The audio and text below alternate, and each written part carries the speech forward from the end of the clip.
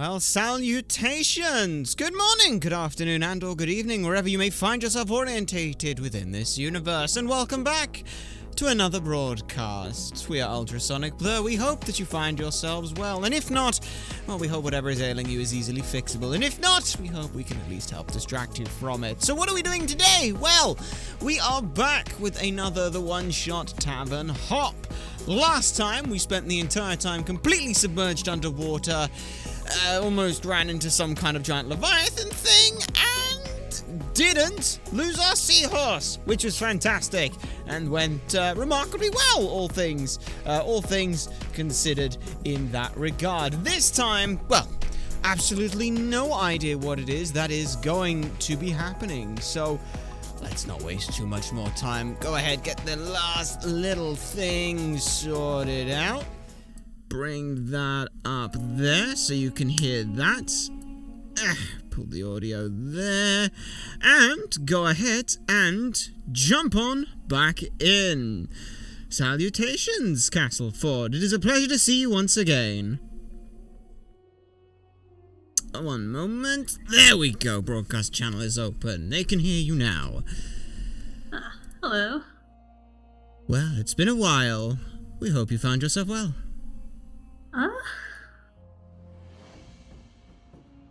My ear could be better, but other than that, I may or may not have gotten a little bit of swimmer's ear due to my swimming proclivities last weekend. That doesn't sound conductive for good living conditions. Well, we hope that ailment is easily fixable and does not cause you any issues. So, where do we find ourselves? What's going on? I see a ship, but... yes you do. Ooh, that's a big ship. Yes it is. Alright. Yes, where we last off was just outside of our next tavern, the Grand Shanty. Alright then.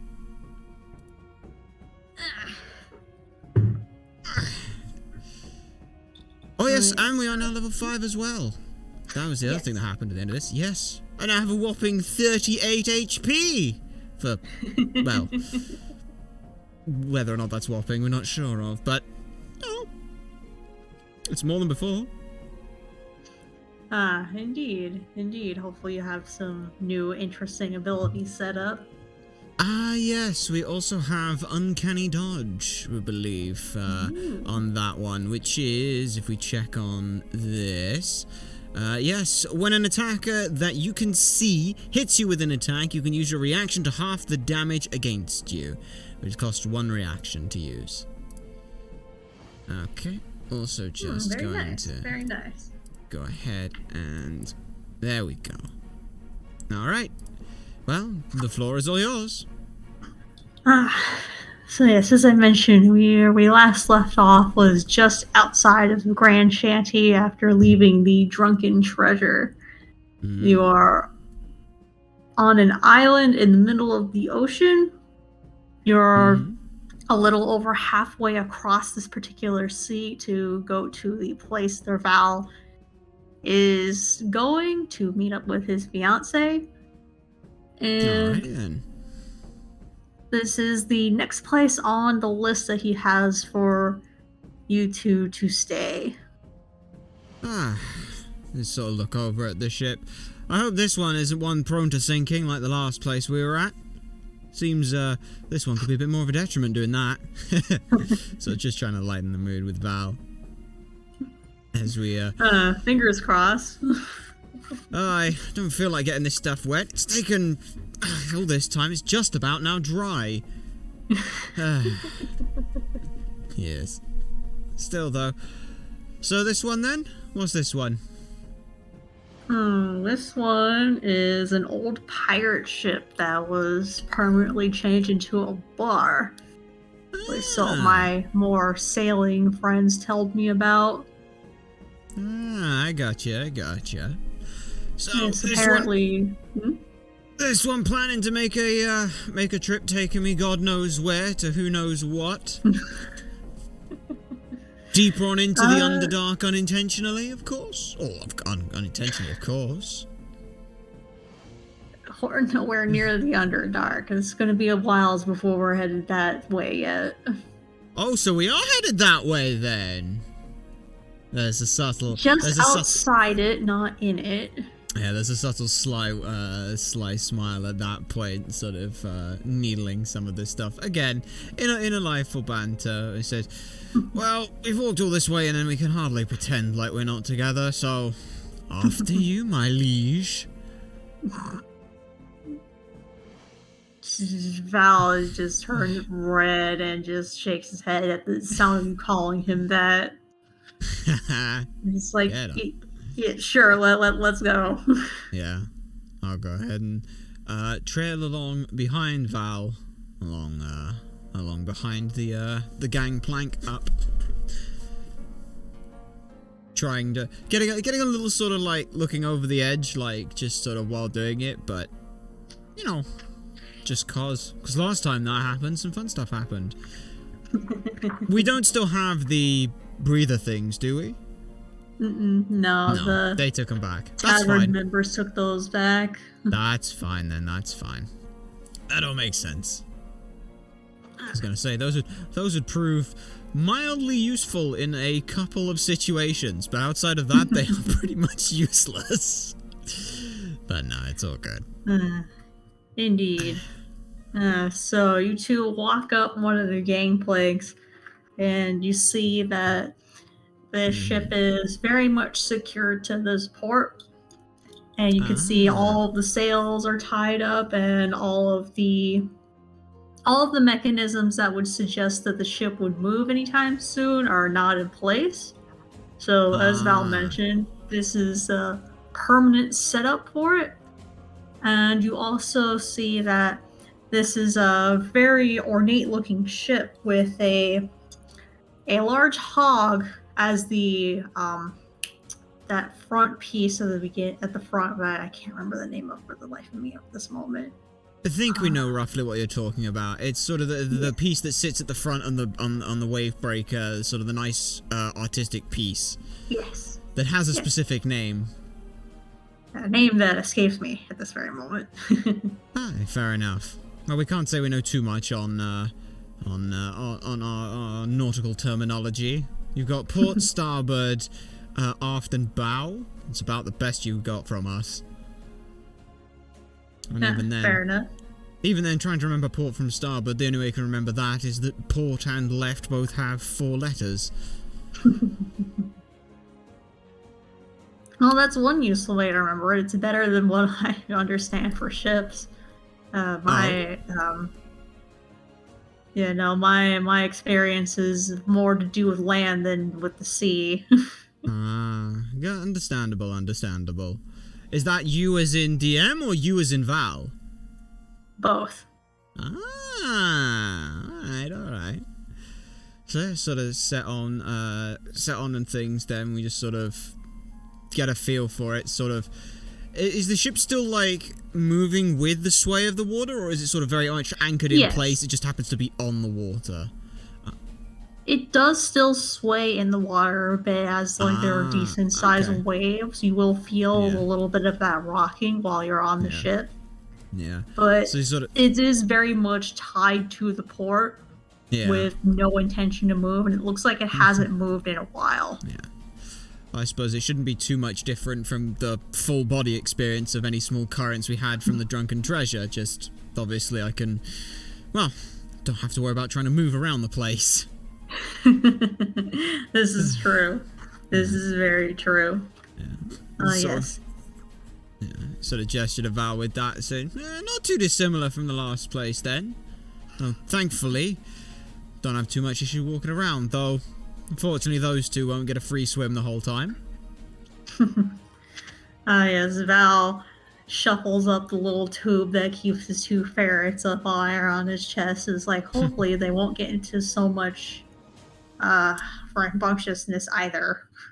He says, still feeling somewhat embarrassed about how much Duke and Chancellor were swimming around and trying to catch little fish the whole time they were in the Drunken Treasure. Yeah, just sort of shake the head and things. Well, you did want to insist on bringing them. You knew where we were heading before this. I did. You're I just couldn't welcome. leave them for that long. But I also was hoping and expecting them to stay asleep like they normally do. Well, you're welcome that I'm such a gracious guest as to be able to look out for them as well. Well, I do appreciate that. Right. No worries. So does this place come with accommodation as well then, or are we looking elsewhere for that?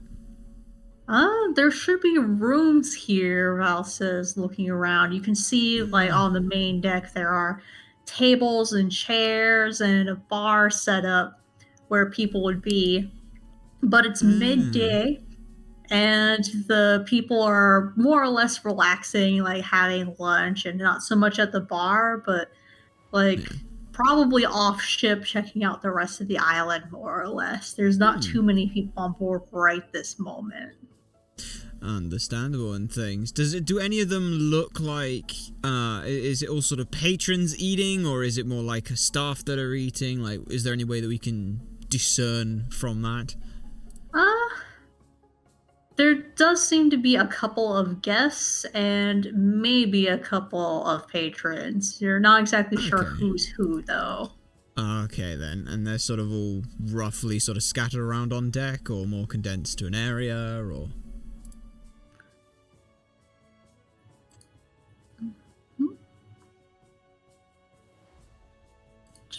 You do see one person behind the bar who you can guess is likely the barkeep. Okay. And you can also see somebody at the bar as well with him. Alright. They seem to know each other. Okay. And that's just from sort of the brief glance of looking over them as sort of surveying the whole area. Alright. So I sort of turned back to that and said, well, we should probably do accommodation first. Make sure that's all in order. So at least then you can drunkenly pass out somewhere nice and safe. And I don't have to haul your ass the entire way around town trying to find somewhere to plop you. What can I say? I'm just looking out for you. Val just shakes his head at you and is like, well, good thing I hired you for that then. Indeed it is. As we as sort of make up towards sort of the bar and things and trying to just get the attention of said barkeep.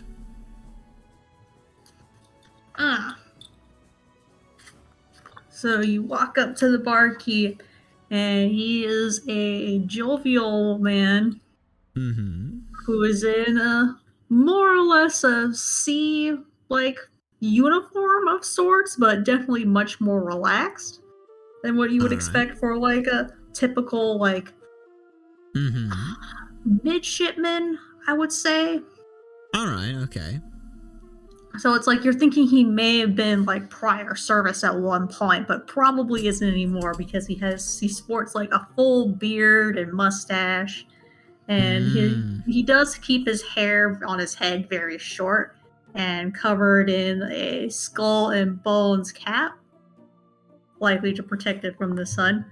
And you notice as he's handling some of the cups that he's missing a few fingers on his right hand. Like all the way through to the like when you say missing, is it like a single knuckle, the whole thing, or? So the two outside fingers is missing down to the palm, and the middle finger there's a bit or up to the first knuckle still there, but the rest of that finger is gone. Wow, okay. Well, we'll just sort of, salutations, my good friend. You wouldn't be the person we'd be looking to speak to with regards to, booking a room for the night? Hi. Name's Sharkbite Sam. I don't think I've seen you around these parts. Aye, that'd Welcome be to true. the Grand Shanty. Well, pleasure to make your acquaintance. With Short Shadow and my acquaintance here, Val. We're, looking to spend some time here, passing through. You've come to the right place.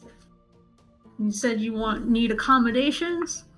Yeah, some accommodations wouldn't be too bad. What with this one, enjoying trying out as much of the brewery here as possible.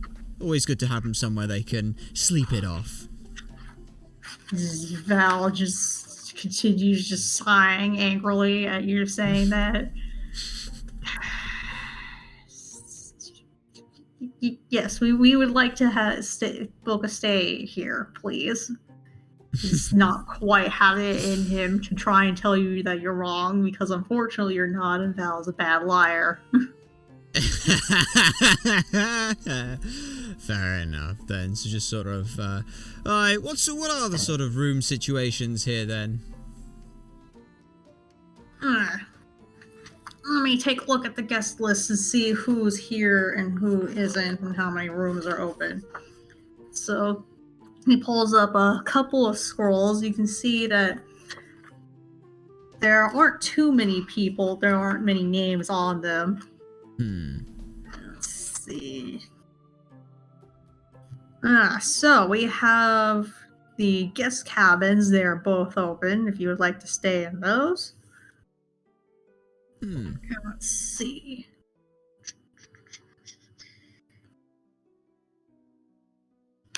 Most of the hammocks are taken up at the moment. Alright.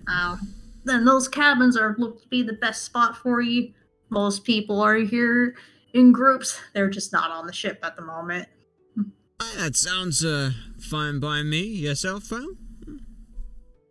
Yeah, that works. Well, we'll take those then. As we go to sort of work on like getting the coin pouch out just to try and pay for those. Yes. So he shuffles under the bar to look for where the keys are kept. So there's 2 bunk beds in this room. Let's see, get you each key. Shuffles around in the cabinet. Yeah. Grabs a couple of keys. And they're 2 like standard iron keys, and he hands to each of you. And it's like, that'll be 5 silver pieces. Each or in total? In total. Alright then, there's a sort of flick over a gold for it and things. And then, actually, let me check whether or not we have any silver on us in hand already that I can do that with and get rid of that. That'll be the easiest way to do that. Yeah, we've got 9 silver on us, so just take 5 silver out and do that way. Okay, and let's edit that. 1, 2, 3, 4, 5 less. Okay, perfect. Sorted. Nice. He takes the silver pieces from you and takes a key off his neck to unlock the chest to put the money into before closing it and re-securing it. There you go. It's like, please enjoy your stay. If you want, you could have a nice midday meal, or you can even try the grog now. He says, looking at Val specifically, as Val blushes. A midday meal might not be too bad. Just gonna go put the stuff down in the room and then be back on up. Which side on the ship?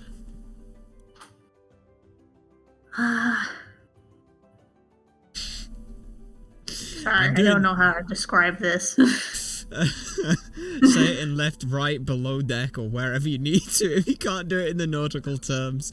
We were slightly doing that just because you mentioned you don't know the nautical terms. Okay, so the rooms are in the lower deck. Yep. And they're at the front of the ship. That is the stern bow. It's one of the 2. Now we don't know what we've done. Oh! Here, let us quickly, sections of a ship name. Because you've got, it is... That's not a useful image. 4 sections of a ship. But we've got it anyway. We've got what it is anyway. It is, so it's at the front of the ship, that's the bow. Okay, so it would be in like this area that I just moved Val over to. Gotcha. You say, well, thank you very much then. Let's go ahead and head towards the bow after taking a bow. Okay, so I'm putting the character figures towards one of these set of stairs that goes downstairs.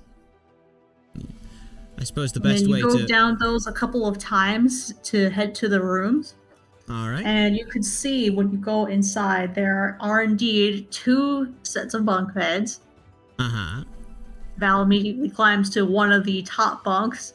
I immediately stop him and say, "Hang on, I ain't got the strength to be able to throw you up there later. So I can get myself up. Besides, there's 2 sets of beds. You can throw me one of the lower bunks later. You can take the other one." All right, fair enough. As I go ahead and take the lower one on the other side, because it A, lets me be able to keep an eye on Val from above, and B, if Val can't get it into their bed, I will take that bed and we basically swap beds.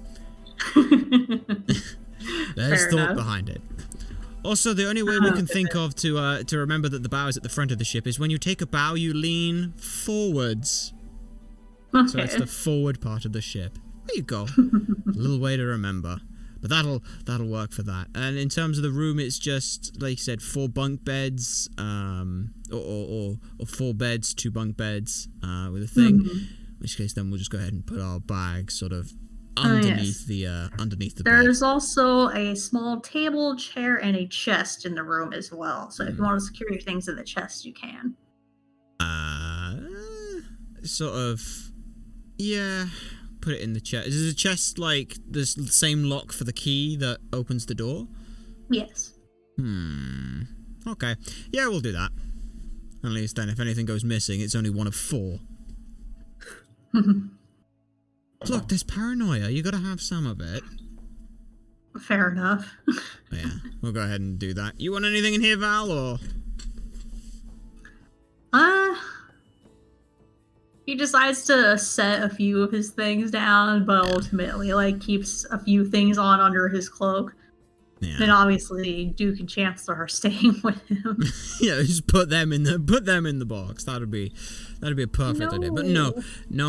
It's basically all the stuff in the backpack. So the 1,000 ball bearings, the bell, the candle, the crowbar, the hammer, the lantern that's hooded, the oil in a flask, the piton, the rations, the hope hemp, the string, the tinderbox, the water skin, and the very carefully set aside bottle from the drunken treasure of the abyss.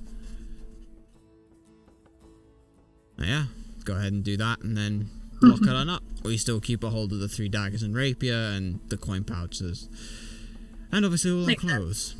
So yeah, go ahead and take that, and then make our way back on out to look to go and peruse the meal stuff. Go ahead and roll perception. Roll a perception. Okay, let's check what we're doing on perception. Is that it's not a saving throw or anything? That's just straight. Is that straight perception? Where are we looking? Perception +7. Okay. Roll 1d20 +7. Slash roll 1d20 +7. 9. That was. Why do we always roll a 2? Why do we always roll a 2 on this? God.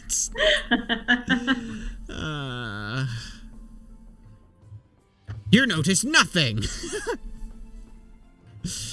Yeah. And this is where Val just gets a bloody 20. He's like, oh, I rolled a 25. Oh no. I noticed the individual. Oh no! I mean, it was worse than a 25. 26. It was a 26. Great. Okay, so Val comments out loud how these stairs are set up, that the railings are very peculiarly overbuilt for a ship like this, and is wondering like he noticed as he was walking onto the ship too that all the railings seem to be like this, and he's kind of curious as to why. Maybe remodeling, maybe it's just, I don't know, aesthetic choice. Though to be fair, the last place we went to that had some out of place aesthetic choices didn't exactly end well, so try not to jinx us here, buddy. Uh, But you mentioned like overbuilt. Is it in terms of like overbuilt? Is it like it looks like it doesn't belong here? Is it like it's super thick, sturdy wood? I'm asking. I would Val, say like, yes. It looks like the kind of railing that you could put like more than your body weight onto for sure, and it'll hold. yeah, it's just sort of like when you say that, it's sort of again, it's sort of like hands both the rail and sort of push up onto it and things to sort of get the feet off the side. It's like, yeah. Then again, I'm not really exactly the most weight, but I don't know. This place doesn't exactly seem like it's going to move anytime soon, so why not make it more homely? Could just be the ship aesthetic and build stuff to last, I guess. I don't know. Now you're the one being paranoid.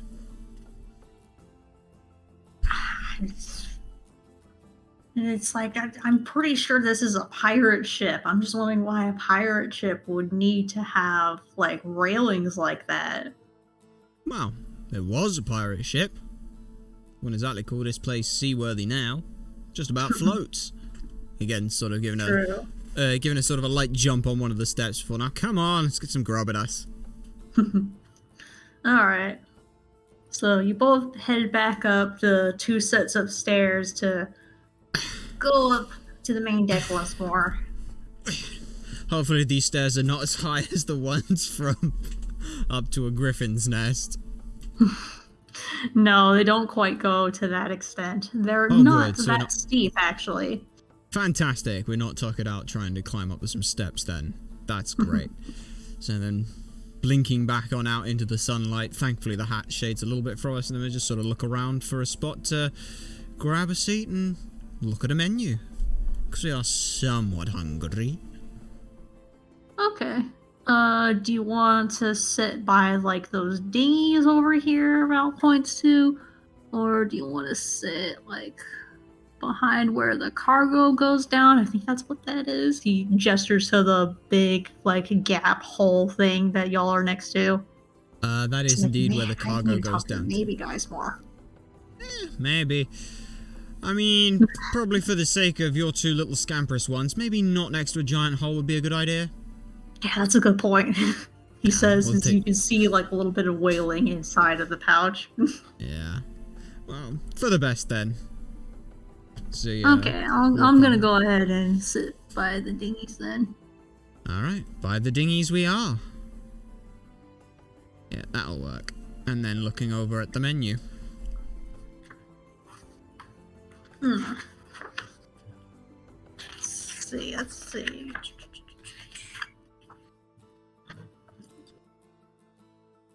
So on the table underneath a couple of small plates are the menus. Mm-hmm. See, the Grand Shanty menu has deep sea crab cakes, shrimp plate, rice and peas, Sam's favorite shark steaks, and giant crab. Is that for appetizer or mains or the whole lot? I guess it's a whole lot. Fair enough. And Val notices he tries flipping to the back and he sees that's where the drinks are and looks back to the food. It's like, yeah, nope, this seems to be it. You gonna find enough from rice and peas on there then? I'll have to ask them to not put the shrimp in there because it looks like, judging by the description, that it is a stew of rice, beans, and shrimp. Ooh, chili and lime. Oh, that sounds good. Well, I'll just have to ask for no shrimp. yeah, we'll get it with shrimp. I'll take the shrimp. You can take some of me peas and stuff. I mean, do you want one of the other things? I'm not particularly fussed. Can't say I've been about much for seafood, but they just about anything. You're not allergic, are you? Well, like shellfish? I'm stout and hardy enough. I should be good. We have advantage against poison, so. That's not how allergies work. That was somewhat out of character, but I'm stout hardy enough for this. Look, they don't call us stout halflings for nothing. Short and stout and hardy and good for it. We'll be fine. What's the worst that happens? The dying. I think people can die from shellfish allergies. I haven't seen it myself, but like, I've heard some stuff. Well. Lived a good enough life, I guess. There's a brief Val's pause. completely speechless when you say that. There's that brief pause and they just burst out laughing at this doneness. Oh, come off it. It'll be fine. Okay. So, he just sighs with dismay at the sound of that. So I just roll a D100. Anything over an 80, I have seafood allergies that I wasn't aware of. No. And the higher up it goes, the more allergic I am. Oh no. It's like 95 plus, you get anaphylaxis. Well, we'll find out what it's gonna be. Oh no. Oh no. Well, it's gonna be fun. Let's figure out how this goes. Oh, I didn't think you were serious. Okay, are you seriously gonna order this? I mean, well, I don't know about it. I've not had seafood before. I don't know about it. It's unknown. You had swordfish. That's not the same as shellfish. Damn exactly. Okay, so you can decide how potent a 99 is, whether or not it even. Tell you what. You can decide what a 99 even means. You can decide whether that means that I'm fine or not. You let that decide whatever you want. Don't let us influence. Really don't let us influence you at all. Besides, like I said, late for that. like I said, we have advantage against poison. That's fair. Okay, so as you're looking over the menu and you both decide what you want to eat, you look up and around to see if somebody is going to take your order. And you see the barkeep kind of do a little shoulder punch on the guy that he's been talking to, and then he gets up and walks over to you. Yeah. And says, hello. I'm the chef of this lovely place. What would you two like to have? I will get well, I was just going to say, I will get and place 2 of our orders, and then quickly looking over the back and having a look at the drinks and things, just to see what to order with it. Okay, so the drinks consist of Poor Man's Grog, Testing Fate, and Styx Rummage. What does the Tempting Fate have on it? Sorry, that's just a perfect drink for right now. Let's see. This potent cocktail is served in a hollow glacial shell and contains a mixture of strong dwarven molasses spirits and a tincture of rare venomous sea urchin juice. Characters drink the entire portion must succeed on a DC 13 Constitution saving throw or become poisoned for 2 hours. Yeah, we'll take it. Yeah, we'll take a Tempted Fate. Okay. He looks at you in surprise, but shakes his head like, all right then. And what about you? He gestures towards Val. And he just asks for the Poor Man's Grog. And he's like, yeah, no, I don't need to drink that much this early yet. Fair enough, fair enough. It's like, well, when you're feeling more up to drinking, you can go ahead and sample that Styx Rummage. I hear it's pretty good, considering I'm the one who made it. He winks. Aye. He's like, alright, I'll go down to the kitchen then. So you see him head down the set of stairs over by the dinghies. Yeah. I sort of look at him to him. What? I gotta back up what I mentioned about all being stout and hardy. Why not? I'll be fine. So you're going to intentionally poison yourself? Maybe? You know, I could, but I could also not. Besides, I'll be fine. I'll just walk it off. It can't be that bad if they're serving it. Besides, if someone does poison themselves, how's it going to look like for any patrons? Oh, don't go to that place. There's a chance you'll get poisoned. It'll be fine.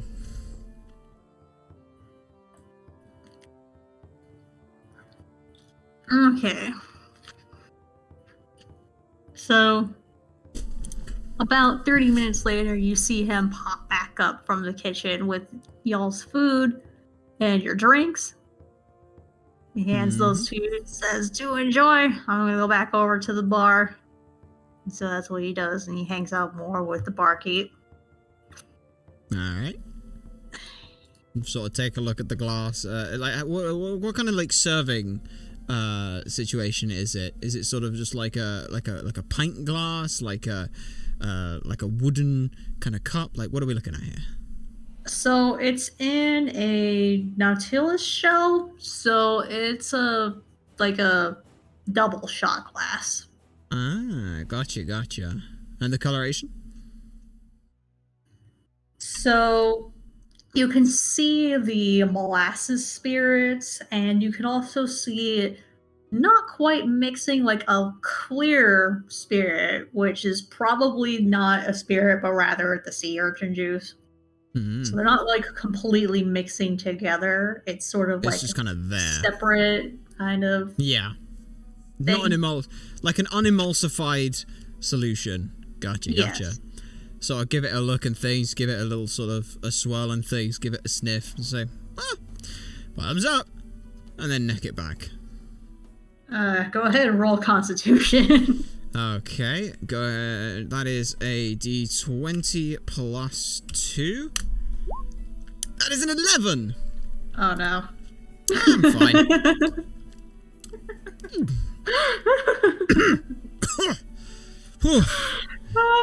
Well, that's not bad. Ooh. Huh. Oh, the aftertaste's a bit. Yeah. Oh that's no. Fine. I'm fine. I'm fine, yeah.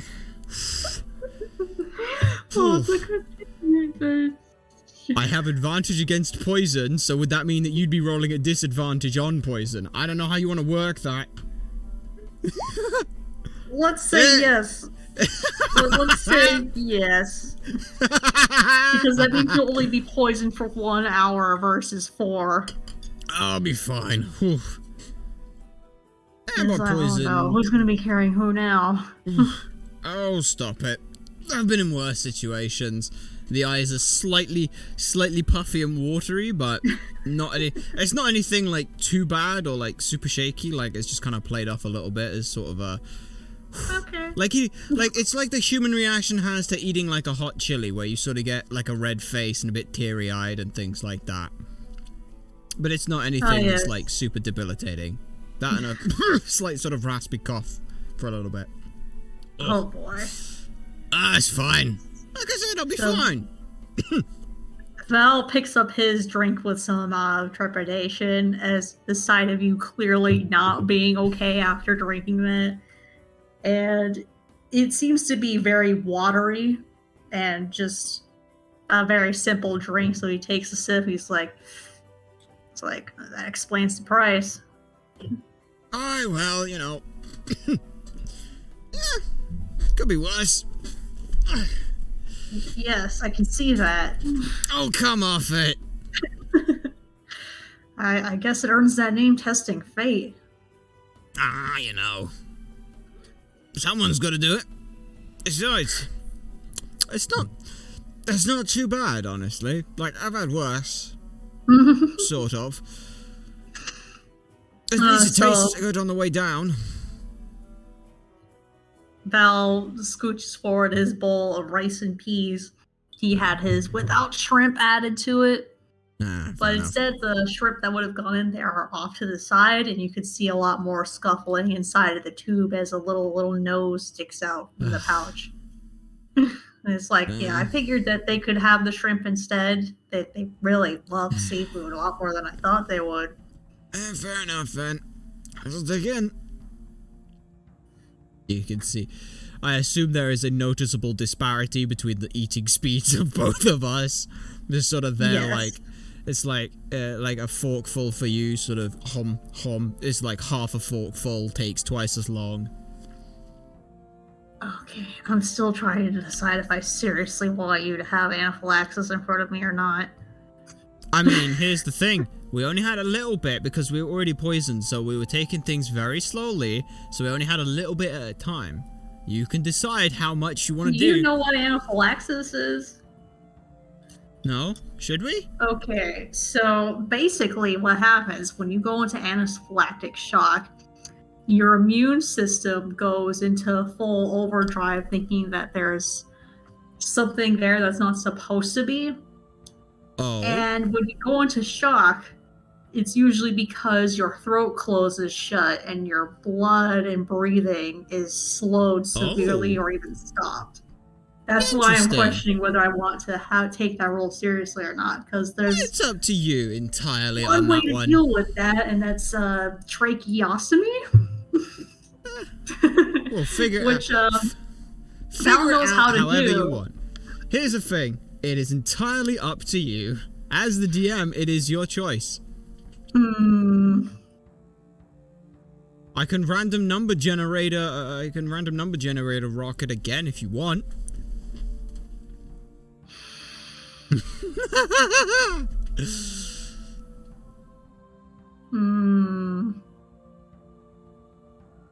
This is your call.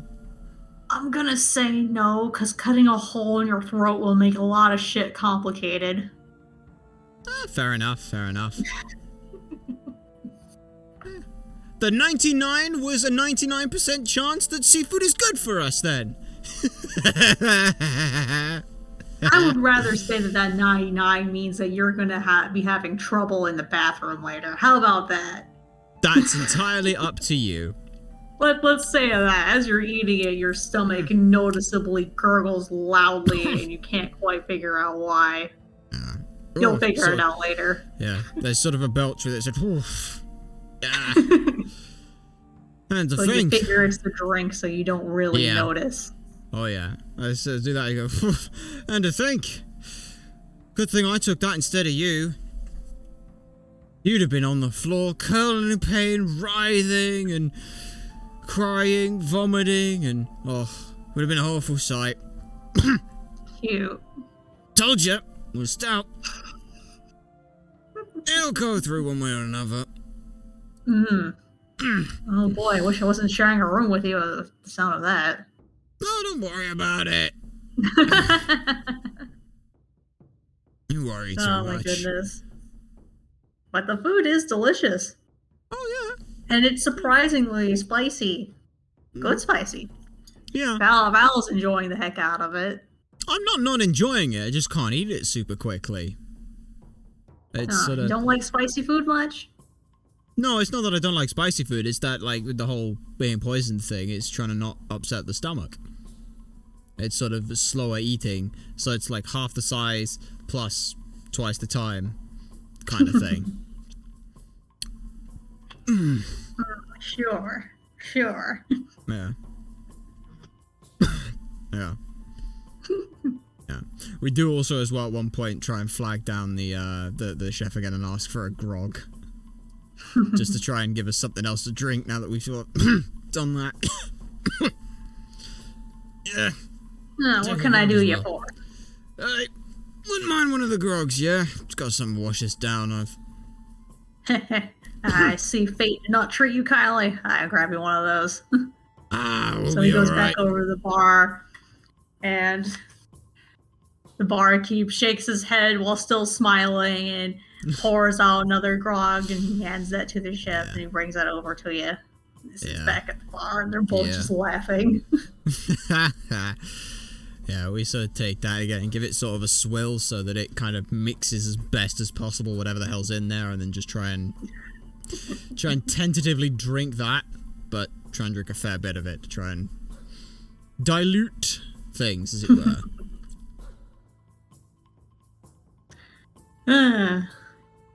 Too silly.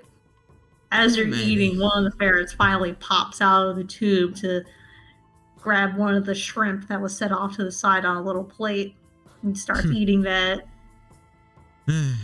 Well, good to see those two are still up and about. Indeed. I figured they'd still be exhausted from all of their rambunctiousness from earlier. Maybe, but, you know, what can they say? Motivated by food. Well, at least it seems it's a pretty good anyway. motivator. Yeah, I'll take your word for that. Speaking of, just goes for another bite and things. As it takes nearly a full hour to eat the entire food. But we'll start eat it. But no, you think, well, here's the thing, it's like over the course of the hour, we'll get gradually better. So obviously the drink and the food has helped. We kicked it out of the system in an hour. Which obviously, as a very stout and hardy halfling, we are obviously taking that in our stride. Do we take any kind of, like, negative effect to the poison? Like, when you say, like, you are poisoned, like, what does that actually mean? I might need to grab the book really quick to double check that, actually. Go ahead, by all means, go ahead and grab that. We'll keep things going then, because so far, you know, it's not been too bad. We're just keeping an eye out on how things are, enjoying the food, but we just slowly make our way through it. And as the time gets, you know, slightly more and more, like, we can eat the food just a little bit faster. Our stomach starts feeling like it's cramping, and it's it just kind of aches a little bit, like you sort of you've stretched it a little bit too much, or it's like fatigued from like a workout. Kind of thing. That should be pretty good for us. And then and yeah, we just sort of lean it back and things. We finish off some more of the food. The ferrets, both of them, likely out scampering around the plates. They finish off whatever was on Val's plate, and they start looking at ours. We're like, go on then. Just sort of throw them both a piece of shrimp, and then finish off the bowl and things. Look back over at Val quite heartedly. Wipe the sweat from the brow, and sort of say, "See." Nothing to it. Right as rain and everything. And then sort of belch a little bit in the process, but finish off the grog, finish off the food, and yeah. See, you know, we could tempt fate a little bit, but at the end of the day, it's not too big of a problem, really. Besides, you're the one who wants to celebrate and things. You gotta take the good with the bad, because otherwise you don't know when you got the good and when you got it good. So, you know, we'll take the risk on that. Though, I would probably say, maybe best you don't. If you really need something that strong, I still got the abyss back in the room.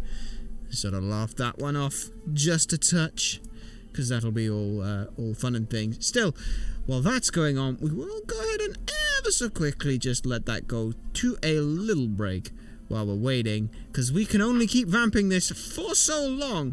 Though as we're saying that, we do hear pages turning from Master Castleford, so we will be back momentarily. Okay, and with that all sorted, we can go ahead and make our way on back through. So there we are. We just finished up mentioning how, like, over the course of the hour, we start feeling a little bit better. Our stomach goes from sort of almost cramping and tense the whole time, sort of relaxing, but feeling a bit fatigued and not too bad. We finish off our food, and Duke and Chandler, who obviously finish off all of the seafood on your side, So they start going along and start going for ours, and so we just throw them a couple pieces and things. We swill off the grog, and it's all about that. So you see? Nothing to it, we're fine. Yeah. What? We're fine now. Yes, only because of your stoutness. Well, of course. Being this size has got to have some perks to it, doesn't it?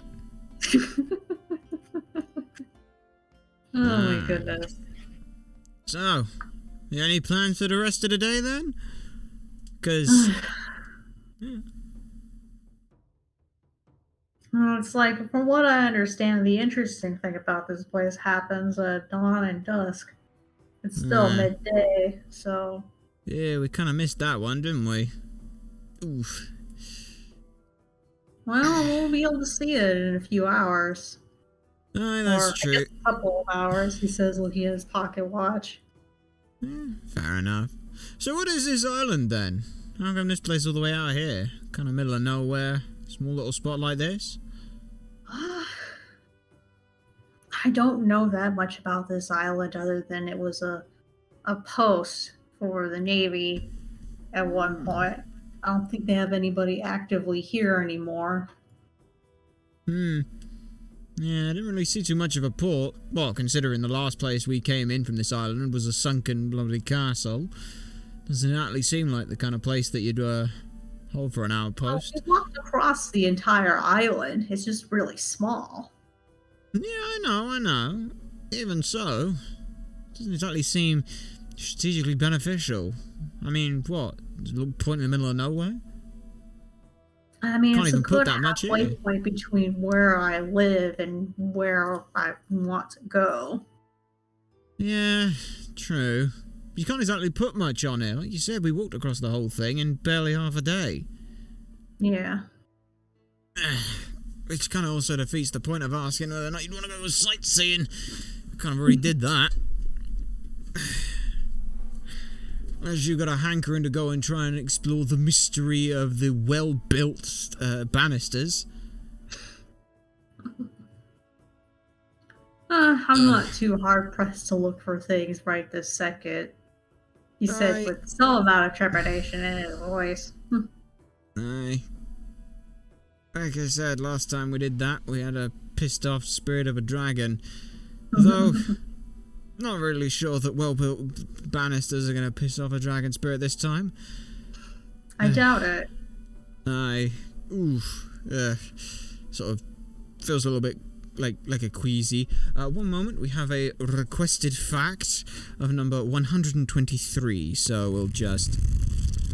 Where is number 123? Thank you, Lucas. Salutations, Lucas. Where are we looking? 123. 123 is... Hamsters blink one eye at a time. There we go. This is true. I've seen it in person many times. Interesting. Seems a useful survival mechanism to have. Another fun fact, hamsters don't like living in the same cage together generally. The ones I work with fight all the time. Yes. Highly aggressively territorial, angry potatoes. Still. Pretty much. Could be worse. So yeah, we sort of get up and things to sort of stretch and things. As we do, we sort of get this sort of jarring, not pain in the gut, but sort of a definite feeling. We sort of feel a little squeezy. We try not to double over. We just sort of, alright. I'll be, just gonna, pop to the lab and things and sort of, did we see the lavatory when we were on our way down there, or? I don't I have a passive think so. I have a passive perception of 17 and a passive investigation of 14, if that makes any difference. Let's see. Do with that information what you will.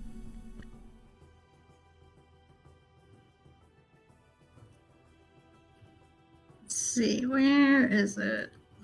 I don't think that y'all walked by that when you went to your rooms. Yeah. Just gonna, pop to the lab and thing, and then sort of make a beeline directly over to, in a brisk but not panicked sort of motion to the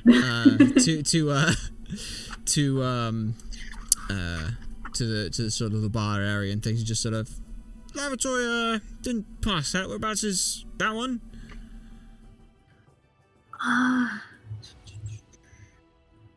Which one is it?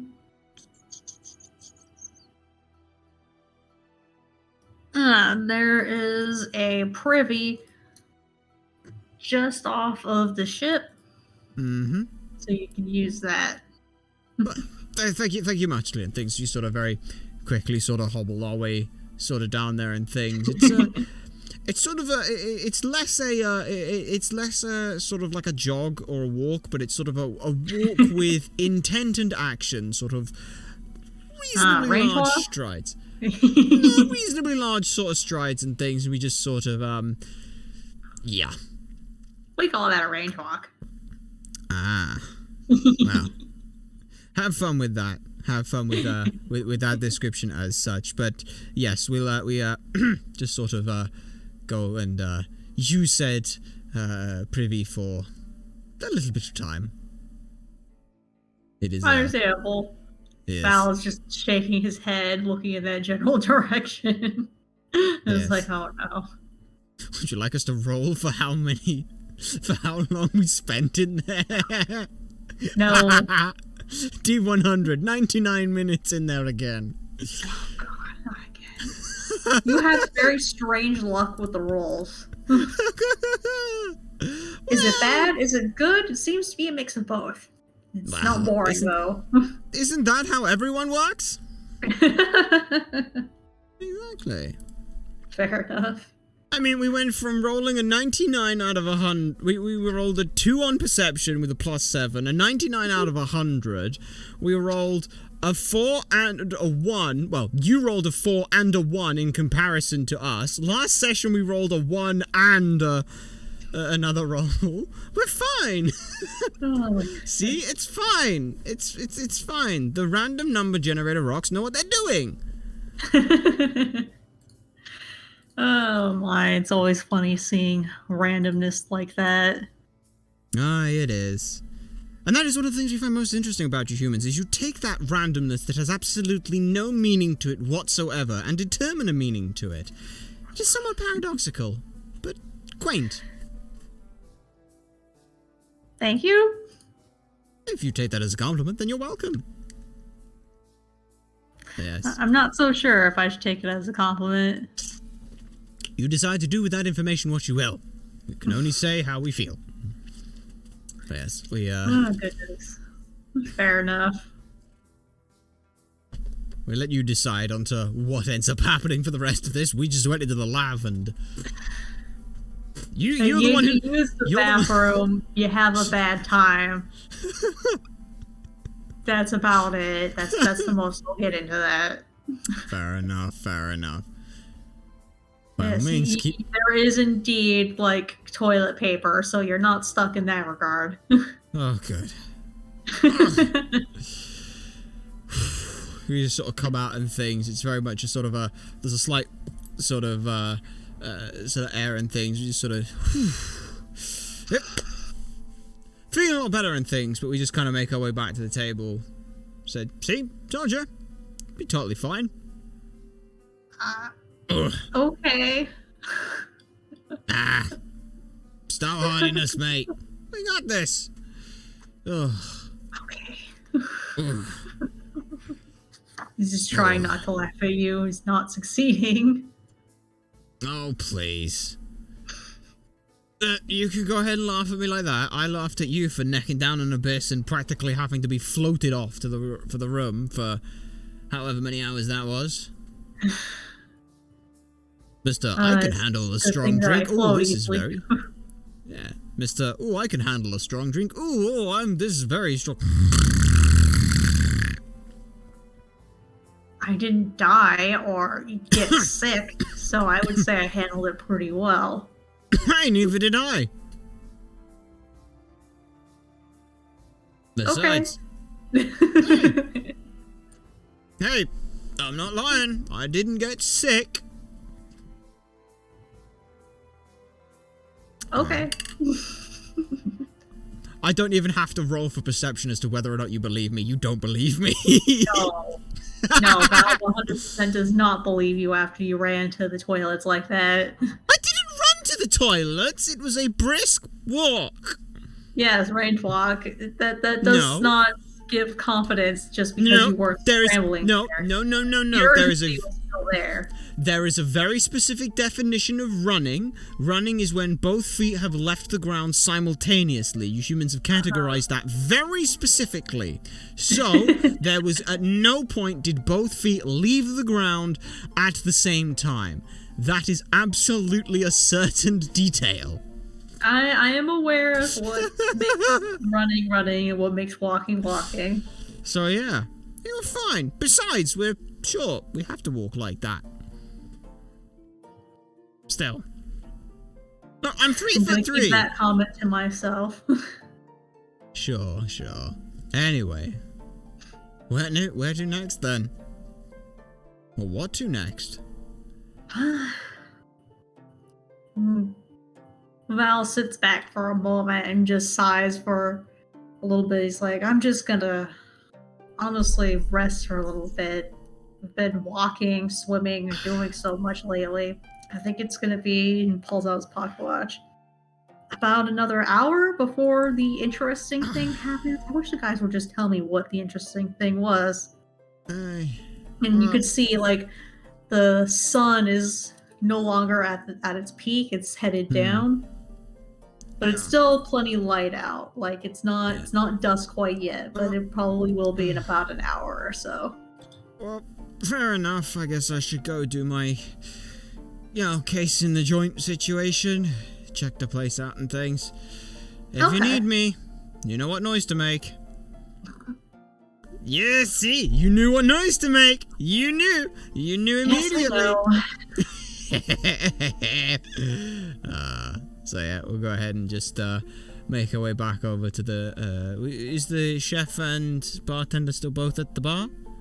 Mm-hmm. Yes. Yeah. We'll go ahead and head on over to them and just reintroduce ourselves, giving compliments to the chef on the food. Okay. Yeah. So yeah, you walk over to the bar, and you can see the two of them are still laughing and talking about random things. Yeah. Well, thank you, gents, for the meal. I say, never had anything quite like that, though. Oof. Drink, yeah, definitely was testing fate on that one. So how come you came up with that idea then? A lot of the types that come by here are the adventuring sort, so even having the name like that catching your attention proves exactly my point, that as soon as they see it, they want to tempt fate. Aye, I get you on that one. Yeah, still, it's a good story to tell at the end of the day. So how'd you come by this place then? Well, our captain, who looks like she just came out from her usual reading, he points to the, is that the starboard? Port is on the left. So you decide. The bow's at the front of the is at the front, so that's a thing. You see the yellow and purple circle that I put on the board? Yes, that would be the stern, and that would be on the right side, so that is starboard.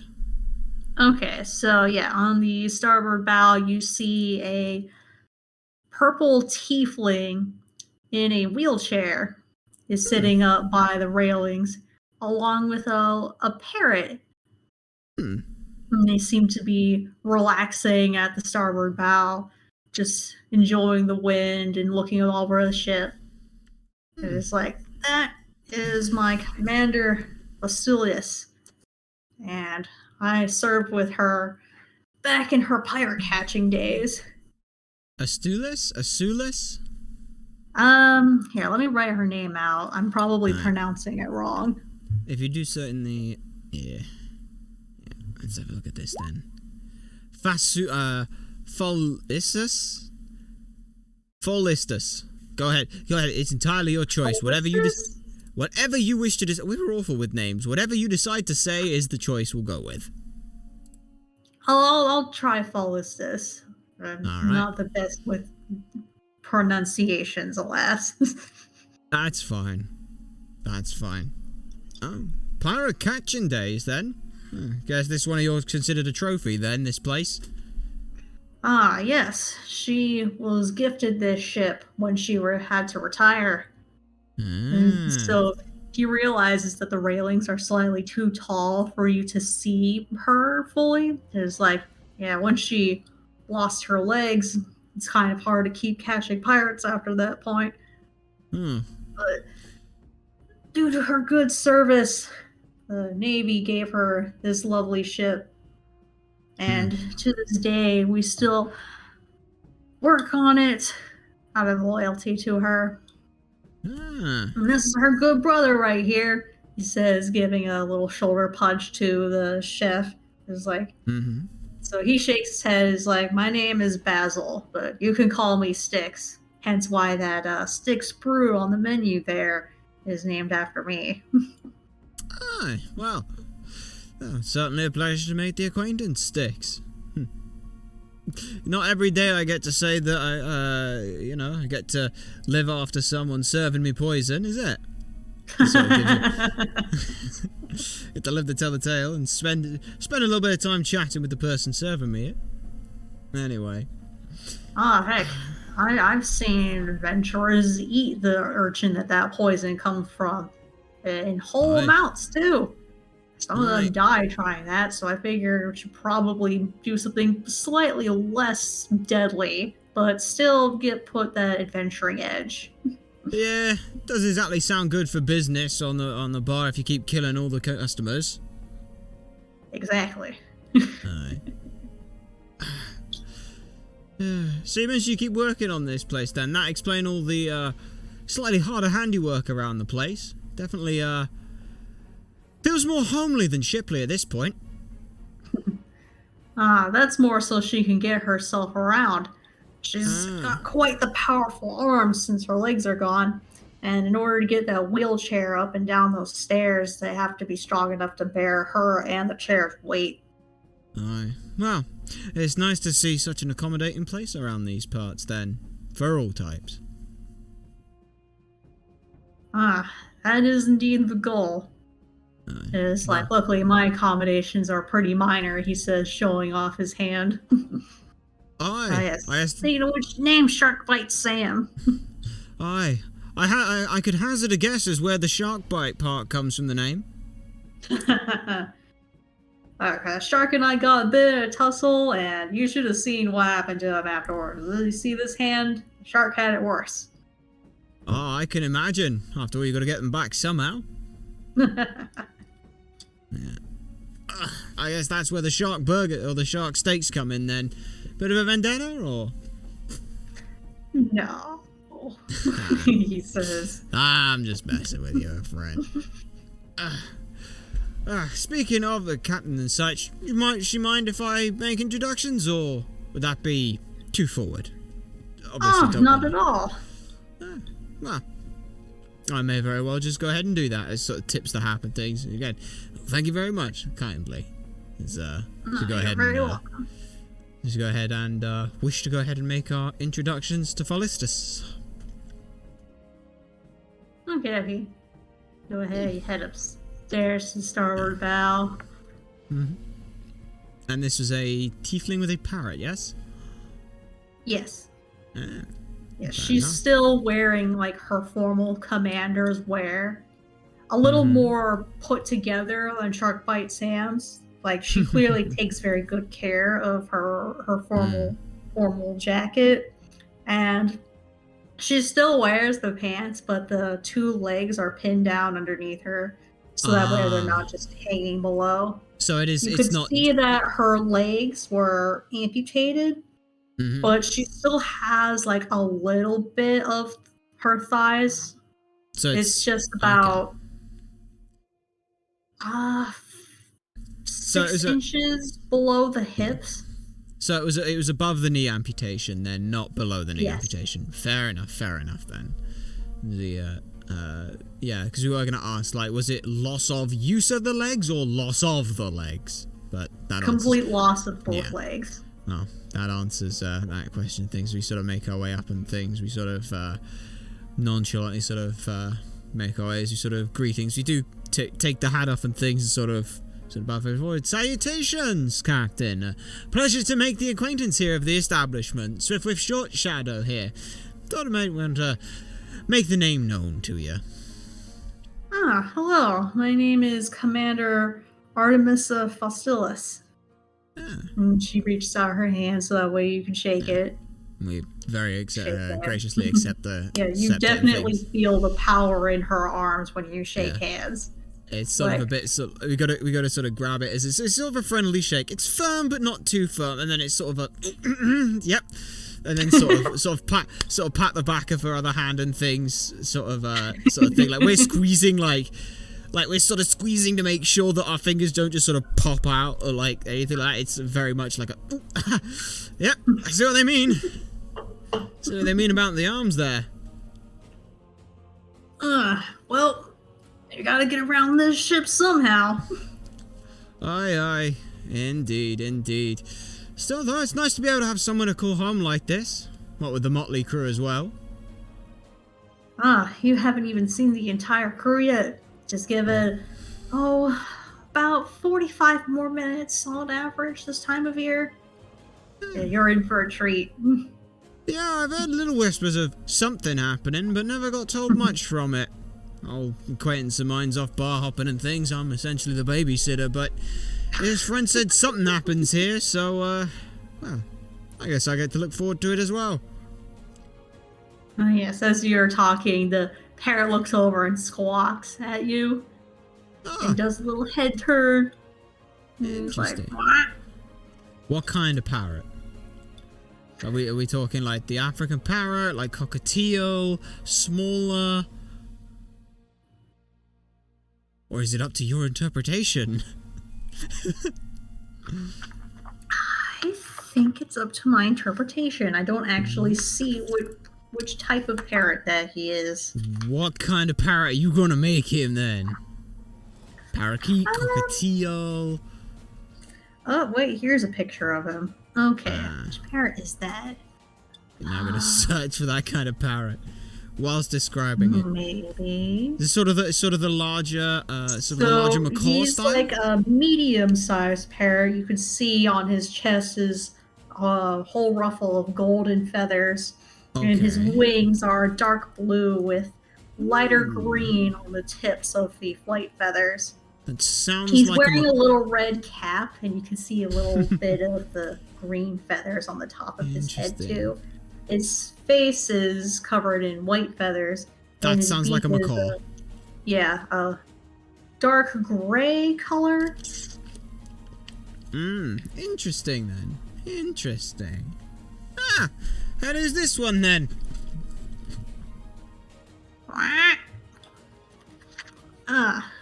And she gestures over to him and says, "This is Hoots Magoo.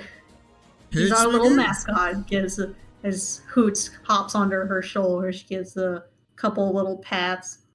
Hoots Magoo. Well, a pleasure to make your acquaintance, Mr. Hoots. This is sort of, So how'd you come across this one then? Can't say I've seen many of the exotic types around here. Family pet or from the adventuring days?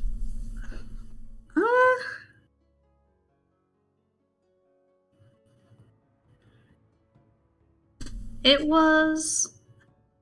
well, he used to belong to this ship's old captain. And then after said captain died, Hoots decided to stick around with me so that way we could get rid of the person who led to said captain's death. She said, kind of sadly. You could also see somewhat of a sad look on the parrot's face, too. Well, my condolences on that, though, I hope that, like you said, you were able to, seek retribution for it. I think is the, simplest way to put it. She chuckles a little, but also has a little bit of an uncomfortable shuffle in her chair as you say that. My apologies on the mood shift and things, but no. How long have you been running this place then? Well, as a non-floating ship then. Well, a non-sailing ship, we should say. I retired about, I guess it's 7 years now. And I anchored this ship here permanently and decided to turn it into a tavern since I, can only do so much sailing at this point. Aye. Still, at least you keep good company. And the view ain't that half bad, sort of looking out over port side just to sort of past them and things, gesturing to the... What we assume is that's the sort of the endless expanse of the sea. And then if it's the sun rises in the east on your planet, so if it's getting later towards dusk, then it's sort of the sun as well, right? Mm-hmm. Yeah. Yes. Beautiful sunset across the ocean then. Can't imagine being anywhere but the sea, even if I can't necessarily sail on it as well. I understand there. So how come you ended up porting all the way out this spot then? Well, the weather, where the ship was when I captured it, where I ultimately wanted to retire. I don't know, it just so happens that this island lined up with everything that I wanted to do. Plus, I wanted to make sure that this island still had people coming and going to it, since it's no longer used by naval such and so anymore. Aye, understandable. You do plenty of fine work here. Plenty of fine work here. You see much with the drunken treasure lot, then? What, they're making a port here as well? Yes, I frequently see their tavern, sometimes quite close to mine. I have mixed feelings when they decide to park right next to me, but they usually don't stick around for too long. It's still crazy seeing an entire castle moving like that underwater. Oh, aye, it most certainly is. Still... It's like, what I understand, that's the result of a different pirate catastrophe that predates my service. Alright, interesting. Then again, I suppose if there was anyone who knew anything on the pirate side of things, it'd be you. There was one old chap in there, constantly going on about some kind of treasure or something. Didn't know whether you had any running with them. I can't say I have. Aye. Well, let's hope that it stays that way then, for better or worse. But no, thank you very much. My pirate hunting days are over. Aye. Still though, if you should ever need anything of any kind of service or anything like that, be sure to let Swift with Short Shadow be the name that comes to mind, as we sort of tip the hat and things. We go to sort of offer a handshake, but it's a little hesitant on the sort of handshake side of things, just because of the crushing grip strength from last time, but we still offer the handshake out as well again. Yeah, she shakes your hand again, and is a little less rough with it this time. Aye. Well, we'll let you get and then back you, to you it. see Hoots hop onto her lap and say, "Oh, thank you." And to you too as well. Take care. We'll go ahead and head back down to Val and things, sort of as we do, sort of very carefully, sort of in like behind her view, so that she definitely can't see us. Shake our hand. We shake our hand like. We have a -1 in our strength modifier. Anything is going to crush our hand. Oh my goodness. I can't. It's too silly. Aye. But yeah, we just head back to Val and things. Say, well, that clears up that one then, you paranoid bastard. Clears up what?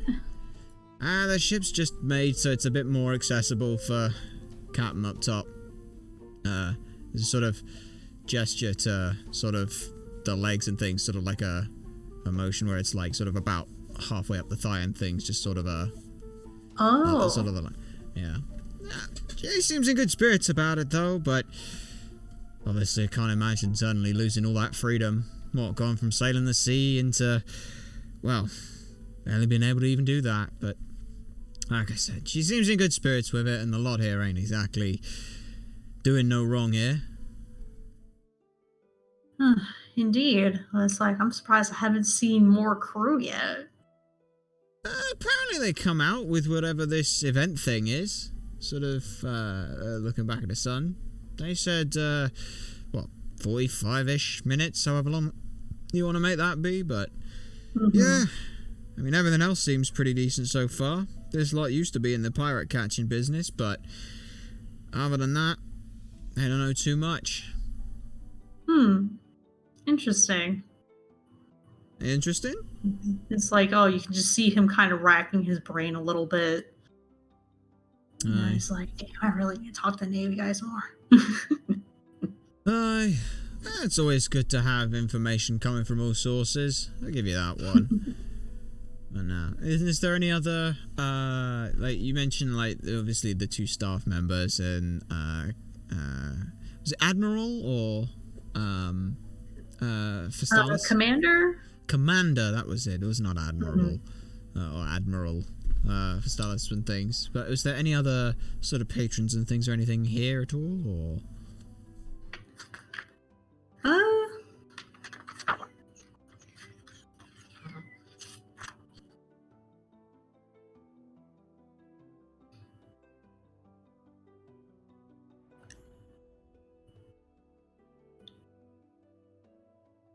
So you do see somebody over at the tables by where the privy was. Mm-hmm. They're a human. Mm-hmm. And she seems very engrossed in her parchments and is writing down notes as she's on the ship while drinking a tin cup of grog. Interesting. Yeah, we'll go ahead and, we'll go ahead and make our way over there just to, make note and things. Plus also, we still got a burning curiosity as to what the hell's supposed to be going on later. We're not a huge fan of surprises. Okay. Yeah. So yeah, I guess you're just gonna head over to her and talk to her. As sort of general introductions of, salutations, ma'am. What brings you out this way? She's still very engrossed in her notes, still scribbling down and kind of muttering to herself before looking up. Is like, hi, I am, I'm sorry, I didn't hear what you said. I was, just asking what brings you out this way. Nice little place, but location's a little out of the way, shall we say. Swiftwick Short Shadow, pleasure to make the acquaintance.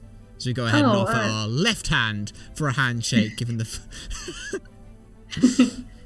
Hokulis Icender, she says, shakes her hand. She's got average strength to her shake. She's not going to hurt you. We still have to... yeah, I mean, it's still stronger than we have, because ours is -1. That's not average. That's below it. But it's fine. We jest. So it's just sort of... well, it is a pleasure to meet you, Miss Iceland.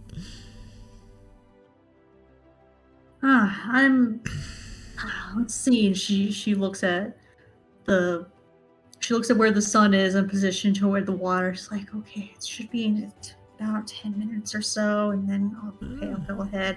And she's like gathering her things together in a bit of a rush, and she seems very nervous. Yeah. She's like, I'm just waiting to talk to somebody. Okay. Well, we hope we don't keep you too long and things. We sort of offer to try and help, like, just tidy up, like, you said there's, like, parchments and stuff, there's, like, sort of stacks and things, just sort of neatly sort of tidy them together and offer to, help bring them, just to help a little bit, to offer to tidy on those things then. So, you here for the, well, whatever it is this event thing is then? Oh, are you talking about the ghosts that show up every like evening and or in early morning? Well, if that's what they are, we just knew that there was some event that occurred. Didn't know it was that, but... I mean, I wouldn't call it an event. It just seems to be a regular thing that happens on this ship. There seems to be spirits here, and I'm trying to talk to one of them to figure out who he is and like what his relation to this ship is, and I'm just like super nervous because like I don't want to impose and like interrupt his rest or why he's here, or like she seems to be a little bit stuttery as she's talking about this. They sort of give her a sort of a firm sort of pat on the sort of the arm and things. You'll be fine. You got this. You know what you gotta ask. You know what you want to know. You'll be fine. Oh, I'm not so sure that I do. Like, I know they come here every dusk and dawn, but like past that, like I don't know. It's like, why they're here, like why they're still here. It's like they've been coming and going for years, and I suppose taking care of this ship, but I'm not really sure like past that, and I don't know like what questions to ask. Is like, does he have unfinished business, or is he with somebody, or I don't know. Well, hold on now. Well, you already got a little bit, and like you said, they come and go each dusk and dawn. So, if you can't ask every question today, it's not as if you miss your one and only chance to do so. Though, I'm more than happy to help stick around and see if I can't help with anything if you want. Oh, that would be big. I would actually really appreciate that. Well, like you said in things, you got 10 minutes or so if you want to take any of your stuff down and things and get yourself ready, then, I'll just back over to sort of Val and things and said, let me know when you're all ready and things, and we'll, I can speak for myself, but I'm sure Val will offer her assistance as well. Okay. I'm gonna go grab something from my room really quick. Yep. I said, we'll just be over back there. See you in a bit. So he heads into the set of stairs, but instead of actually going to the stairs, there are doors besides it, and there seems to be rooms just underneath the, is that the bow? That is the bow. The bow is at the front. When you bow, you lean forward. Yes, so she goes into one of the doorways by the stairs and goes into one of the rooms at the bow. Nice. You see the door shut behind, and she hops in there for a few minutes. Nice. We sort of head back towards Val. There's a very smug grin now that we know what's happening and he doesn't. There's a sort of there. It's a slight grin. It's not like a malicious like haha I know something you don't know, but it's just like a haha I know what's happening. Hi. What are you smiling about? Oh, nothing. We're gonna offer someone a hand, by the way. Well, I am. You're welcome to do so as well. A hand with I can't. what? You'll see. In about 10 minutes or so. It's nothing dangerous, I assure you. Okay. Yeah? He says, looking very puzzled and suspicious at you. Oh, please. Like I'd do anything sinister or dangerous or damning. It's fine. Just got talking to someone who's got some questions they want answered. And thought I'd offer a hand, considering they seem quite nervous about the whole thing.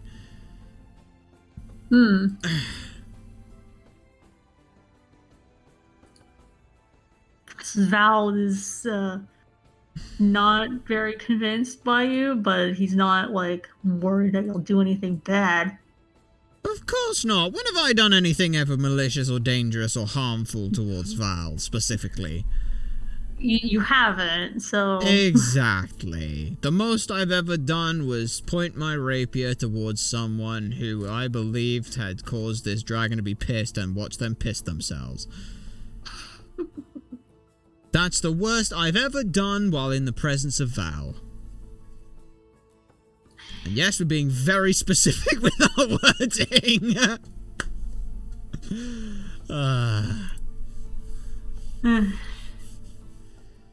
Cool, I guess. Oh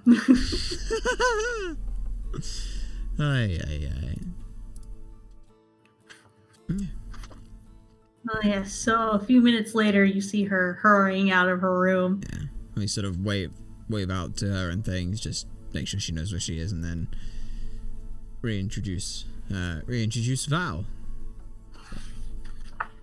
No? There's my friend I was just talking to you about. Oh, hello. She's like, this is fun. Hi. This is very fun watching you to have to interact as two different people at the same time. I'm very sorry. I'll live. Just like I lived the poison, see?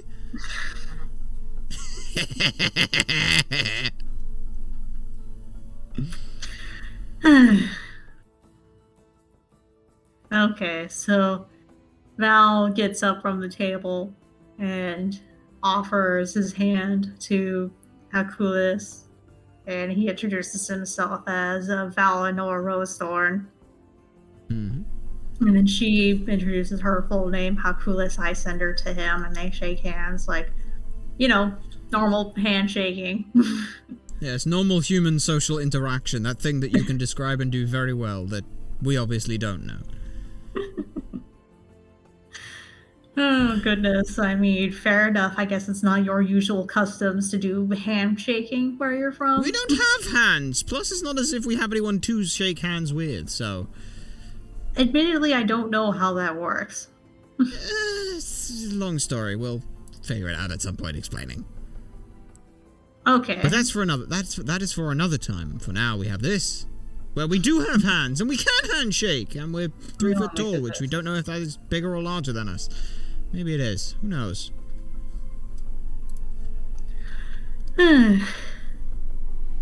So, anyways, as they're talking to each other and giving introductions, you see the sun starting to turn a orangish color, and as you do, you see all over the ship several ghosts appear. Oh, I mean, we knew that was gonna happen, so that's why we were fine. That's why we didn't. That's why we just sort of startled, but not like, oh, that's dangerous. It's like, so there's a bit more of a sort of awe to it than anything else. Yes, Val's eyes open wide and is looking around. It's like, told you, it's find out. Is the thing? I think so. What the hell? And so you can see all of these ghosts around, and they appear to be crew members of the ship. Mm-hmm. And as when they appear, they immediately start working on tasks on the ship. Some of them are cleaning, some of them are repairing things, some of them are doing regular maintenance for the ship, checking the dart guns, and like, you see one particular ghost standing next to the commander, and another particularly noteworthy ghost at the bow. But the other ghosts don't seem to like be too cognizant of the other people around. But those two ghosts specifically actually seem to be like more directly interacting with like either people, or like they seem more aware of their surroundings, whereas the other ghosts are just doing things. And is there any sort of similarity to like form or shape to the spirits that we fought back at the Golden Dragon? Is like any kind of like similarities in sort of appearance? Not obviously like appearance, like they look the same, but like sort of like, I guess the best way to describe it would be like texture to their form. I would say no. These ghosts don't seem to have as fleeting a connection to the material plane like those ghosts did. These ones seem much more like connected. Gotcha. Okay. Like you can see them clearly. You can still see through them, but you can tell that you could like definitive humanoid forms, and you can see their facial features, and you can hear their voices, and they talk like normal people do. All right, so there's nothing like, they're ethereal with regard to the fact that yes, they are like dead, but apart from that, like from a distance, you might not necessarily be able to tell that they're a ghost. Gotcha. So you're just gonna look back over to Tyso and say, so which one was it then? You see she's frantically looking around until she sees the ghost that's standing next to the captain. It's like, oh, that's him. Oh my goodness, that's him. That's him. Yep. Well, you can see she suddenly gets a little bit smaller and a little more stubborn. I said, well, come on then. Let's go introduce ourselves. As we sort of lead almost by the hand. Not Val, Isorn, and we'll go ahead and take that and sort of help lead them over to the location and things. where they are. Okay, so as the two of you are going by, you're walking by one of the ghosts and you literally go through him, and he doesn't react or really register that you passed through him at all. Oh, sorry, bud. Did we feel anything going through them at all, or just... Nope. Oof. Nope, and he's still working on tidying up those chairs as if you were never there in the first place. So the chairs are actually moving? Like, he's Yes, actually... the It's things not that just the him, ghosts like, are doing... interacting with are actually moving and Okay. being, like, either cleaned or fixed or Okay. adjusted. So Gotcha, the ghosts are gotcha. directly interacting with the ship. And you Gotcha, can then. probably guess that the reason why there's not a lot of crew members around is because these guys are taking care of the ship every, like, evening and morning. Alright then. So I head back up to what the captain said. Are these the rest of the staff then? She turns her wheelchair around, and you can see the ghost standing next to her actually turns around too. She said, yes. These fine crewmates work every single morning and evening here. And they seem connected to this ship. Interesting then. Interesting. We got a slight pause on that just because we think, wait, but weren't you... There's like a slight moment where it's like the thought of, wait, weren't you gifted this ship because it was a pirate ship that you captured? But it's sort of like, that's the first like point that like flashes through our head.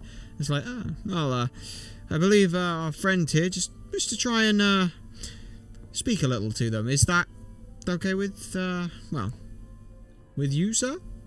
You can see her kind of stuttering a little bit there.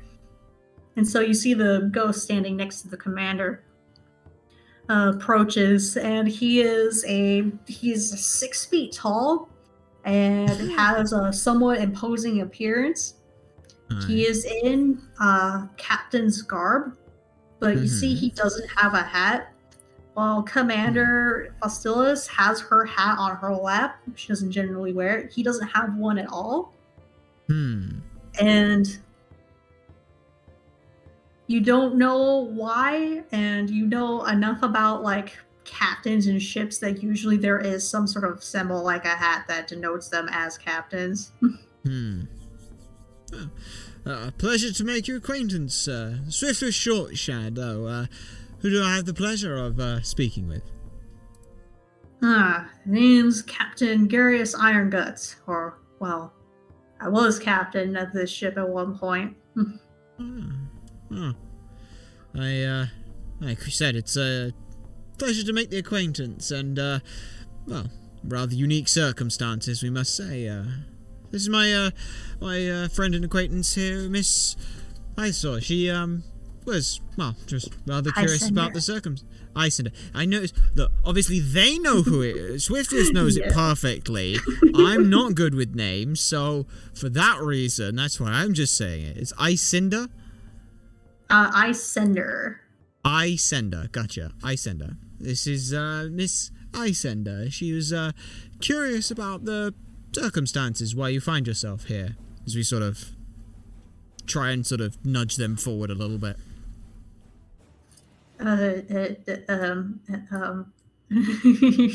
As you shuffle her forward, she doesn't move, but her legs seem kind of stiff as she goes forward. And she's very, she is very intimidated by him. She's about 5'5", so he does, even in his ghostly form, he does very much tower over her. See, you got, yeah, it's just sort of very subtly. See, you got this. You alright? Excuse me. Hello. She says, nearly dropping a parchment from her hand along with her pen. It's like, she grabs her things, puts it back together. It's like, yes. Hello. I'm Miss Icender, and I wanted to interview you about like your history with this ship and the circumstances of you still being here. You could just see her, like, trying to stand tall, but still having a very clearly nervous look on her face. Mm-hmm. Yep. Sort of. And you see Captain Iron Guts gives a bit of a chuckle. And he says, well, I have nothing but time. I guess I can tell you a little bit about my being here. I was captain of this ship at one point, and commander here, he gestures over to Faustulus, was trying to catch me for the longest time. She never did, though. I always managed to escape her grasp, and you can just see the commander just shaking her head next to him. And it's like, however, she wasn't the one who bested me. My old first mate was the one who managed to do that. There was a mutiny on my ship. We just, as soon as they said my old first mate did that, it said mutiny? Yes. She betrayed me and killed me. And I became bound to this ship. And it's like, I have a pretty good guess as to why, but I'd rather not get into those details. But the short answer is that once I came to, I found myself still here and very much not thrilled at who took over my ship, so I helped the commander stop her. But she managed to get away, but the ship was captured nonetheless. Do you have a name on that one at all? I happen to be... not to impose or anything, I have had and been in the business of finding lost acquaintances, shall we say. I don't know what she calls herself now, but she used to be Gracie Sweet Greens. Gracie Sweet Greens? Greens. Gracie Sweet Greens. Okay. We just sort of keep an eye on that. Well, if we end up finding anything about her, I can send her your regards, as it were. As they sort of rest a hand on the on one of the daggers, if you would wish me to do so. She has any sense she'll never show up here again. Aye, understandably indeed. I don't suppose that you happen to be the previous owner of said parrot, by the way. Oh, Hoots over there? Ah, yes. That's like, are you still playing games, Hoots? He looks over at the parrot. You can see the parrot has a sheepish look on his face. Like, he shakes his head. Is like, if he warms up to you, he might be a little bit more talkative. Well, I have had one good run-in with a decent animal before, so who knows? Could be. If you really want the animal guy, you'd be looking at Val down over there. He's got his two little tube snakes.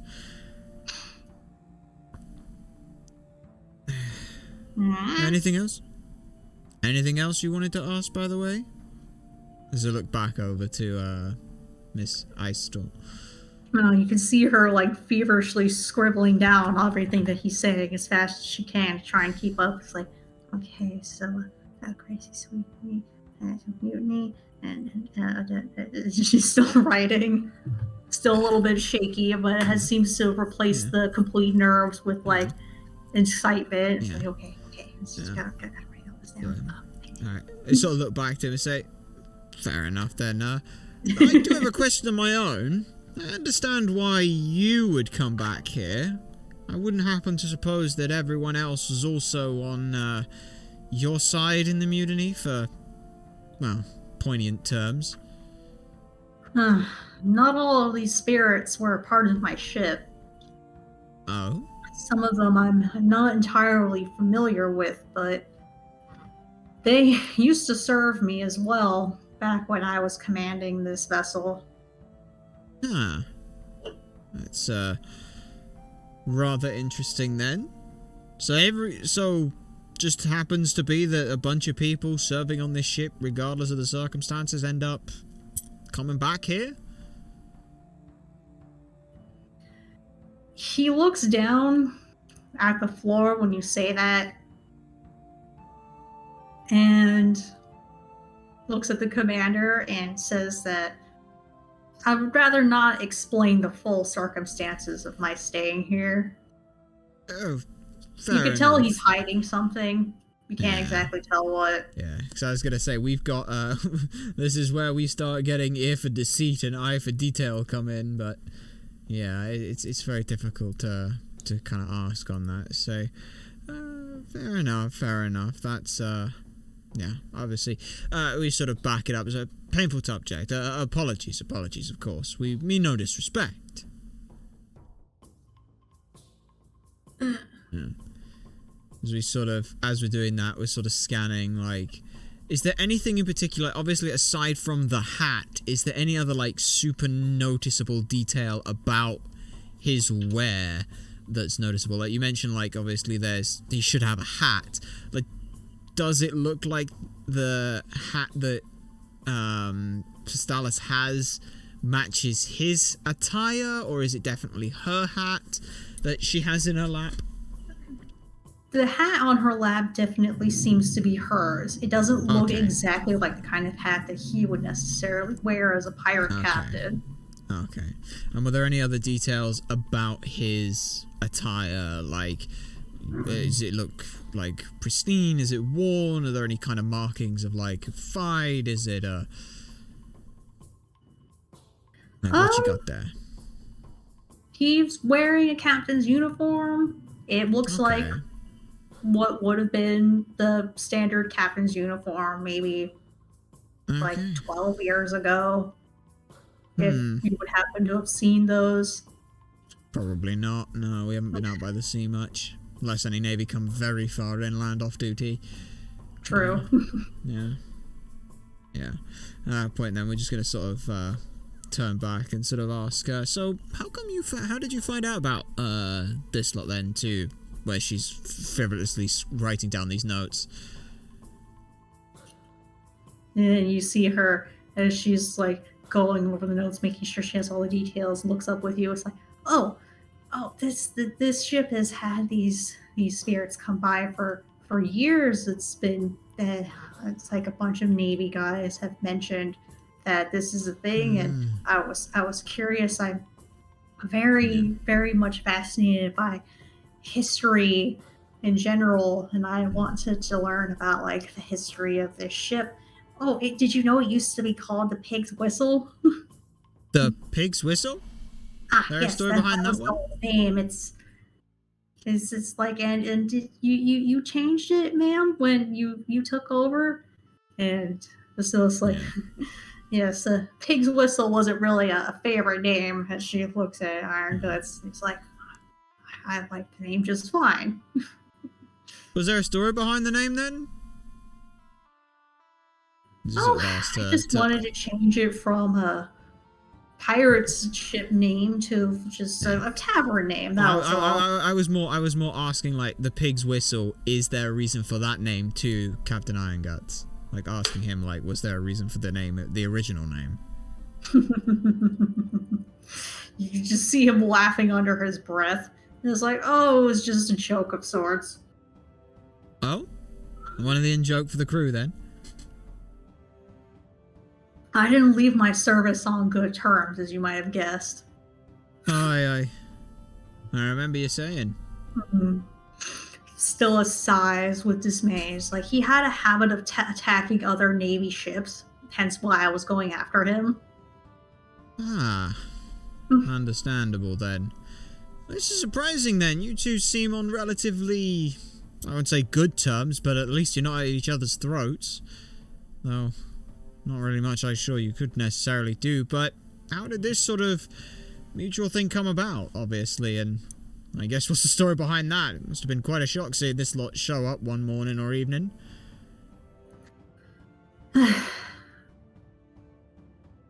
And so Faustilla sighs It's like, well, I'm sure it helped that I took out the bitch who stole his ship in the first place. He's like, Huh? yes, that definitely was a big, big factor in us not hating each other anymore. And it's Huh. like, since it is no longer in her hands, I am at peace. Well, relatively, provided she doesn't come back. Wait, hold on. Took out? Like, took out as in took her off the ship, or took her out of this plane of living? Took out. Because you saying she's still alive, and you're saying she ain't. No, she's still alive. Fair enough. Lucky escape, or...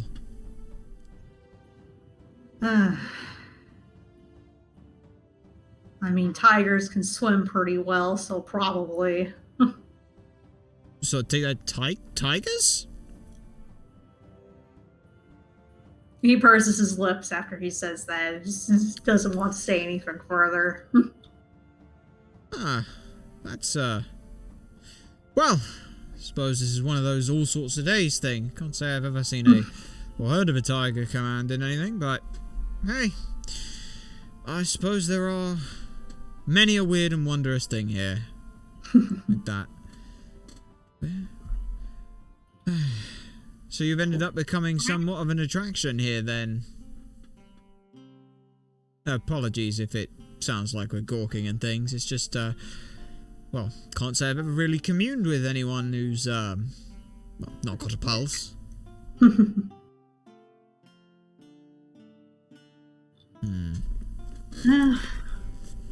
Well, attraction or otherwise, I'm here whether I want to be or not. You don't want to be here? I don't have a choice.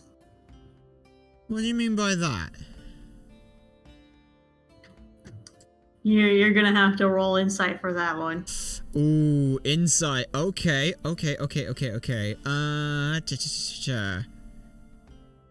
No. Okay, insight. Right, just straight insight? Yes. Okay, where is our insight? Oh, it's only the +1. Fuck, we have perception with our expertise. Alright, 1d20 +1. That is an 11. Fuck. That's bad. Yeah, no, you're not able to glean much off besides that. Yeah. Damn it. We wouldn't, like, I don't know whether or not there'd be anything for, like, eye for detail, because that's, you can use a bonus action to make a perception check or spot a hidden cache or object, or make an investigation check to uncover or decipher hidden clues. There's no hidden clues or anything in that, is there? Not really. Fuck! Why do we have perception, you bastard? It's fucking, it was either perception or insight. We wanted expertise in it. We have investigate. Fuck. Right. Do we notice, like, any kind of, like, eye movement at all, or just kind of a very, like that's the main thing. It's just asking, is there any eye movement that he makes at all, like in any direction, or is he just stare off into, well, out? You could see kind of a sad look on his face when he says that, but you don't get much from that. Yeah. Well, whatever it is, we, if there was any way that I could offer any assistance in that, I would gladly do so, my friend. You need only ask for it. But, Swiftly Short Shadow, as we said the name, and, well, we've done a little bit of, not exorcism, but we've, well, me and Val, we've helped save a pissed off dragon from, eternal torment and rage from an improper burial, so, offers on the table. It's a long story. They look at you with a very quizzical look, all three of them. It's like, what? It's a long story. A long story, but like we said, if there's anything we can offer to help, then, well, we can't help unless you ask, my friend. As we look back towards the other and say, do you have any more notes you wish to take, or? She's like, oh, this is good. This is really good. I think these are the most questions I have for now. Okay. I Wow. Thank you so much, Captain. I was just looking up to him. He says, "You're very welcome." Yeah. Okay. They say, well, I'll let you go back. I gotta go and resort back with my other friend here, so I shall let you get back on with your piece of things, and I'm gonna head back down towards Val. You said that was there any other, like, all the other ghosts are all sort of they're just working around of things, but Captain Ironguts is the only one who's very much sort of cognizant of their surroundings and being, and not just mindlessly drone tasking stuff. There is another ghost who seems to be more aware of her surroundings over at the bow. Okay, well, let's have a look then. That would be, yes! That's why we couldn't see them, because we hadn't zoomed too far out. So yeah, just gonna go past Val and things, sort of give him a nod and things, and then I'm going to head straight to that other somewhat cognizant ghost. Which of the two is it? Is the one with the larger, the small blue dot, or the one with the small blue dot? Gotcha then. As and sort of make her way up. She's looking over the sea, and seems to notice like the shuffling of the tables and as the waves are hitting, and she seems to be like actually looking around and reacting to sounds and things. And she was sort of looking in your all's general direction while you were talking to Captain Ironguts as well. But she wasn't staring. She more like looked over in curiosity and then just looked back over the sea while y'all were talking. As you sort of finish up, getting up the last step, we see her looking at it, saying, quite a nice view, isn't it? Yes. Yes, apologies. it is. Apologies. No means to startle, ma'am. Swift with Short Shadow. It's a pleasure, as we, well, we were going to offer a sort of a hand and things, but instead we just sort of bow again and take the hat off. And then put it back on. Oh. Nice to meet you. I'm Volda. No, it's a pleasure to meet you, Volda. If you don't mind me saying, you don't seem to fit the same sort of bill as everyone else here. Everyone else is, well, how should we put this? More akin to the seafaring life, as it were, and... Yes. Yes, this definitely seems to be the case. She has kind of a forlorn look on her face as she's looking at some of the other ghostly crew members. What kind of attire is she wearing? Like, is it more like what you'd expect from like a passenger aboard a ship, or someone who was captured and taken aboard the ship? Like, so she does have a more formal wear, but not in a Navy sort of sense. She doesn't look like a crew member or an officer, but she definitely looks like she was perhaps a noblewoman when she was alive. But her clothes aren't like fully fancy. They do look like clothes that you can travel and do some physical things with, perhaps even fight in. But she doesn't look like she doesn't look like a private or captain or anything of that sort. If she was on board the ship, then she was there because it was more used for the like transport, or she was using the ship in that regard rather than being there because that's how she looks. Okay, yeah, okay. As a general look, that side of things, that's not implying that that's what she was doing here, but yeah, that's sort of our side of things. So yeah. I don't wish to sound too insensitive on this side of things. I don't suppose there's any reason why you're here. I mean, Iron Guts over there said that they were, didn't have a choice on the matter, but that didn't sound, well, particularly free will, shall we say. The main reason he knows that is because that's what I told him. I'm no more here on my free will than he is. And what do you mean? You can see kind of a sad look on her face as she says that. Yeah. And why is that? Well, I was the spiritual consultant back when I was alive for this ship. Spiritual consultant? Yes. I was the person that he would speak to with regards to anything magical. Oh, well, that's interesting then. So is there some issue with something that was picked up, or whereabouts? You seem to have some inkling on why there is the situation that it is.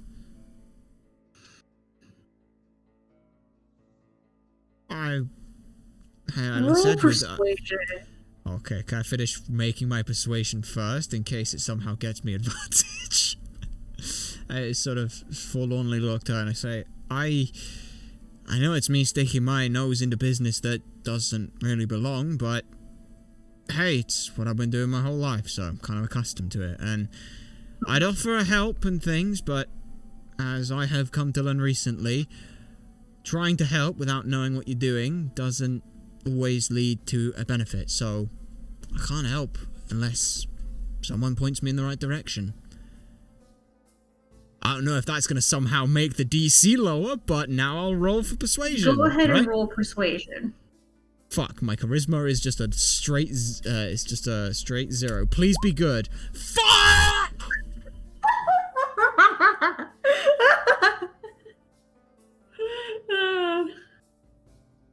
She looks at you nervously and she's very hesitant to tell you anything. You don't look like somebody who's magically inclined. No offense. Oh, no, of course not. Of course not. No magic at all to me. None whatsoever. But sometimes that can be the best thing. Blank sheet, no intention of messing things up. Of course, like I said, I can only offer my services. I can't force them upon anyone, of course. I'm afraid there's not much you can do to help. Well, would you at least indulge me in knowing what it is, at the very least? If I happen to find someone, I'm simply passing through. If I happen to see of anyone, I'd be more than happy to inquire on your behalf. And besides, like you said, there ain't exactly anything magical about me. I have no way of making it worse. Or no intention of doing so. Of that, you have my word. She looks at you with dismay and a little bit of discomfort. And shakes her head. It's like, no, it's not really my place to say. Not anymore. Why not? You're both dead. Like, I'm sorry, but as far as I'm concerned, your rank, file, and status, that all goes in the sea as soon as you're done. You're you now. That's who you were in the past. Doesn't have to be who you are now. And if you don't want to be here, you don't have to be here. As we go to sort of... Yeah, she doesn't appreciate that. Yeah, I didn't think so. I didn't think so. We sort of shrug and turn away and things. Well, I can do nothing else but ask. So we head back down to Val. They sort of shake their head and things, and then just sort of slump back down into the chair.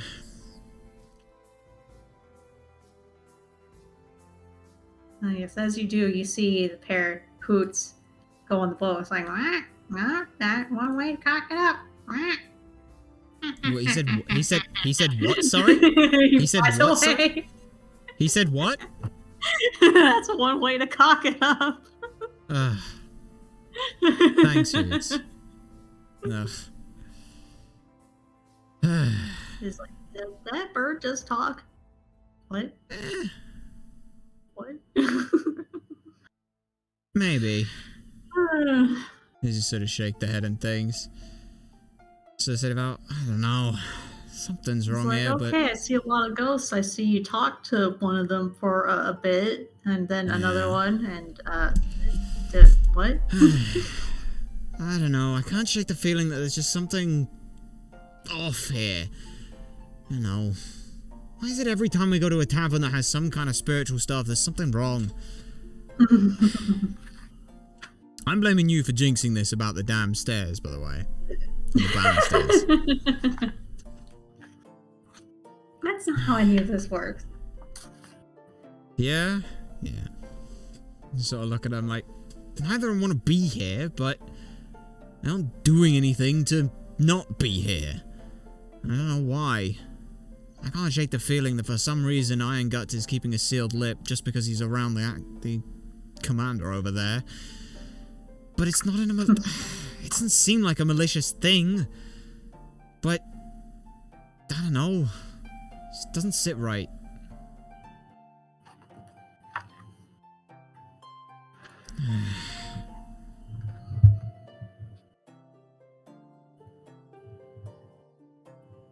And besides, what the hell am I supposed to do? It's a fucking lose-lose either way. I help the guys leave, and suddenly this place loses its only tourist attraction, and so everything shrivels and dies, or I keep them sticking around, and they sit here forlorn, longing to not be here. Whilst everyone else gets to sit and gawk at them. He sort of slams his fist down onto the table, somewhat frustratedly.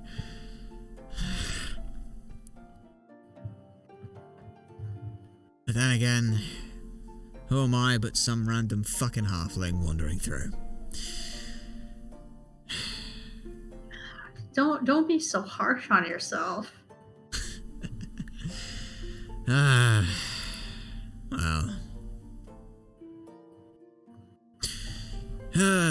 Guess it's a good reason we got the abyss at the least. As I sort of go back, I'm gonna go and I'm gonna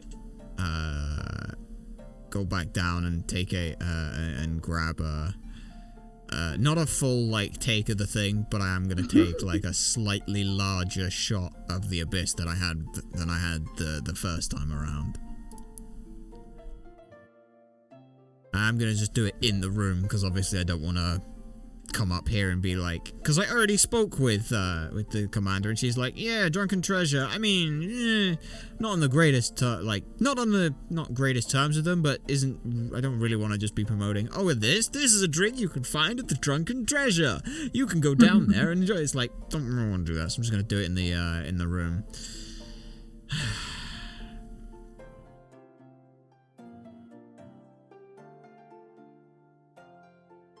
Take a somewhat larger shot of that. No.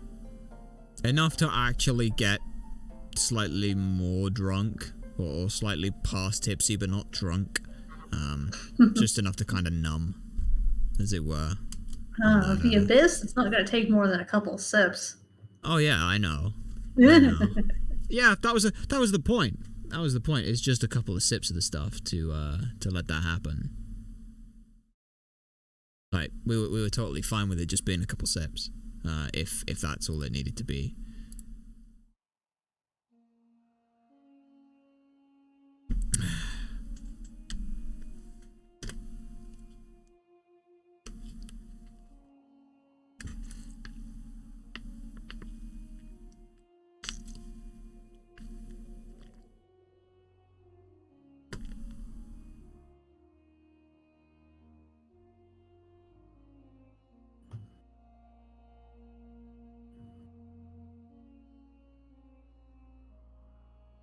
Everything all good? Yes. I'm just checking something. Okay then, because we'll just take that drink and things, then put it back into the chest, sort of stand up, finish, and then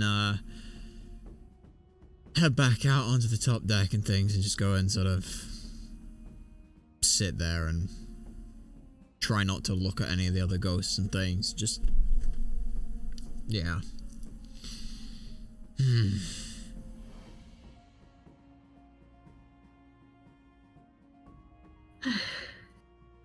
Let's see.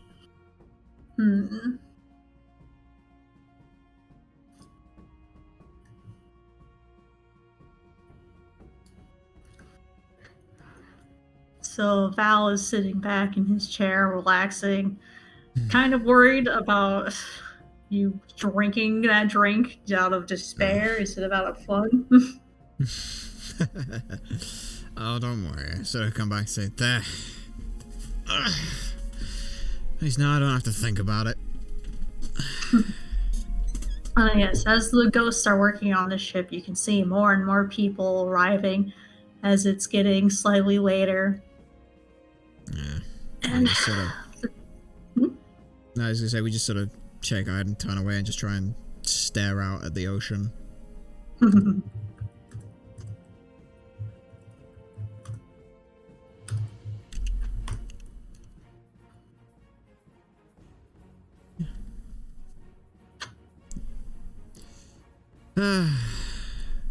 Yeah, it's, you know, can't win them all, I suppose.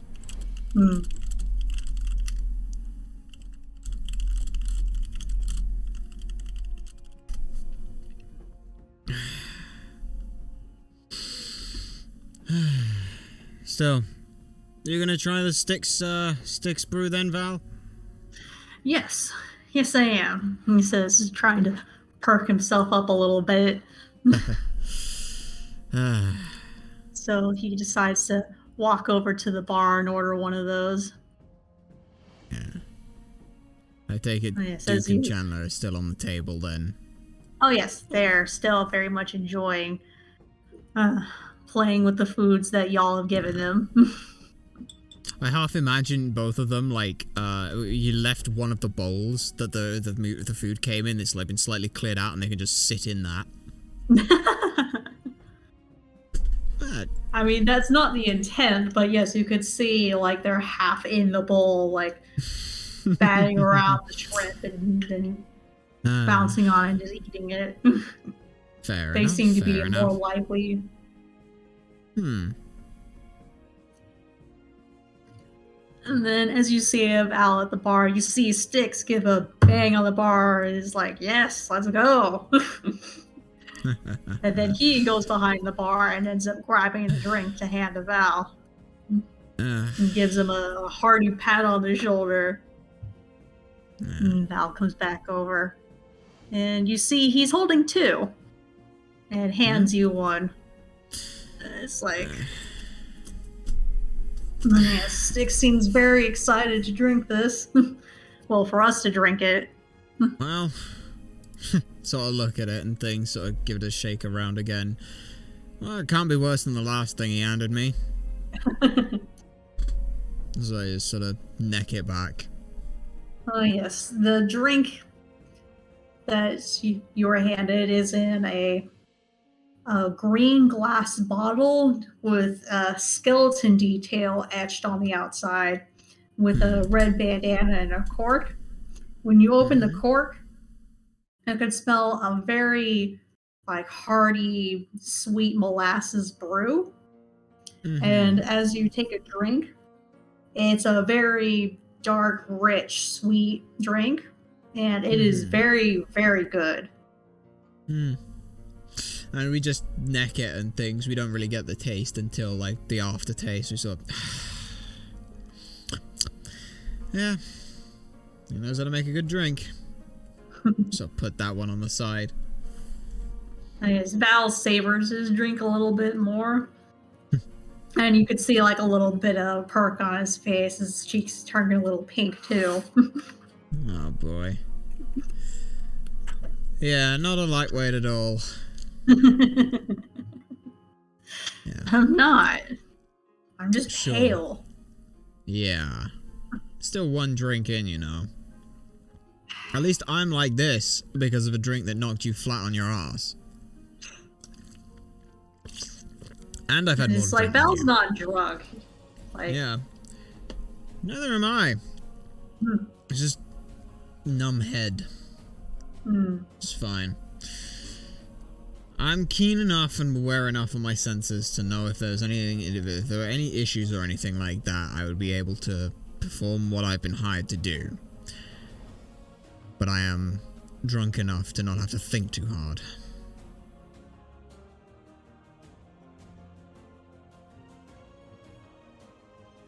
So, as you're drinking your drinks, you see more of the patrons arriving and drinking and eating food and having a good time. And you see Shark, by setting a few things up, over at one of the tables before heading back to the bar. Anything specific about what they set up? Like, is it like food? Is it like some kind of like a stand for something? Or so you see him clear one of the tables and take the cloth off of it. Okay. While also pulling one of the chairs away, so that way only 2 chairs remain. Okay. And you see, like, somebody climbing on one of the masts and, like, adjusting the sails a little bit. Okay. Non-ghostly or ghostly? Not ghost. Interesting. Sort of keep an eye around there and things. Thought, well, this place doesn't exactly sail anymore. Val peeks over your shoulder onto the wall leading up to the bow, and you see he sees a couple of things posted on that wall. It's like, kind of want to see what those are. Come on then. So the 2 of you get up, you read it. It's got a couple of things posted on the board. You see one paper that says, occasionally the Grand Shanty will post a notice reading, gaming night this eve, join the crew in a friendly competition once the ghosts are abed. I was like, wonder if this is one of those nights. And then you see another paper that says, seeking brave souls for a dangerous task, signed by Commander Fastilis. I immediately see that and dot my eyes back. Don't. I know that look in your eyes. I mean, I don't know what you're talking about. But well, at the very least, it could be useful for leverage to find out more about what the hell's going on. Your call. Just put those 2 to bed before we do. Fair enough. Yeah. And so Val takes Duke and Chancellor and heads back to over to the stairs to the room, so that way he can put them on one of the beds so they can stay there for a bit. Yeah. I'll even go ahead and take off my hat and sort of hand it to him like, here, you want to sleep in that then. I'll let you decide whether they do or don't. Let you decide whether they do or don't. It's like, okay, let's see what this task is. You see a little bit of excitement on his face. Aye, go on then. Let me go. Let's just sort of make our way back up. Sort of somewhat letting the sway of the ship's momentum carry us to, like, our movement just a little bit. It's not super noticeable unless you're actively looking for it. Like, we're just sort of very much, like, after the drunken treasure, we've kind of gotten a little bit used to sort of going with momentum, so it gives us a little excuse to do that. We sort of head on back up behind Val.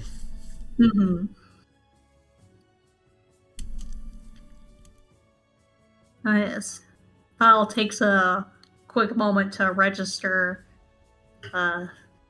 the current situation with the commander. He didn't get a really good close look at her legs until just now, but it's literally just a brief moment of, oh, and then he looks back up. Fair enough. As we sort of very loudly, so Commander, we hear you are in need of people for a dangerous task. Sort of just like, not so loud, please. So she takes the paper from Val, rolls it up. It's like, so, okay, so the ship does have a bit of a problem. And she looks a little embarrassed as she says this. So, right now, because the ship has been docked for as long as it has, I did not notice that there was a bit of an infestation in the hull. It's some there's some giant hull worms in the lower hull area. They seem to have found the Right. dark crevices and are taken root, and obviously having worms boring into a seaborne vessel, even one that doesn't move much, is not good. And I Okay. am not quite able to get to them without potentially making things worse. So I'm hoping some light-stepped individuals can get down there and get rid of those things for me. I sort of look back to Val and sort of give a look of like, you okay doing this? This is killing. You ain't really into that hot. Like, it's nature. It's killing. And sort I of look at him. mean, You okay? I just hold no love for parasites, and I'd say these things fall under that category. Fair enough then. And I sort of turn back and say, well, we certainly would be willing to do so. Obviously, this is a potentially dangerous situation. Was there any compensation on our end for a completed task? Yes, I will gladly compensate you if you can get rid of all of these worms. Okay. And at that point and things, I'm just gonna make sure Val doesn't say anything. Well, if you let us know the best route we can get down there, we will happily take you up on the offer of the compensation for exchange in this matter. I'm being very careful with my wording here. So in one of the pockets of her wheelchair, she pulls up a schematic of the ship, and she pulls out the one that's on the bottom. And you could see a shaded in area at the bow of the ship. And she points at it, it's like, this is roughly where they are. Aye. I don't know how many there are, but clearly because the light doesn't reach this spot, they seem to like that more than anything else. I don't think they're in any other area besides this. Alright. Well, but you'll have to go a few floors down using the stairs. Aye. That should be doable and things. You mind if we take a lantern or any such just while we're down there, given the, as you said, lack of lighting?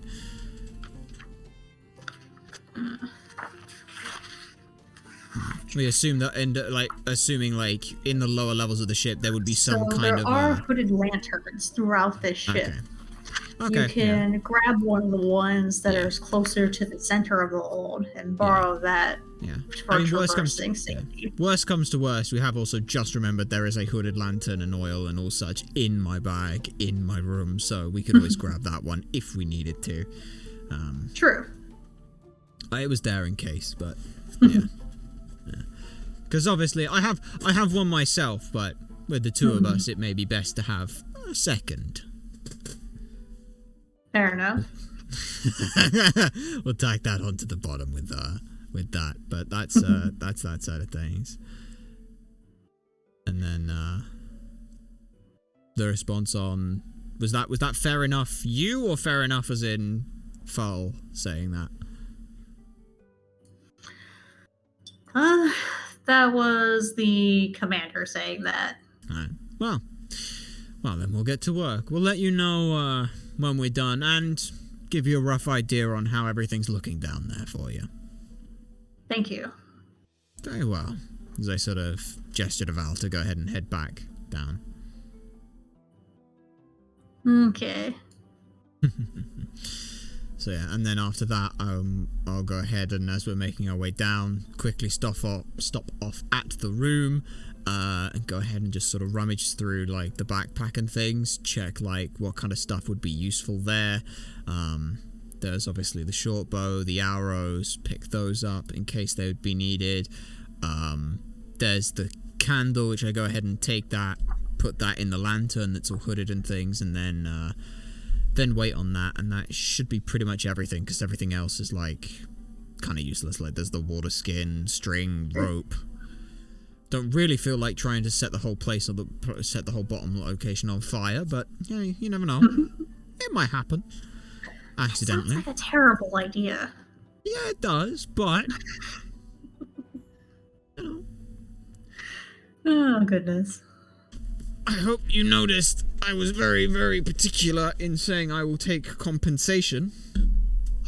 Yes. Good. Because I hope now you know where I'm going with this. Oh, goody. Yes. I asked for compensation. I did not say monetary compensation.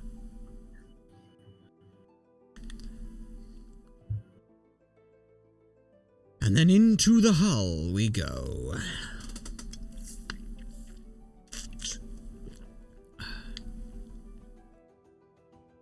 Yeah.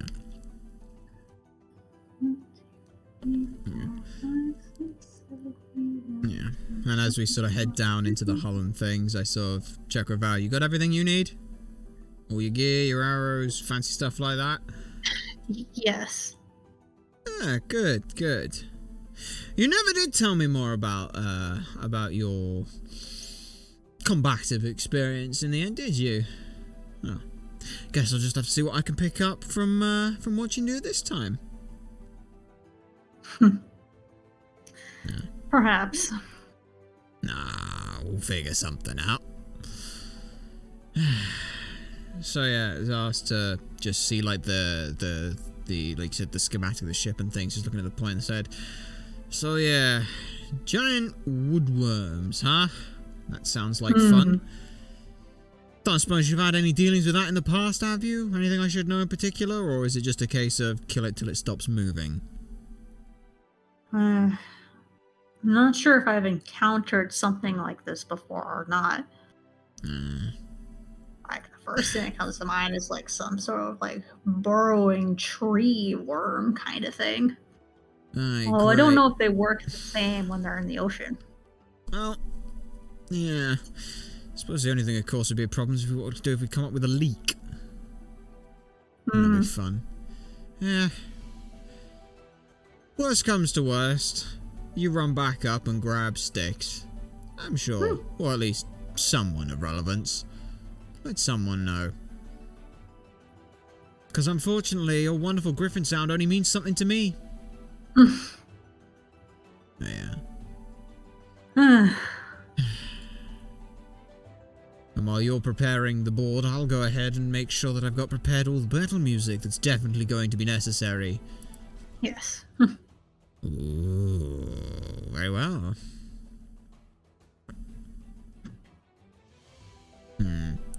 It's going to be interesting to see quite how the tactical fight is going to work. That's going to be fun. Question: is there a way to rotate the game board like 90 degrees? Not as far as I know. Damn. Okay, that's fine. It's just obviously the size is a little awkward on yeah, things, it is pretty big. Yeah, that's true. I mean, it is the hold of a whole ship. That's true. That is true. That is very true. It's just more a case of trying to make it so we can fit the whole thing on at once. 'Tis a little awkward, but that's okay. We'll figure it out as we go. Now, let's see. How interesting is this going to be trying to get off insightful fighter? Oh boy. It'd be nice to be able to get one of those off at least. Oh no. I'm stupid. Sorry, I just realised. Do you remember the natural one that I got on the ability check? Yeah. Yeah? Do you know what one of the racial traits of a halfling is? Oh. They're lucky. When you roll a 1 on a d20 for an attack roll. I thought it was just for an attack roll. Oh well. Apologies. No. It's fine. Neither of us remembered, so it's fine. Besides, I'm sure that the rest of the conversation wouldn't have exactly gone well. And besides, once we finish this one and I extort that information out from the other way, it'll make it seem like it was all planned. What? Extorting seems a little intense. Look, I asked for compensation, and I never said what compensation.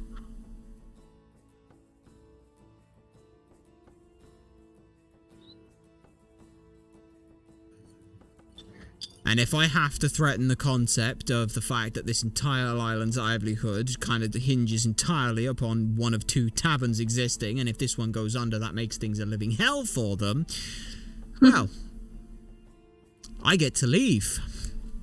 Captain doesn't exactly get to walk away from the situation, as it were.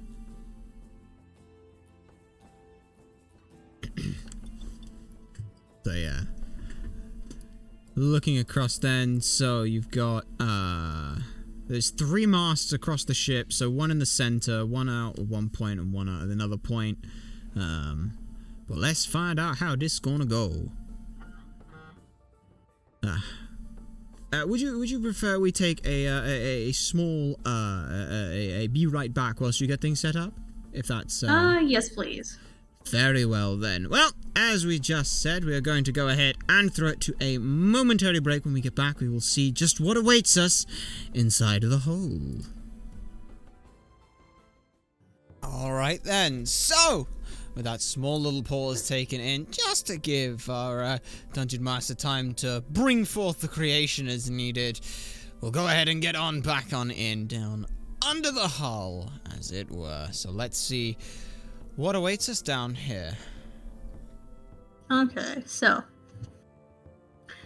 you go down to the lower common areas, and then in order to get to the hold, you have to go through a hatch.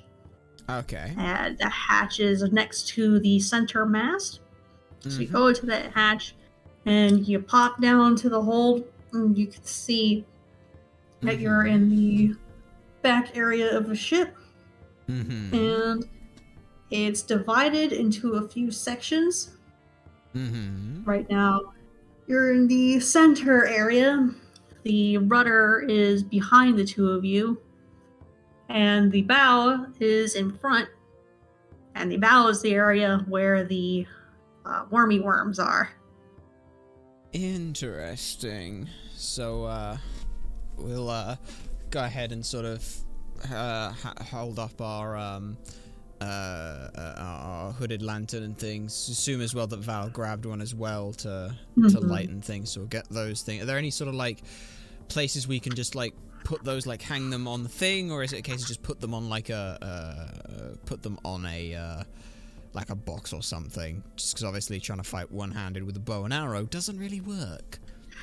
No, it doesn't. There are boxes and things, and there are some hooks on the sides of the walls where you can hang your lanterns if need be. Okay, well, we'll go ahead and sort of look back to Val and things. You said that it's sort of like there's sort of like doors to the under area where towards the bow of the ship was then? Yes. Yeah. I'll go ahead and sort of open that out and things and see if we can find a little spot to just put the lantern so that it gives us some light coverage in this area. Yes. As you're going through, you see the large cargo hatch in the center of the room above you. That's what that square represents. And people use that in order to bring larger bits of cargo into the hold area. Yes. Gotcha. At the moment, it is closed. That's all good. We'll, like you say, go ahead and put some, try and get somewhere that just gives us a reasonable bit of light. And do we see any of the, these parasites, as it were? So the front section of the ship has a bunch of items, but you can... Well, actually, go ahead and roll investigation. Okay then, our investigation is one with a +4, so let's just +4 this. 17. Oh, what, investigation? Yeah. No, because we're not got expertise in investigation. We just have proficiency. I can see your character sheet. It says +7. Is it perception or investigation we're doing? Investigation. Mine says they're both +4. +7. No, mine's double check yours because it's a +5 thing. We were having a fiddle about with that, Shouldn't be, because I have expertise in stealth and perception, not that. Okay. Yes, you were looking a little further ahead into some ideas. We were messing around with what happens if we get to level 20, so well, we just got to get there now. But no, it is only a +4 to investigation. Gotcha. Which is a 17. I'd take the dirty 20, but no, that would not be fair. So as you're looking, you can see that the items in the front bow area are chewed up. There seems to be lots of holes, and they're somewhat like broken down, almost as if something has been gradually like taking it apart or boring little holes into some of these items. There's like lots of sailing components and all kinds of things that would help the ship move, including equipment, and it's partially or completely eaten. Okay then, but no signs of any actual creatures that have eaten it. Just not that you can see. So yeah, well, either some of the passengers got hungry in the middle of the night and came down here, or it is woodworms. So I don't think that they'll eat sails, any of the passengers. No, not at all. Well, okay then. You see anything your side, or? So Val gets a little closer to the sides of the ship, and then all of a sudden, a little angry-ass worm pops out from underneath some of this stuff and tries to hit him. Oh boy. Time to roll for initiative. Alright, give me 2 seconds as well, just to get the battle music going. There we go. Okay. And this is where you get your wonderful +10 because you're magic.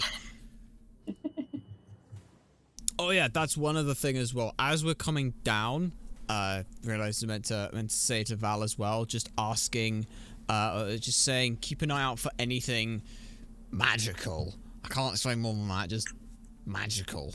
Alright. Okay. Alright, so it's a 1d20 plus initiative. Right, let's see what I end up with. A 10! Yeah, of course you get a... Of course. Wow, with my plus... Here's the thing. Even if you rolled a 1, you still rolled 11. That's why we call some bullshit. Okay, and then I'll roll for the worm.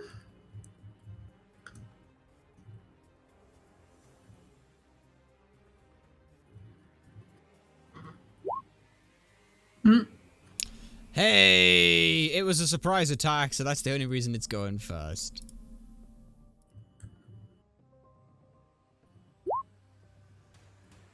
Alright. I assume that's the one that surprised. Popped up. Fair enough. There are multiple worms at the side of Val.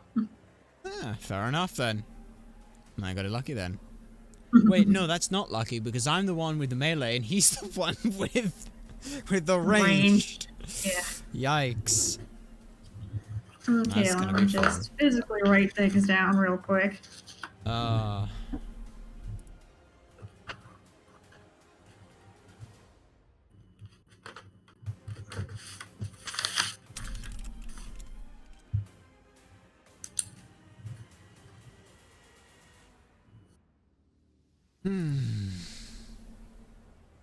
Alright,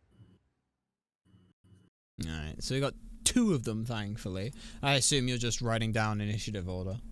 Yes. Ah, useful one to keep intact. So it is Val, Worm, me, Worm. How wonderful. Oh, yes. I'm going to say it for that first worm. As it pops out, something falls right back onto its head. I mean... What would resemble a head? It can take the surprise attack, and that's what starts initiative. And then it rolled, like, either you could make it be the one that rolled 1, so it goes last in turn order, which is obviously because it got its first attack in. It's up to you. I'm merely offering suggestions here.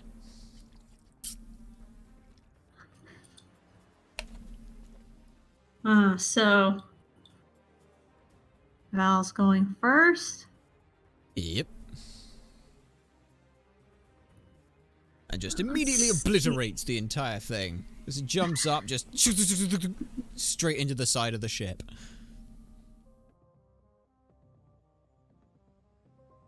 Let's see. So the first thing that Val does, more or less, as a knee-jerk reaction, you hear him say something, and then you realize that there is some magic afoot. Okay. You realize that he's verbally casting something. Uh-huh. And that would be Hunter's Mark. Okay. As he panic casts Hunter's Mark on that worm. Understandable, understandable. And that'll allow him to do an extra d6 of damage. Sounds good. Only if he hits it, though. Otherwise, he goes to do no damage.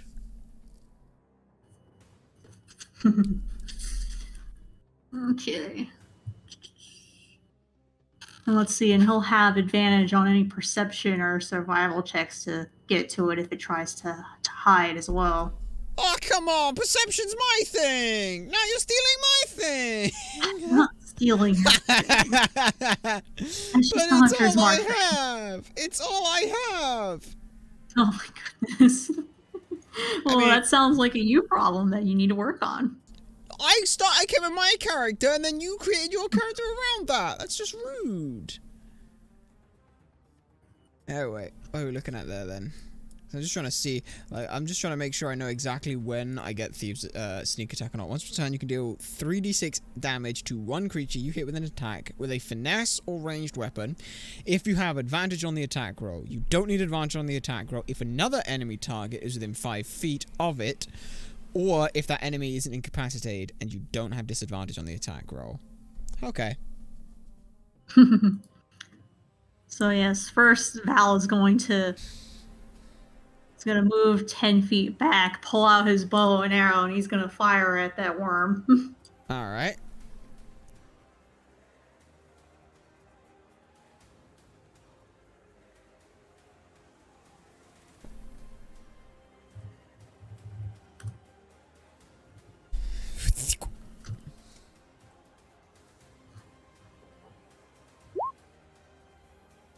Yeah, that's definitely a hit.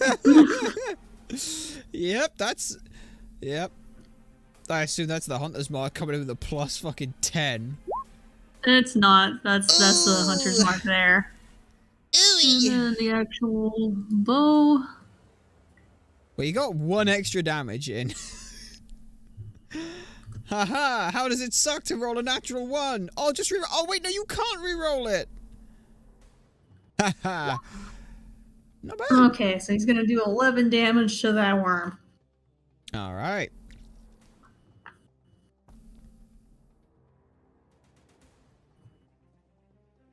So the worm screeches in pain. There you go. However you would expect a worm to screech, I guess that's how you do it. But you have to learn how Okay. to be able to do things like that. It's communication with all the species on this planet. And here, I'm gonna do us a favor. And just put some Draw little these dots little around. bastards. Alright. Get to draw. Some wiggly worms. That is a circle. That is not a worm. Close enough. Ah, it does indeed work. Oh yes. So worm 2, this bigger one here, does not appreciate what happened to worm 1. So he's gonna do some acid spittle towards Val. Yummy. Okay. It's 15-foot cone, so yeah, that definitely would hit him. It won't quite reach you though. Okay. So yeah, this worm is pissed off at me specifically. So I need to Fair do enough. a dex throw. Mm-hmm. Should succeed. Fingers crossed. Get a 1. Get a 1. Get a 1. Sorry, I shouldn't be doing Shut the fuck up. that. Okay, I did not do the thing. Yeah.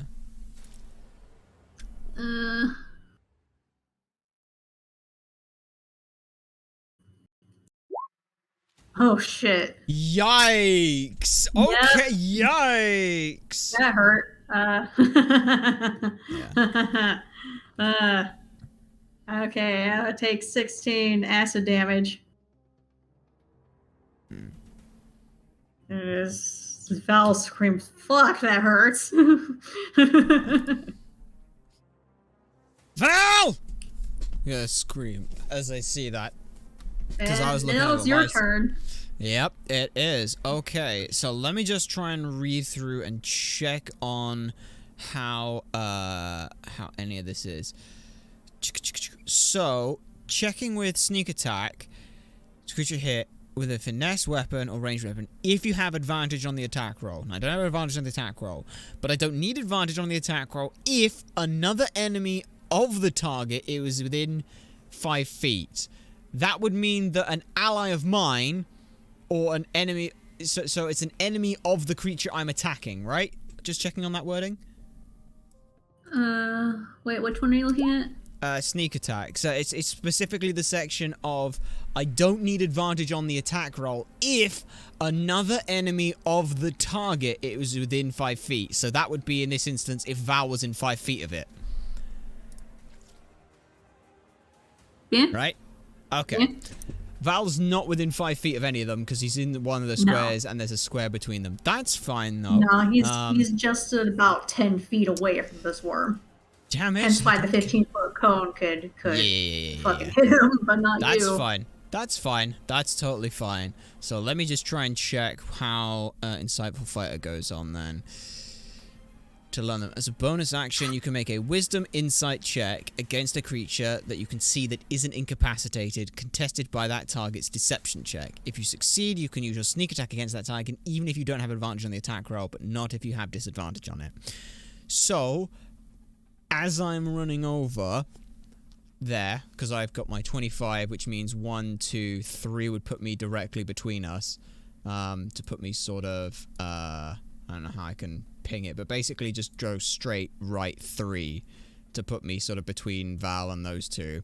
I'm gonna go for Insightful Fighter on, the big one. No, the little one. No, the big one, because the little one is, yes, the big one. The one that did the acid spray, I'm going to go ahead and use Insightful... The big one is the one that did the acid spray. Yes, I'm going to go ahead and use the bonus action of Insightful Fighter on it. So, it needs... I need to roll an Insight check, and it needs to roll a Deception check. So, my Insight check is... +1. So, it's a D20 +1. That is a dirty 20. Hell yeah, that hits. Yeah. I mean, does it not get... What about its... No, hang on. It's got to roll its deception check. I don't know if that means... can it hit anything better on its deception? Let's see. Which one's deception? That's charisma. If it's a -1 Its charisma modifier is -4. Okay, then it cannot hit a 20. So I get that. Nope. Which now means that with the rapier, I can come out and just go straight in. Like, it's just straight thrust into it. Trying to go for the mouth, specifically. So, let's find out if this works with the rapier. It's a +7 to hit, which means... Rolling the dice. Rolling the dice. Uh-oh. Did I do something? No, it should be fine. It's slowly rolling the dice. It just says rolling the dice for me, so, is it doing anything for you? I don't see it in the little chat window. I still haven't got anything come up just yet. Give me a sec. I might try and reopen the connection on this, so it's gonna be a sec. Just let it come back in on everything. Let it all load back in. Yeah, so let's see if it'll load. And now I want roll 1d20 plus 7. Yeah, it ain't coming up for me right now. That's, Yeah, I don't see it. That is awkward. Can you roll that right now? Can you just... Oh, hang on. 1d20 plus 7? Yeah, let me try one more time. 1d20 plus 7. Oh, Yep, there we there go. it It's is. a 25. There we go. It's working now. Fuck, Does a yeah, 25 hit? Yes, absolutely. Okay, great. Now let me check on the damage. It's 1d8 plus 4 plus 3d6. So I want /roll 1d8 plus 4 plus 3d6. That is a total of 22 damage. I got an 8, a 6, and a 1. Are you hitting the one, the big one? I'm hitting the big one. Yeah. Okay. So yeah, you hit him great, Yeah. and that thing. Hang on a sec. Hang on a sec. Hang on. Whoa. Hang on a sec. I just realized something. I just want to double check on the racial feature here, but let me check on lucky again. When you roll 1d20. Oh no, it's for an attack roll. It's not for the damage roll. That's fine. That's fine. Just wanted to check on that, whether or not I could re-roll ones on damage die. But nope, that's fine. So that is 22 points of damage immediately. Damn. Yeah. No, that worm is suffering. Yeah, it's straight up just. It was a straight like jab, like trying to go for like the mouth and like the what would be like the whatever the top part of the mouth is, like the roof, just like through that. After seeing that spit. Yeah. Okay, yeah, that worm is real extra fucked up right now. Yay. Oh, yeah, so the smaller worm, Yep. since you're standing pretty close to it, is going to try and bite at you. All right. That's fine.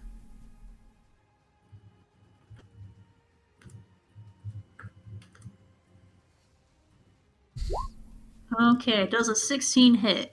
A 16 just hits. Okay, so it's going to bite you. Okay. Oh no. Can I use Uncanny Dodge on that? I don't know if it's one reaction where it's saying when an attacker that you can see hits you with an attack, you can use your reaction to half the attacker's damage against you. Okay, well I will use Uncanny Dodge on this, whatever this may be. Okay, let me go ahead and roll it. Yep.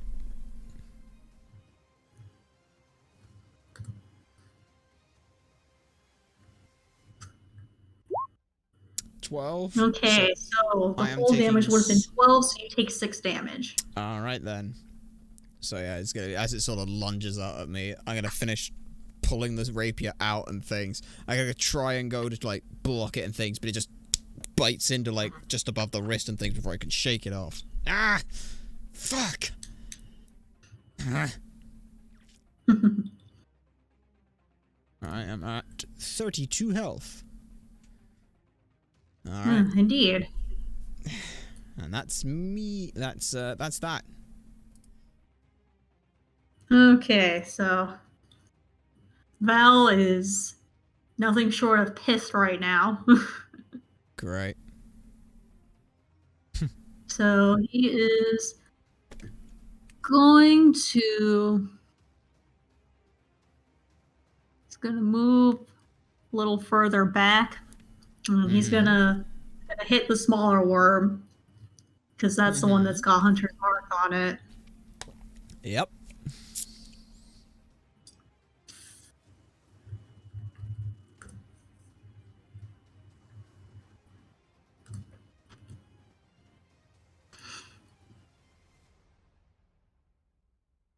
And how is that gonna go?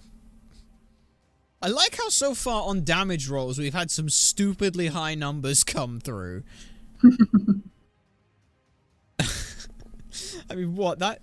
The acid spray doing 16 out of a maximum 18? Kinda gross, not gonna lie.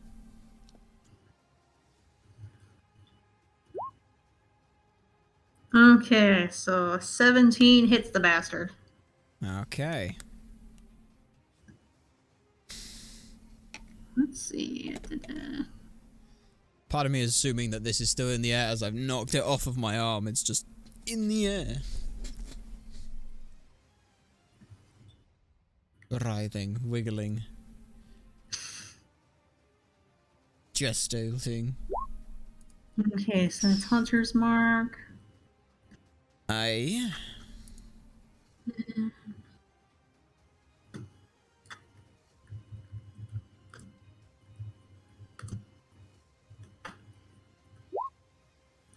Okay, so that's 14 damage to Not the bad. smeller.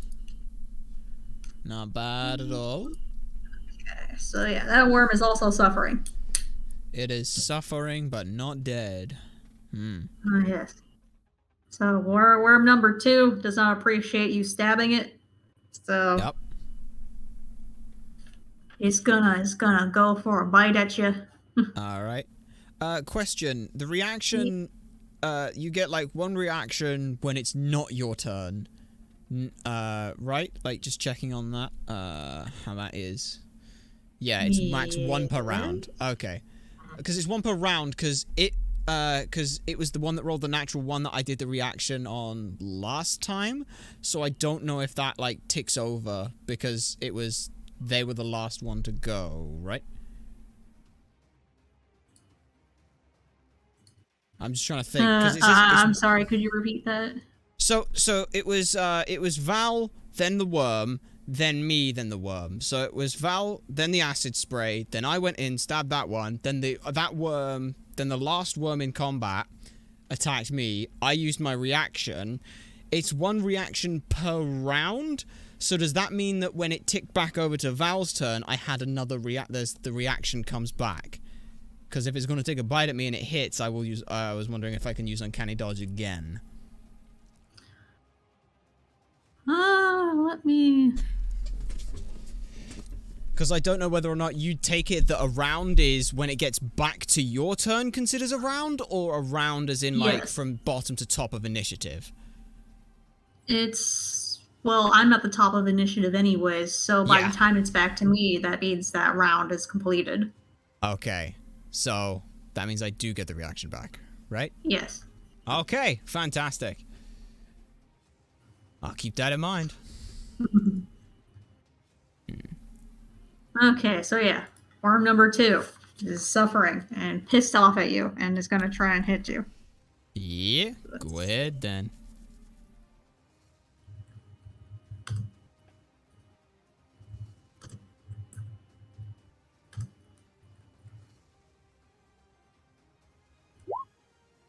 Okay, that's a fucking Yeah, crit. that's a pissed off worm right there. Okay, yeah, that's a fucking that's a second wind right there. What the fuck? What is with these high rolls this thing?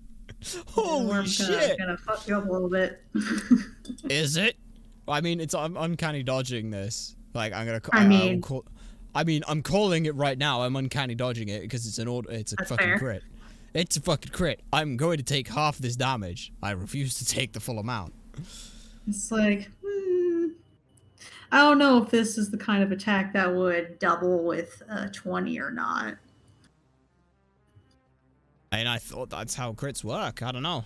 I mean, yeah, you're right. It is.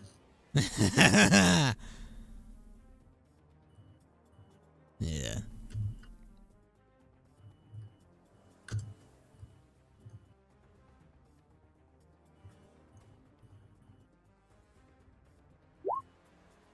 Oh, fuck yeah, I'm halving that damage. Do you want to round it up or down?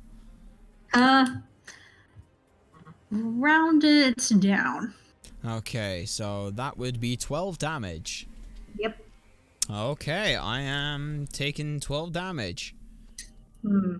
How the fuck does that happen? Come on, you gotta give the worm got a crit. You gotta explain to the worm how I got a crit. Like, what'd it do to me?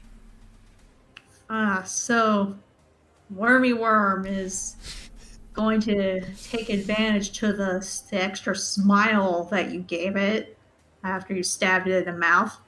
Mm-hmm. And it's going to open its mouth extra wide to get as many teeth onto you as possible. And it's going to fling its whole fucking self at you because it doesn't have much left. Oh, great. Fuck, these things hit. Yep. Okay. Well. And that was the one that I stabbed, which means I have my uncanny thing on it. Or my, not uncanny dodge, sorry. That means I have my, insightful fighter on it, which means, that I have, that I still have, advantage on it, unless you want to say a minute has passed. Or I can still have sneak attack. No, a minute has not passed. In which case, then, insightful fighting is still on that target, so I can still technically sneak attack this thing if I hit it. So I need go ahead. It's your turn. Yep, I'm gonna go for an aim on it and hope that it hits. That's all I need. Slash roll. 16. Yep, it hits. Okay. Well, now I need to get my 1d8 plus 4 plus 3d6 damage. 22 again! How do you want to do this? Alright. So it's literally like, as it comes like leaping straight onto my arm, it's almost like I go to try and like parry with this thing, but obviously that's not going to work. So my other hand comes up as well, and it's like shoof, like on my hand at that point as I'm trying to bash it off this thing. As it finally comes off and like almost like flings into the air, it is straight up just a stab right through the whole thing, just like from the mouth, shink shink, across it. Perfectly in time with the music there, which is perfect. And then it is just flicked right off from the sword. Worm number 2 is very dead. Yay. Okay. But I don't have my reaction for when the next one wants to fucking take a bite out of me, so that's gonna be fun. Yep. Shit. Yes. Worm number 1 sees its friend die horribly and rears up its acid spittle and is aiming at you. Okay, go ahead. Okay, so it spews out its cone. Go ahead and make a dex throw.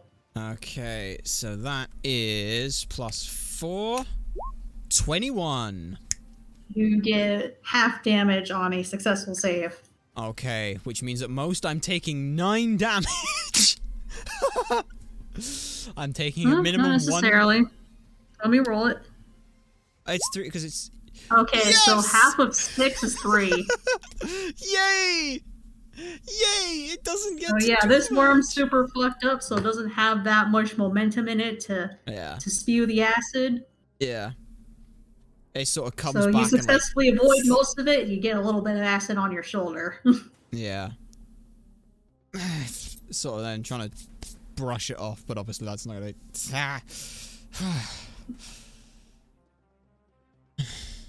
All right. So Val's gonna go ahead and finish off this little fucker. You fucking better. Fucking better, mate. Yes. Since this is the first worm, it still has Hunter's Mark on it. I like how we essentially both have a form of a Hunter's Mark.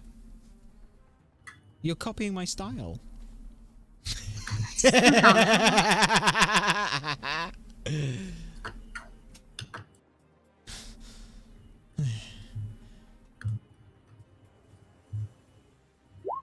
Okay, yep, that definitely hits. Okay, so Hunter's Mark. 3, and then... Wait, have you rolled a 1, then a 2, then a 3 on Hunter's Mark damage? Kind of looks like it, yeah. See, this is one of those things that a human would put out. Yeah, exactly. Human would look at that and go, wow, that's so interesting. I'm looking at that going, that's what a human would think is interesting.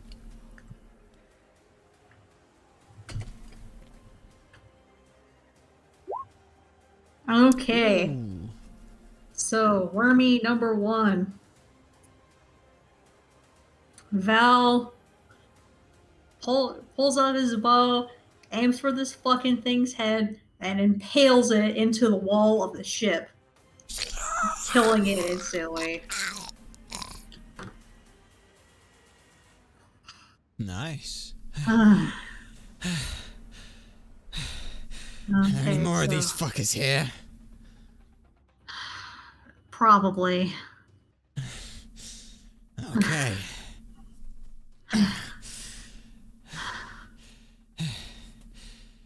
How you doing?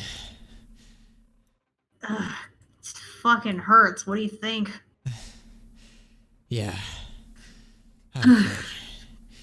Let's not let that happen again. I would like to... Can I make Then any kind of... as the worms die, you hear a creaking sound. Okay, I was gonna say, is there any kind of sound that I can hear? Oh boy. You hear creaks, but past that, everything seems normal. Damn. Is there any general direction of where the creaking is coming from, or is it just all around It sounds us? like it's coming from the spots that those worms just died in. Great. What is So that? literally right in front of you. So it is like a... what sort of like the, sort of like, what did they pop out of? Was it like, just like crates? Was it mesh? It Was seems it... to be coming from underneath the stuff. Okay, and what is that stuff? Go ahead and roll investigation. Haha, my investigation! That has a +4 to it! 6. Yeah, you can't exactly tell. Okay, Val's gonna take a look too. He's I was gonna say, like, is it, like, the general thing I want to know, is it like a box? Is it like rigging stuff? Like, is it Okay, rope, my a box, investigation a plus thing? 4 too. Oh boy. Please roll higher than my 6 total. Nope. It's a little higher, but not enough to be of much help. Yeah, neither of you can tell. Like, no. Yeah. Okay, I would like to tentatively, like, again, I'm not caring to know, like, the specifics of, is this a crate with rigging materials in it? I just want to, is it something that I could, like, if I thrusted the rapier into, would it be something that hits, like, a wooden box? Or is it hitting, like, piercing through that? Would a 6 total be enough to know that I could jab at that? If you want to take more time, then we can treat it as a 10. Yeah. Like, how much time do you want to spend investigating this?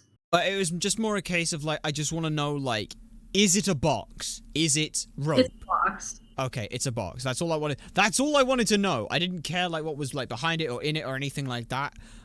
So literally all I'm gonna do is aim, like, because I have a rough idea of the size of those creatures. I'm gonna aim, like, roughly where, like, its middle will be, like, somewhere lower on the box, or angle it down. I just want to try and, like, thrust into the box from the outside, piece it, and see if I can get anything inside, in case there's something in there.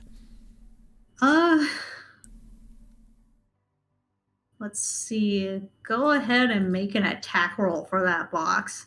Okay.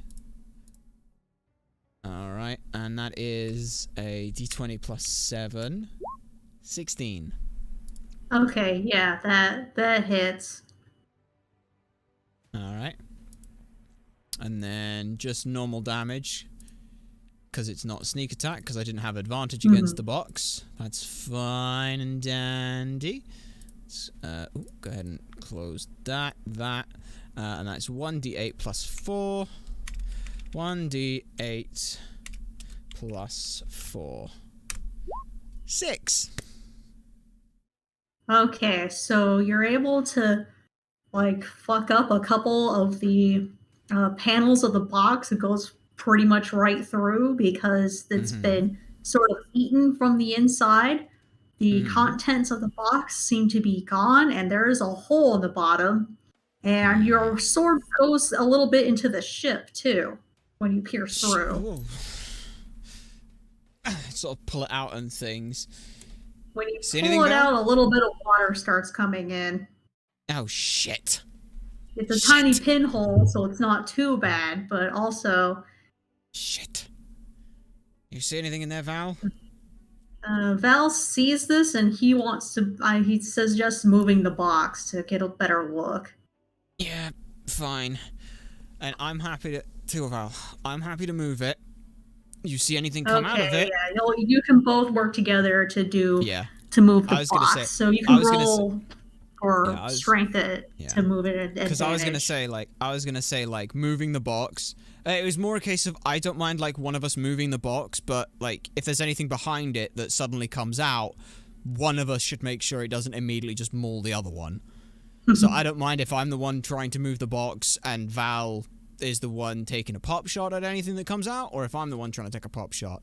Whichever way Okay, you want so to roll. you're standing guard, or you want me to stand guard while you move the box? One of the two of us. I don't care who it is, Val. I But mean, obviously. I'm stronger than you. Okay, in which case then I will ready an action to try and make sure that nothing comes out. And technically, here's the great thing. Would that also count as sneak attack because me and Val are right next to each other? Let me check that. Because Yeah, I barely know how sneak attack works. once per turn, so it wouldn't be with I'm reading advantage. it. Let me read it. Okay.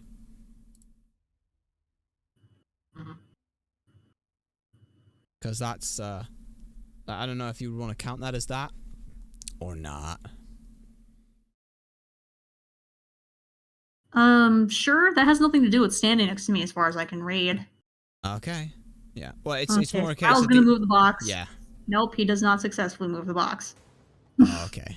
Wait, hang on. Was that your? Oh, that's. Wait, is that your? Yeah. That's. That's fine. Great. Just sort of shunts it and things. Do you want to try moving the box while I stand guard for something? Or do you want to work together this time? Sure. See if we can. Let me give it a try. Let me give it a try first. Then we can try and do that. Right. Go ahead, roll. Roll strength. 1. Nope. Hang on. Let me just 1d20 minus 1. 1, 2, 3. No. That's interesting. Literally, like, as I start to try and push, my feet just give way, slip on the water, and poof. Nope. Okay. Let's try together this time. Okay, fine. On 3. 1, So, 2, 3. 3! We move it. Okay. I'm ignoring your roll and I'm counting mine. We move it. Yeah, that's fine. I didn't know if you wanted us both to roll. That's fine. No. Rolling with advantage. You roll 2d20. You take the highest one. I'm ignoring yours. Okay, that's fine. That's fine. Okay, so yeah, we successfully moved this box. Even though it's empty, it's still a very well-built crate. So we have to work together to move it. And you could see that the tiny pinprick hole from your rapier is indeed going through the ship.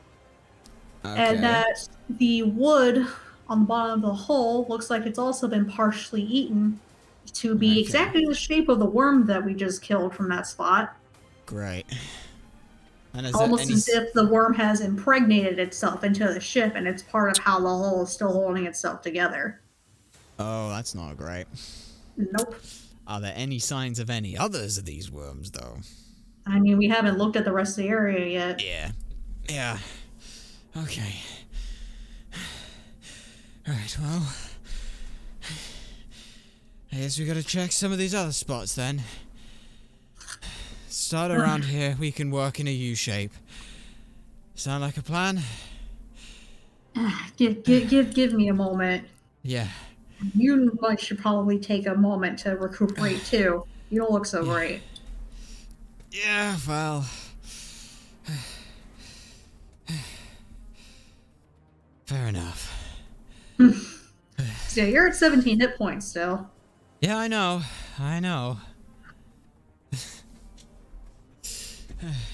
And I'm at 36. Damn you. Fuck you, hunters, with your D10 hit point, your hit die. He's like, dude, I'm a ranger. What are you talking? What do you mean, hunter? Hunter, rangers. I'm doing that out of that's out of game. Okay. Yeah. Fuck you, rangers, and your D10 hit die. A random thing for a character in universe to say. Fair. The fuck is a hit die?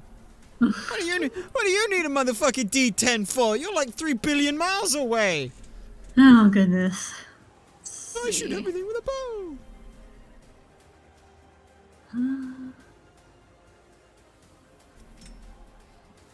Hmm.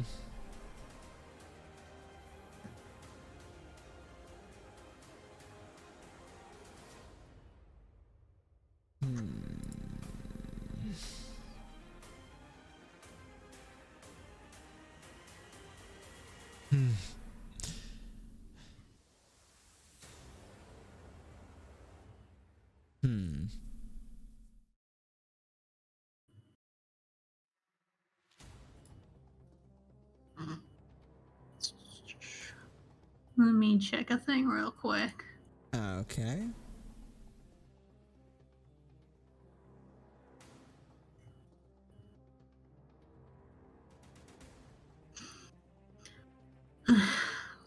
Could see Val's racking his brain, trying to remember something. Something on your mind? I'm just wondering if I've got it. I think I've got a potion back in my room. Wouldn't mind If you grabbing need a it. couple of those. Go ahead. You hear a griffin cry, you know what to do. And so Val is gonna go back upstairs really quick to grab a potion from his room before continuing. Yeah. While that's happening go and through this things. center hatch. Yeah.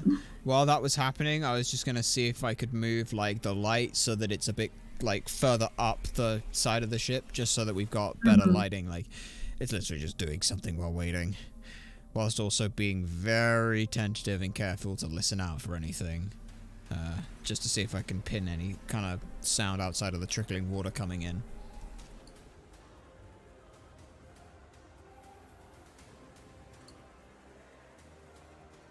Yeah, so I'm guessing where do you want your lantern to go? So the main idea was obviously like we're gonna sort of go in like a U shape. So where we started, go up towards the really front of the bow of the ship, then back around, then come down port side.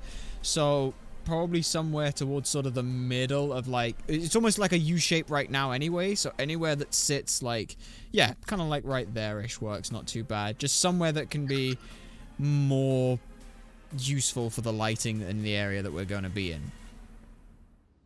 Okay, so the light of your circle is this big. I'm putting this yellow circle here for a moment so that we could sort of see it. Yep. And you can see in the more front area, you see a lot more movement and a bit of like screechy noises. Okay. Okay. You can hear something moving around in that area. Yeah. We're gonna stay sort of somewhat back, hand very much still grasping the rapier, but it's just, and is there, and is sort of like the idea of like what's there? Is it like rigging, more crates, rope, cannonballs, cannons?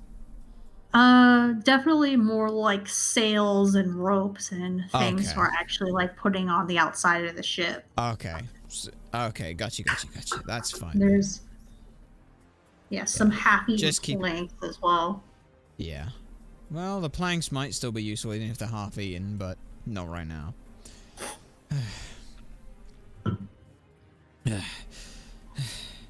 yeah, it's just literally just keeping an eye on that and sort of anticipating something to lunge and dodging, slashing back, avoiding for Val whilst trying to catch her breath and sort of somewhat happy that I am somewhat inebriated so I don't feel the sting of my left arm.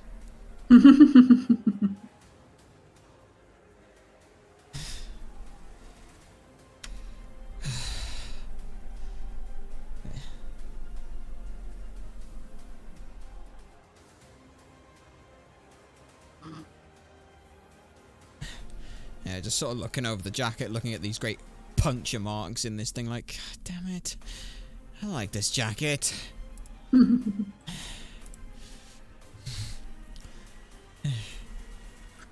Thankfully the hat's still fine. That's all upstairs, so yeah. But no, I'm not poking around in that and doing that same thing again until Val's back. So I'll just keep watch, trying to pin down like, just like there's movement there, but can I make it any more than just this general direction? Alright, so Val hops back down the hatch. He's got 2 potions in hand, and he hands one to you. Cheers. He's like, this should help. Yeah, I'll take the edge off something. So how much do I restore?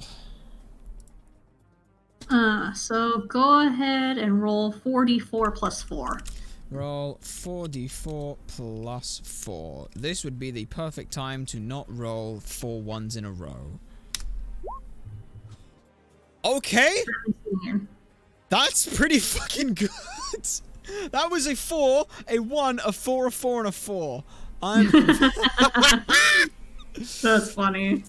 That's very good. That has doubled my health. That has doubled my health! Straight up doubled my HP. That's kind of gross. That's actually kind of gross. I almost feel a little gross seeing that. Okay, so you're up to 34 hit points. Yep. Okay, and then Val needs to drink his too. Please roll just as well. Nope. Oh no! Okay, I'm sorry, I took all the healing luck.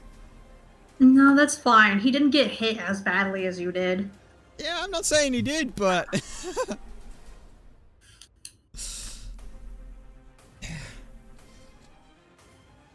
yeah, sort of finish that off and things, sort of crack the neck, sort of flex out my hands. Just flex out my hands and say, yep. Told ya. Stout, resilient little buggers we are. Speaking of little buggers, I sort of, with the tip of the rapier, sort of gesture around to sort of the sailing and things. Some in there. Oh, good. You want to take pot shots, or I can lift this, and you, like, I'm sort of gesturing, like, I can, like, pierce it with my rapier and then try and, like, lift it up, possibly, and you can see if there's anything underneath.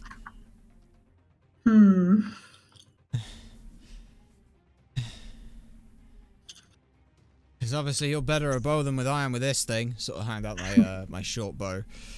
That's sort of around sort of my shoulder.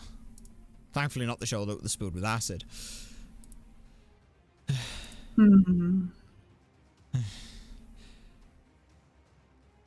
Oh. So he's thinking for a moment.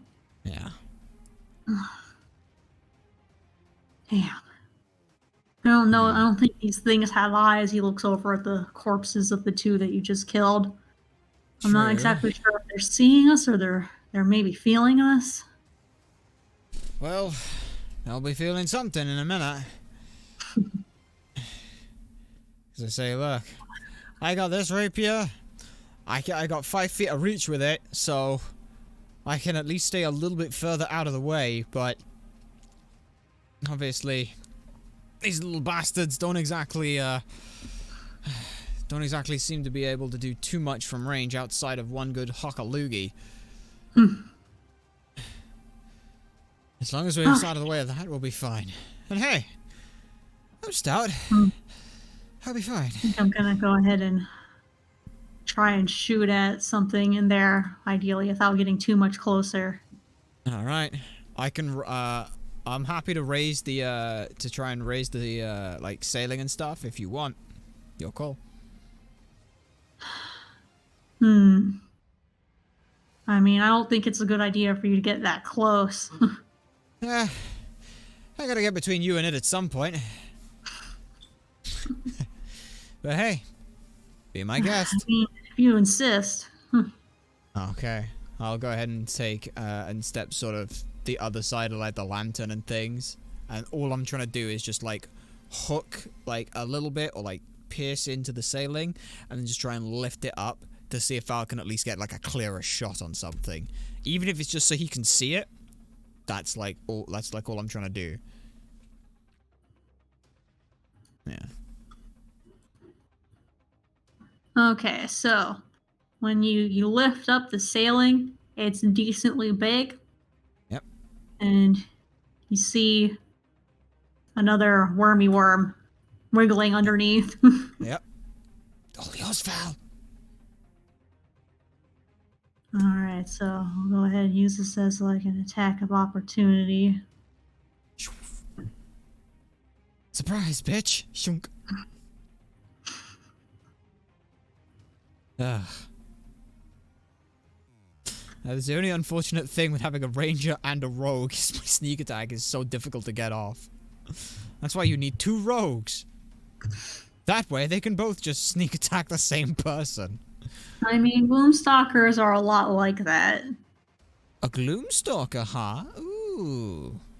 I'll take that information into consideration. I have no idea what any of that means, but I'll take it.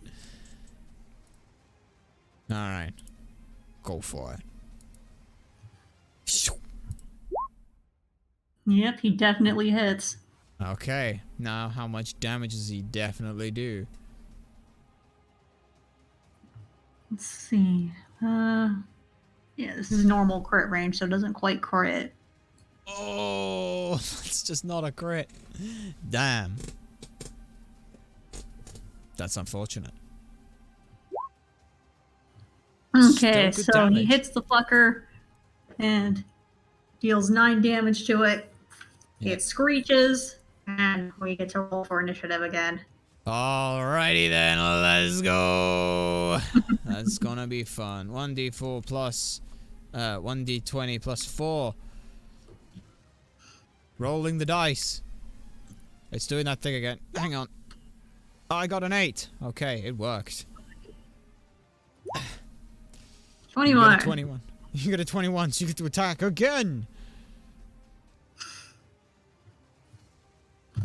Alright. Okay, then. Now the real question is how many other worms did that screech get the attention of? Oh no, that worm did pretty good. Yep. That's fine. That's totally fine. I'm still here literally holding on to a bit of sailcloth and things, so like it makes sense that I'm not gonna go first. I'm trying to flick that over so it holds over so that I can then unget the thing. So it is gonna take me a little bit. Oh yes. As that wormy screeches, another worm pops up from further back. Wow! I'm just offering you sound effects. Fair enough. Besides, I gotta work on my dragon dialect. Yuck. Well. Look, it's a regional variant thing. We gotta learn this stuff at some point.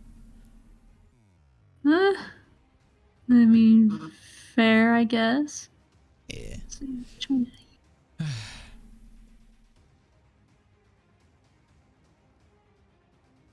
Yes. Then off from the side of the ship, a third one pops up. Oh boy. Alright. Let's see how badly that's gonna go. Am I gonna die? Let's find out. Worm 2 got a 7. That's less than me! Yay! Worm 3 got an 8. Ooh, that's exactly the same as me. How do you want to do that? Okay, I'll let you go first. Okay. Because my dex is +4. And that was just no dex. Okay, yay. Worm has no dex. Is. The worm has no dick? Dex. Dex, gotcha. I mean, that might be true too, but... I didn't need to know that information, though.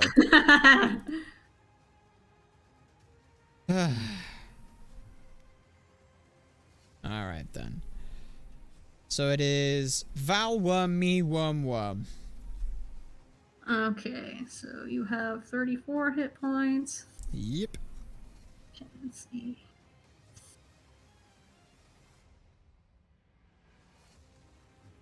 Alright. And the nice thing is Lucky is not once per anything, it's just infinite uses. Or saving throw. Question, on things like the acid spray, is that a saving throw? Or just a... Okay, interesting. Okay, it's a saving throw. That's good. That's good to know then. I should have done a +7, not a +4 on that other one. Not that it mattered anyway, but I should have done that. Good to know. Good to know.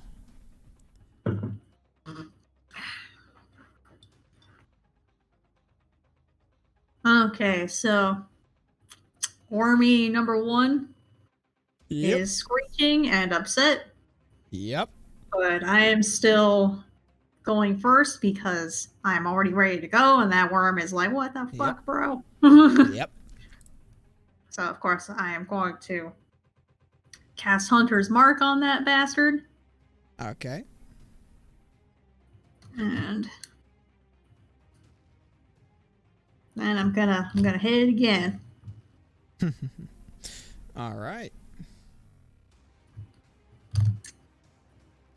Okay, let's see.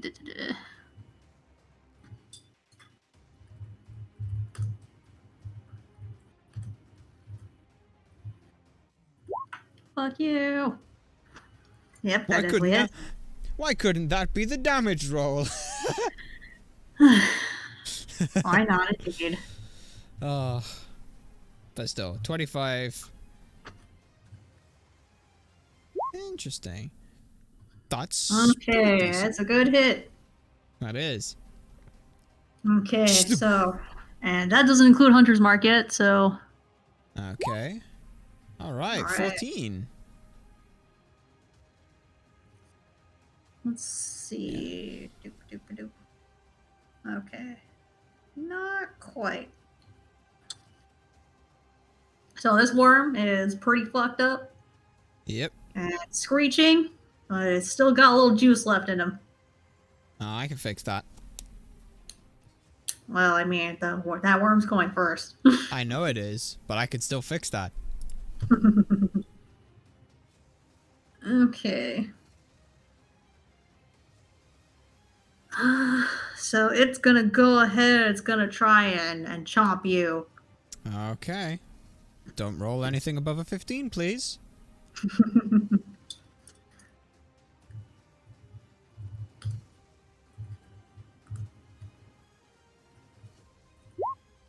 I said, okay.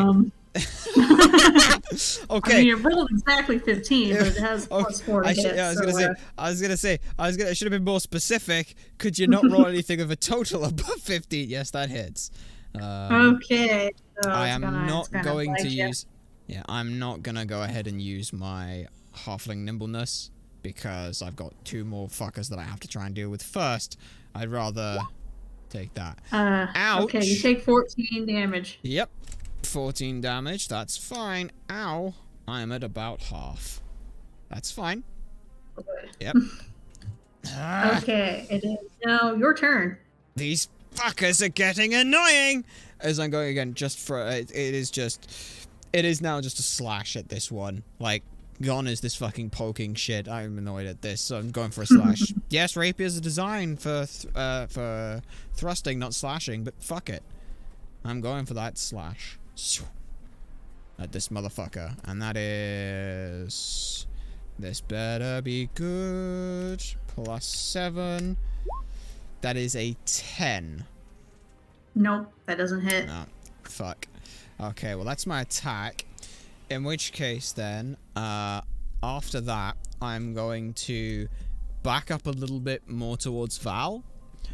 And then, can I see either of the other 2? Like, at this point. So you can definitely hear them, but you can't really see them because they're so far back. Okay then, so I've backed up a little bit, I've done my attack, I've done my movement. Do I have any bonus hand? Not particularly. The only other bonus action thing I can do... I don't think you do. Let me check on my racial feats and traits. I have Brave, Halfling, Nimbleness, Stout, Resilience, and Lucky. So the answer is no on that. But I'm gonna go ahead then and ooh. Here's one. Eye for detail. You can use a bonus action to make a perception check to spot a... Would it be counted as a hidden creature or object? Yes. Or okay. I would like to use my bonus action to make a perception check to spot a hidden creature. Which is perception, which is a fucking +7 to. So, is that all good? Yeah. Alright, let's see what I roll. I roll a 14. Can I see any of them? I don't know whether you'd roll, like, stealth. Like, are they trying to hide, or? They are hidden. Okay. Damn. So, let's see. What would that be? Let's see. Stealth dex thing. Okay, let me go ahead and roll those. Alright. Okay, worm number 2 and worm number 3. Okay, so you can definitely see the two of them in the back area of the hall. I'm just gonna make. And Val has dark vision, so he can see the movement under the stuff that they're hiding in. Alright. Got 3 here, Val. Yep, I see. Fucking. Well, by all means, do something about it. Working on it. And so Wormy number 3 is gonna take this time to move forward. He's all the way back. Aw, poor worm number 3. I assume that's the more peachy colored one? This one on the right. Yeah. Okay, so 1 and 2. Well, let's see. 1, 2. Okay, so yeah, shimmied over a little bit. But he's too far away to reach either of you. So they only have 10 feet of movement speed. Interesting. Yep. Fantastic. Okay, and then worm number 2 is going to move forward. Mm-hmm. And now he's actually close enough to go for an acid spray. Oh, goody. So you're both Val and you will have to roll dex. Yep, that's fine. Yeah. And that is a... Alright, and that is a dex saving throw, so that is, again, another +7 for me. Watch me roll an 8. Ooh, that's a 23 in total. Okay, so...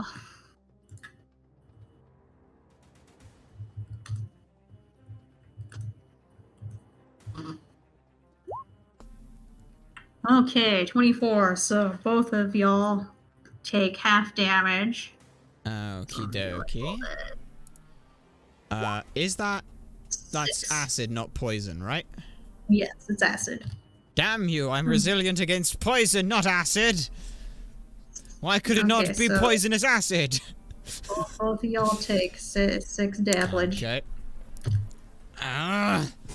Yeah, I sort of turn around for this, so it hits like my back and things, but just sort of the force as well, and the sting sort of like almost shunts me forward, but I get back and sort of hold myself in place on that. Okay. So with that, it is Val's turn again. And he wants to finish off that first worm. Yeah. Yeah. I can't... I'm just wondering, could I uncanny... I'm just wondering before we end on that, could I uncanny dodge that as well? To half the half that I take? Half? The spray? Yeah. Because I'll let you decide on that, because... Let me look.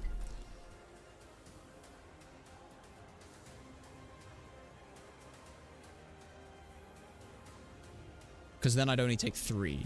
And that'd spend my reaction. It's not an attack, so technically no. Okay. Okay. It's just a cone it's spitting out. I happen to be in its range. Okay, that's fine. Yeah. Alright, gotcha. Okay, so Val's gonna go for that wormy. Yep.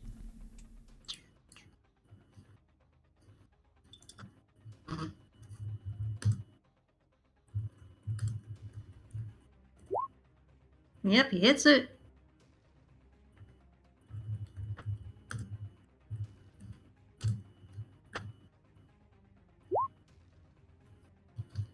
Uh, 7 damage, and then with Hunter's Mark. is 10 total. Mm-hmm. So, he murders the shit out of that worm.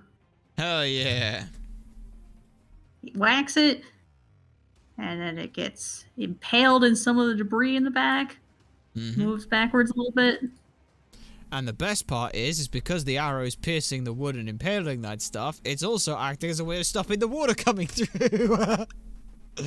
Oh, is it though? Yes. Yep, it is. See? I told you.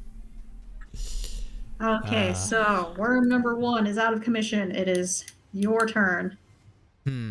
Okay then. I'm currently wielding my rapier, but let me just check on things, what it's got, because I'm trying to see how it is for, like, I'd put my rapier away and then take the short bow I've got, because I'm too low to go up there. Would that take an action to do? What do you mean? To put the rapier away and then draw out my short bow. Let's see.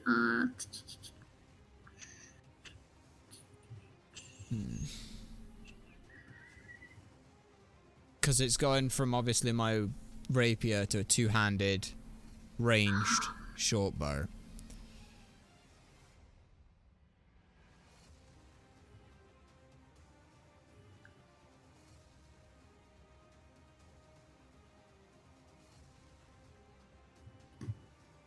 I would say that putting one weapon away and getting another one out is an action. Okay. I will go ahead and do that then. On that side of things. And then, let's see what I can do at this point. I've got movement, which can't do anything there. I've got my action of readying my weapon. And then... Is there, like, at that point, I'm just checking back over what actions and things I've got. Bonus actions. I've got disengage with cunning action. I've got eye for detail again, which doesn't help. I've got insightful fighter, which would give me the sneak attack on that.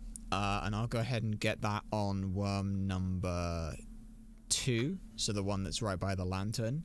Okay. To try and go for the insightful fighting. So I need my insight check, which is a +1.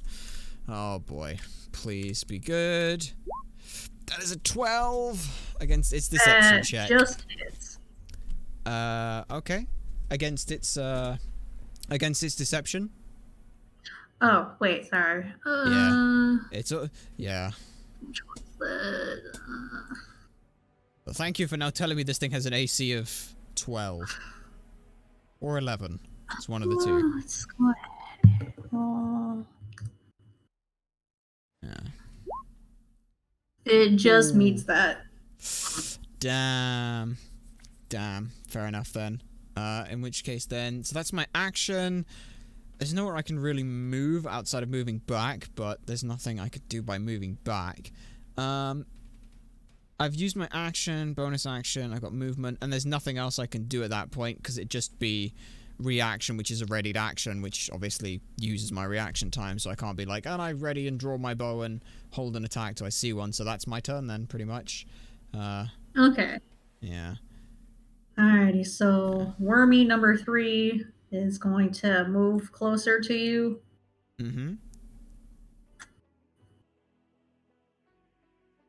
And okay, so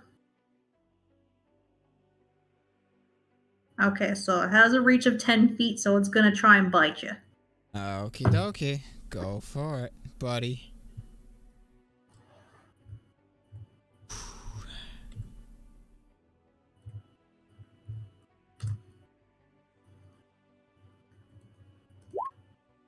That's a hit. 19. Okay. That is a hit. I am going to use my my uncanny dodge to half this damage at the cost of my reaction. Okay. I take 4 damage to that, and I'm on 10 HP. Oh shit. I'm fine. That'll be fine. Like, now you see the reason why I was backing up. Lurches at you, gives you a chomp, and then sends back up. Yeah. Alright, so that's bloody worm number 2. 2. Worm number 2 does not appreciate being in the light, so it's gonna leave. Okay. And go like a little more adjacent to Val. Okay. See, he's just far enough away that he can't reach. Okay, that's fine by me. That is very fine by me. Okay, so now it's Val's turn again. Mm-hmm. Let's see.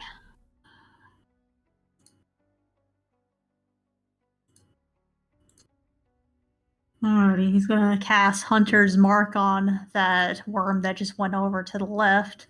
Mm-hmm. So you hear him state his incantation towards the fucker. Mm-hmm.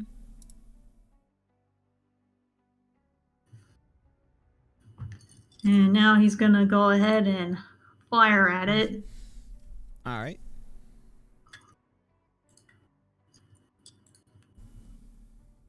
Who would have thought that worms would be the most difficult challenge we faced yet? Okay. Yeah. You go ahead and roll that double damage dice. Does that double damage also affect Hunter's Mark? I don't know.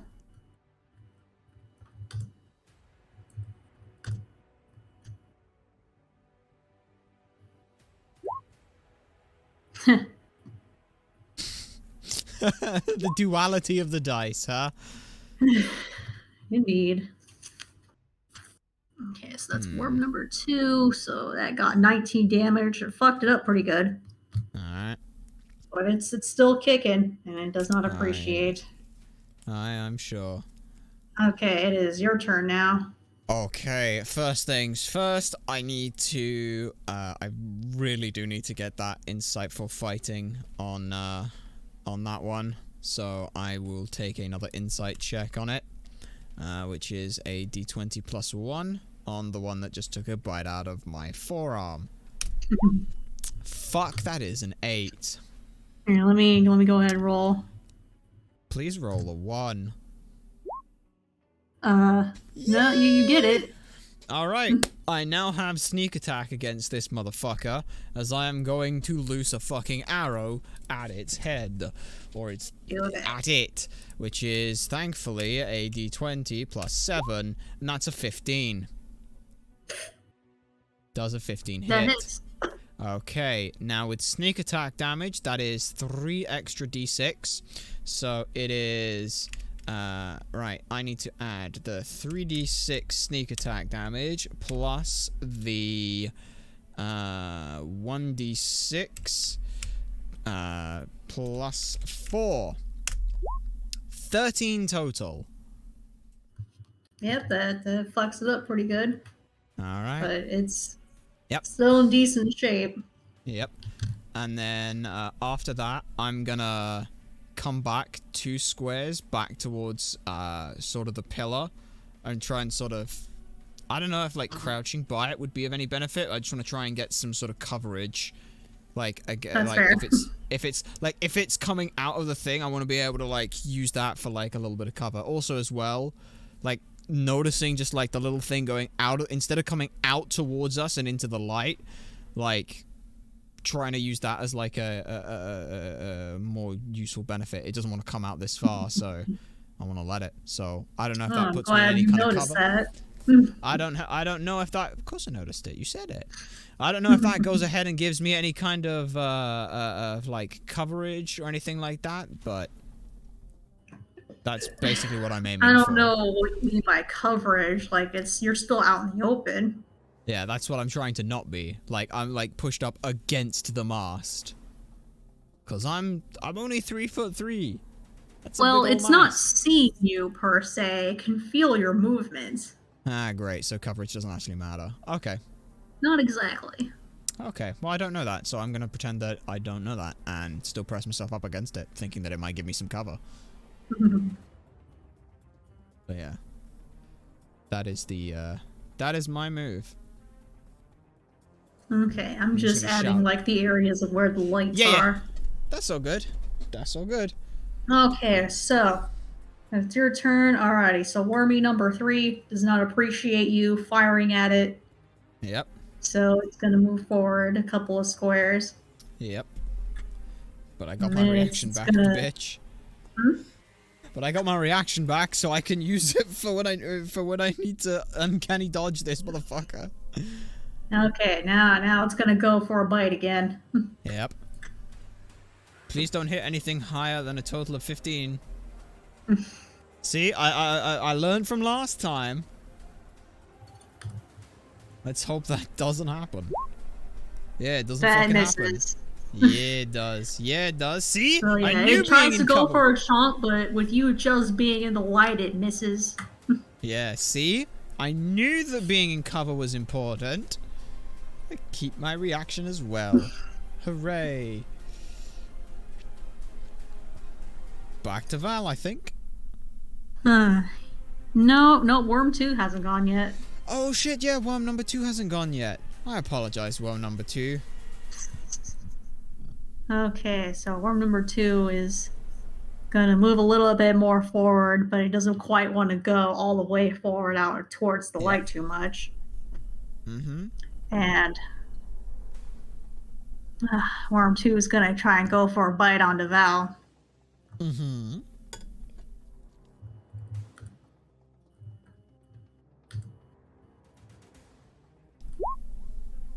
That definitely hits. Uh-oh.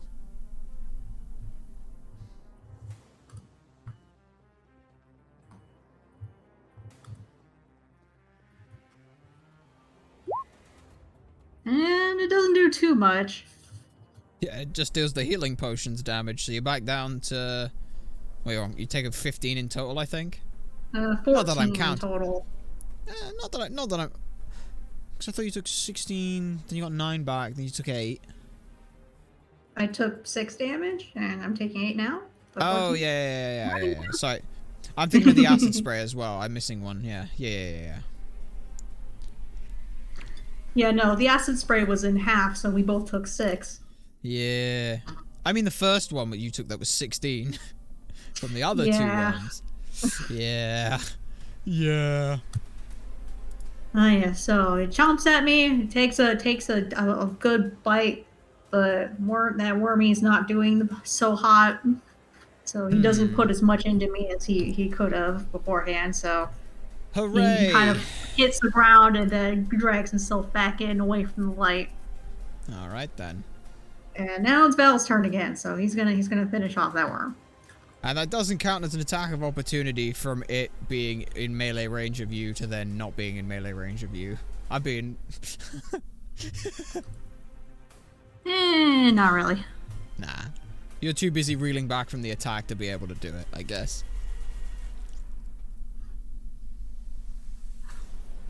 Now we're back to the top of the order. Okay, so that definitely hits.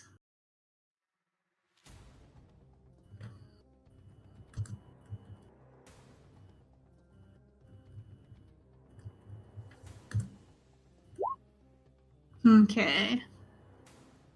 Plus Hunter's Mark. Yep, that kills it. Just pinning it down at the very end before it can get back under the cover out of the light. Yep. So yeah, he shoots another arrow at it. Fucks up pretty good. It smacks the wall. Gets impaled there. Nice. And water starts coming up from its body. Fuck. Shit. How much water starts coming up? Was it like, did it like pierce, like did the arrow like pierce through the hull, or did it like splinter no, it the open? movement of the worms suddenly like moving off of the wood makes the water come up. The spot where the worm was must have been pretty weak, and the sudden movement of it getting launched backwards was probably enough for it to... You know how you like push down a little bit as you get knocked back? Kind of. Not Well, really, because no, the but worm's kind body of. was kind of dragging across the ground a little bit, it was enough to Oh, cause the wood to give. splinter up.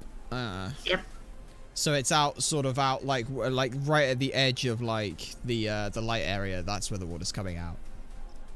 Gotcha. Yep. So yeah, that worm is dead. Yeah. And Now I just gotta deal with the last because motherfucker. water So, coming up. Yeah. There's water there, and there's water somewhat close to where I am, eventually somewhere, from a tiny hole in a rapier, but it's a teeny tiny little amount. It's like one Yeah, it's line of barely water. noteworthy. Yeah, exactly. It was there all the whole time. It's like a pinhole. Like literally, you could put a cork in it and it'll stop. Yeah, exactly. Like, it's fine. So who's yeah, next? it is your turn. Me? Yes, it is your me. Alright then. So I'm gonna go ahead and go for that attack again, because I ain't got much of a choice but to really do that. And hope that my 17 hits. Oh yeah, it does.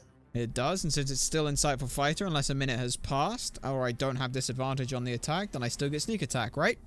Yes. Okay then. Does 14 damage. How does that do? It is just barely still alive. Like it's holding on by a thread. Okay, in which case then I've got, how much movement I got 25. I'm gonna go ahead and come 1, 2, 3, 4. Question, the square that I'm beside right now, that is the like, hatch that's overhead. okay, that's not just the hatch impeding moving. That's not like a, okay, that's not like a box or a crate or anything. Just double checking. No. In which case then, oh yeah, I'm gonna come, and the box that's like between me and Val diagonally, that is... Yeah. Diagonally? What? Right, so go back where I was for a sec.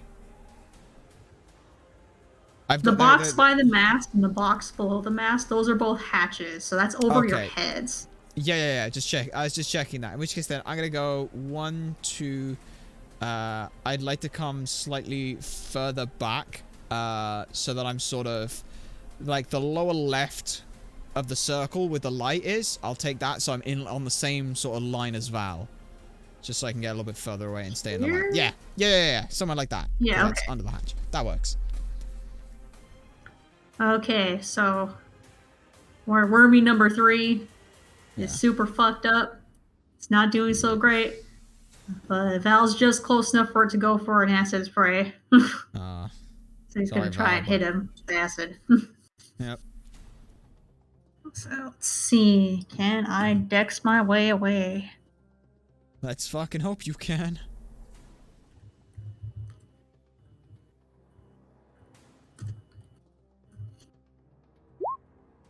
Nope. Oh shit. Let's see.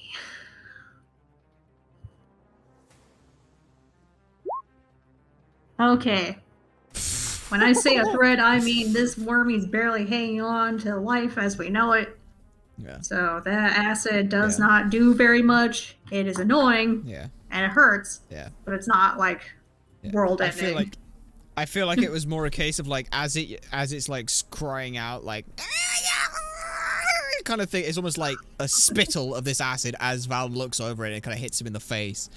And it's like spittle spits rather than like super globs of damage. So the damage is still there, but it's not much. It's like fuck. Okay, so it's Val's turn again. He's gonna shoot that little fucker. Please do. Please don't put any more holes in the boat. Please don't put any more holes in the boat with a nat 1. I'm sorry for calling it, but... Okay, 15 hits. That's not a nat 1.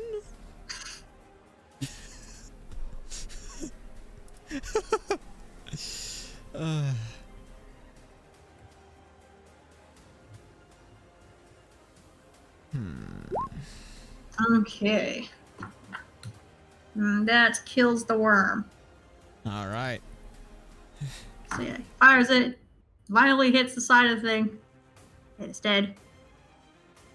But did you put another hole in the boat? Let's find out.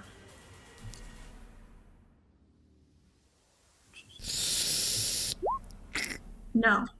Yay! That's fine. Okay, that's the end of combat. Holy shit.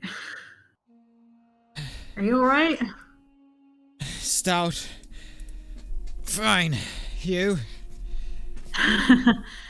I'm fine. Good. Grab that lantern. And let's...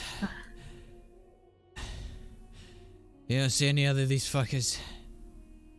I don't know. Oh.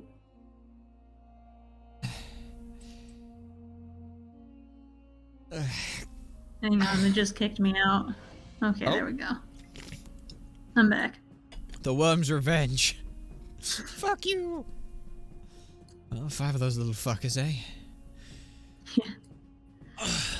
Oh. Also, if they ask, the fucking water was there when we got there. Because they were sat on it.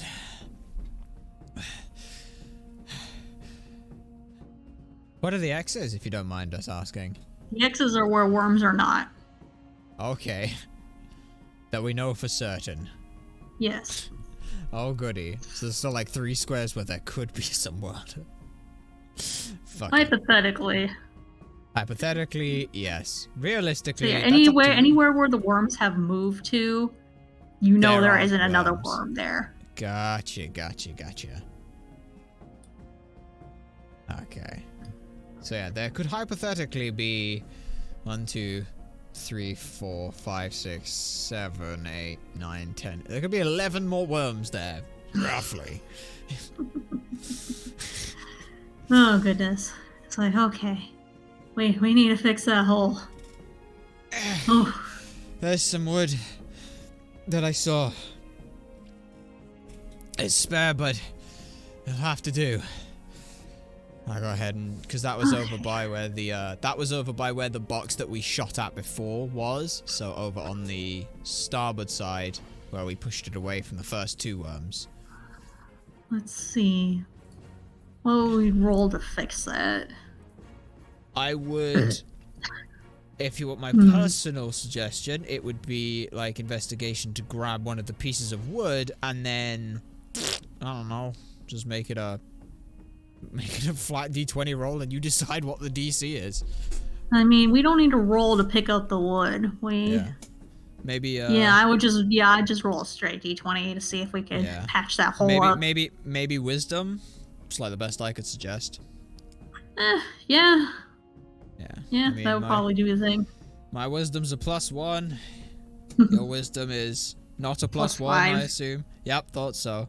So I'll just go ahead and chuck you over the piece of wood here. That good enough? Should be. Alright.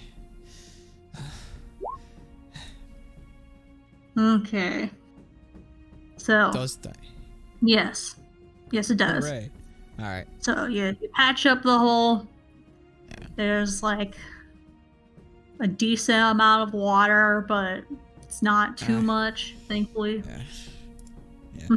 Meanwhile, I'm over the other side. All I do is I literally just put a piece of wood over the hole that I made. Just put it on top of it. See that there's no water coming through. That's good enough. That'll do.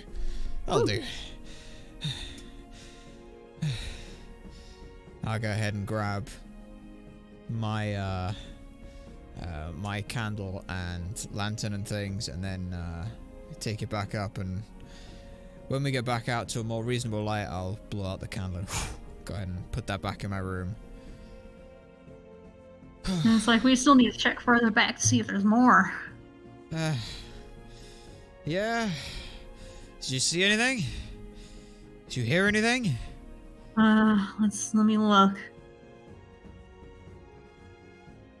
So yeah, he takes his lantern with him.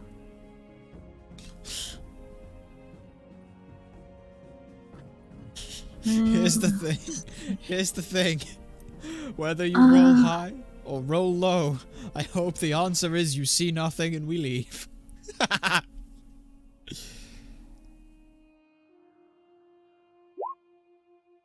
Okay. There's he looks 67 around and of there them. seems to be no more worms. Okay. I was gonna say, what do you mean you roll a D100? There's 67 of them? Turns out that No. actually all the barnacles that the commander thought were barnacles were in fact larval of these woodworms. Boof, boof, boof, boof, boof, boof. The whole base of the ship now erupt with water. Bam. Roll for initiative. Get the fuck out. Though to be fair, I would not want to be you and trying to keep track of 69 players' initiatives. No, I'm not gonna do that myself. Thanks. Oh, that fucking... Okay, so yep, he looks into the darkness with the lantern in hand in case anything tries to go at him, and there's no more worms. Those 5 were the only ones. Nice. Well, yeah. Head back upstairs through the hatch. I am getting double compensation for this.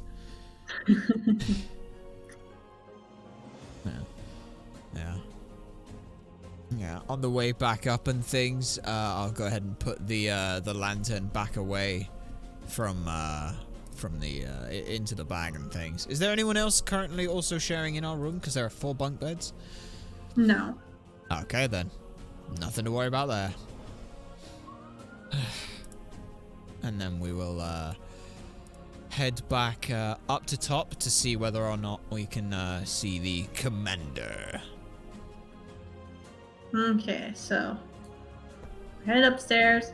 Commander's still there. You can see Iron Guts is fading as the light of the sun is setting. Yeah.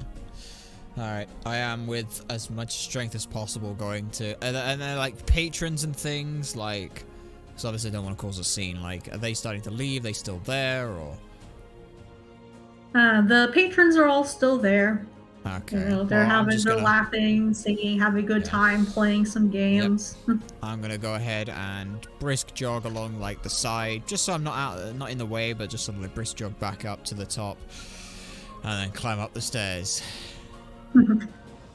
Vowels falls behind you. Oh yeah, because he can just walk at my running pace.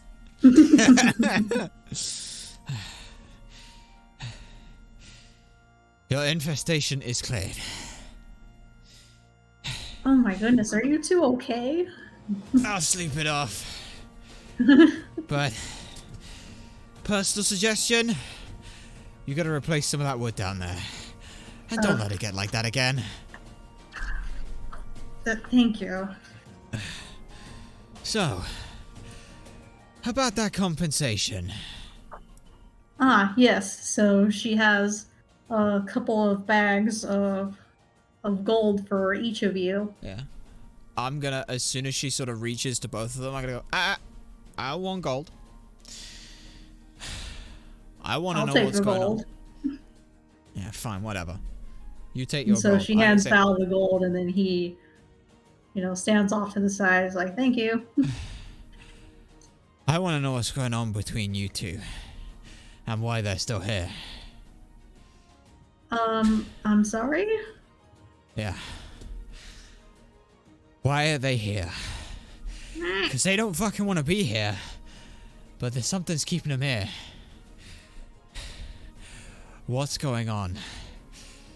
Because... I can't remember her name off the top of my head, but... Val, or Swift definitely knows her name. She definitely doesn't want to be here. And there's something here. Something magical, or something related to it. I want to know what's going on. Roll persuasion. Damn it, my persuasion is a 0. It's just it's a straight D20, and that's a fucking 2. I can't even roll it. Fuck's sake. Oh my goodness. Fine. And so she looks at you with dismay and sighs and calmly says, "I honestly don't exactly know how these spirits are on this ship. As far as I know, they're connected to the ship directly. They've been here since before I took command." Great. Well, whatever. look into it. If they don't want to be here, don't force them to be here. I will just... I'm not even gonna bother, I'm genuinely not doing that. Fine. Whatever. I fixed your problem. I'll take the money then. I'll just walk away. Okay, she gives you the money. Yeah, I'll just walk away from that. Muttering under my breath something about forcing people to stay where they don't want to do is akin to fucking slave labor. I'll mutter that under my breath. I have no interest in directly conflicting with that, but yeah. You are now going to roll her passive insight to see if she hears me. Fuck. No? Oh, good, good. How much is in that fucking bag? 100 gold. 100 fucking gold. Hell yeah. Yay. That's definitely worth it. I definitely didn't almost fucking die for it. Okay. I have just pentupled my total amount of gold. Hooray.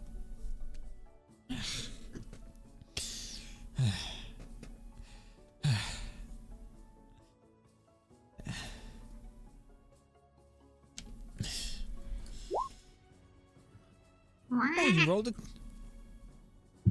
And so Hoots flies over to you. Yep. He definitely heard you just now. Okay. He's like, wait, wait. Huh? Hey, And then buddy. he lands on Val's shoulder. He's like, okay, the jig is up. I know exactly what you're saying, and I understand you.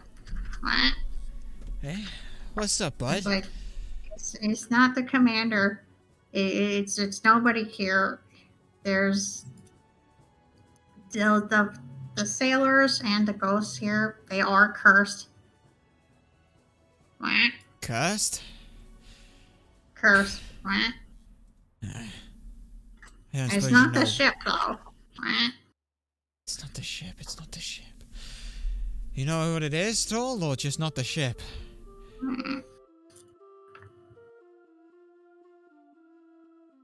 When Iron Guts was the captain of this, well, actually, it's even before he was captain of this ship.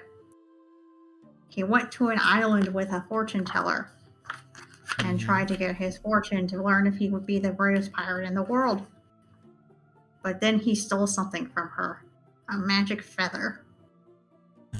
And after that feather was stolen, the island that she was on sank to the sea.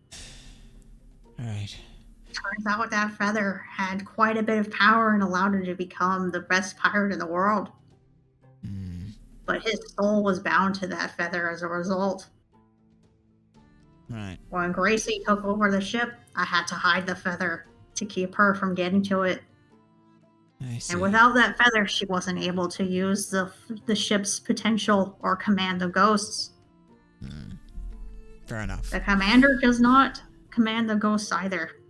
They merely do the work that they did back when they were alive. But she doesn't have that power because she's not intent on using the feather because Iron Guts warned her not to. Right. So, how do I break this curse then?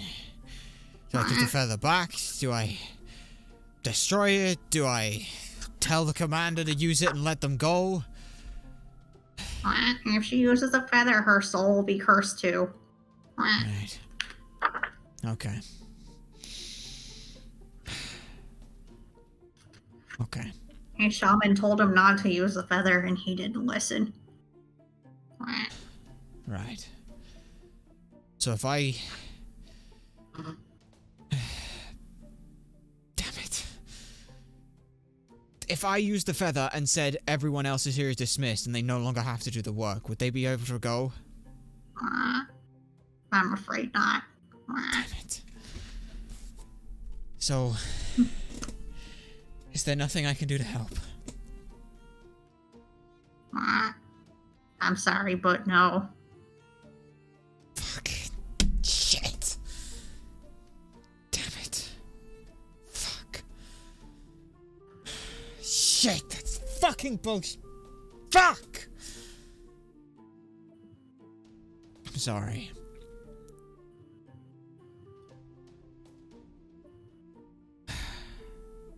I'm sorry. Okay. I'm just gonna kind of head back up to,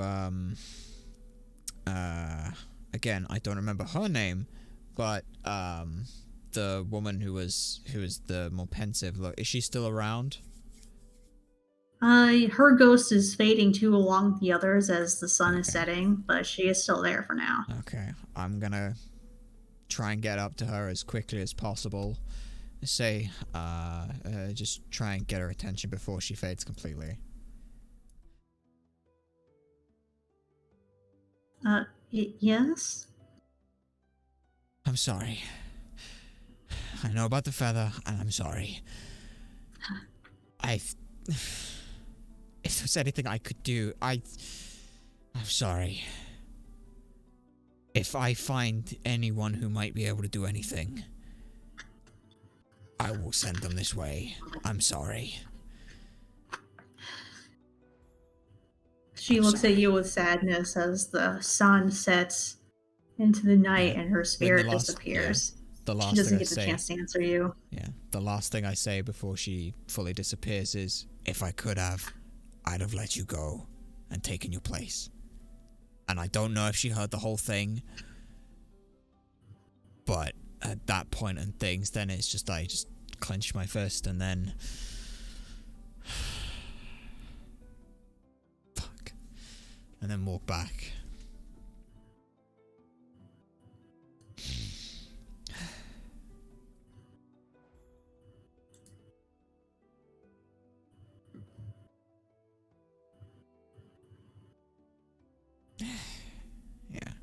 Just head back to Valentine's. I need a drink. Same. Yeah. I don't even care what I get. I'll probably take a couple of sticks brews at this point, and yeah, and then I'll head to bed. And like at this point, like part of the drink is to numb like the pain from like how fucked up I feel. Like I'm trying not to get like or like make a show of it and things, to like obviously like the pages and everything. I don't want to cause a scene, so I'm just sort of sat off to a side, out of their way, drinking a drink, solemnly, but from that side of things. But it's A, trying to numb out the pain on how fucking fucked up my arms are, and B, just how fucking shit of a situation they're in, and how fucking awful I feel that I couldn't do anything.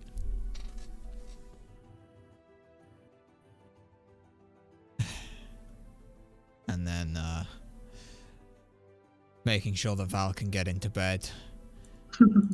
At some point, I will probably throw him in the lower bunk, and then, I assume on the top bunk is my hat with Duke and Chandler in there. Yes. Yeah, in which case then I'm just going to sort of scoop the hat upside down so they can sit in it, and then I'll just sort of put it to my side and pass out and let that be. And just sleep off whatever I can and hope that this counts as a long rest and gives me back all my health.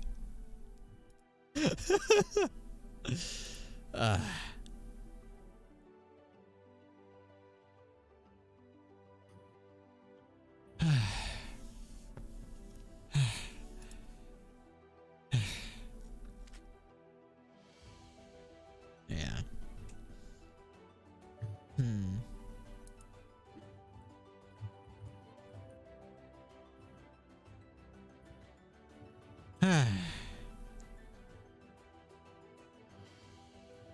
And then, what happens next?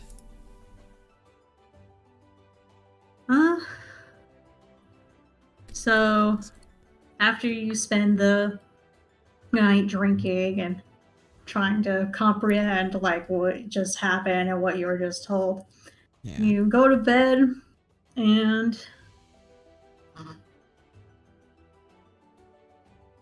Actually, let me roll a thing. Uh-oh. Oh no. Suddenly some giant abyssal thing from the last session turns up. It got No.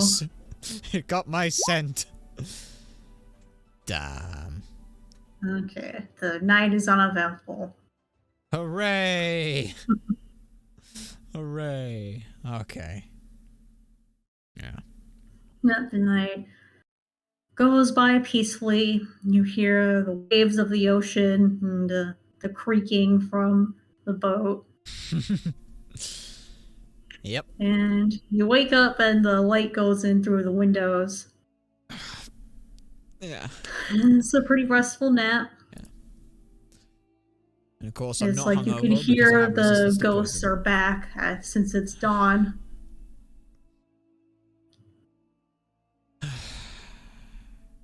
Yeah, it's a very pensive, solemn sort of wake up and things.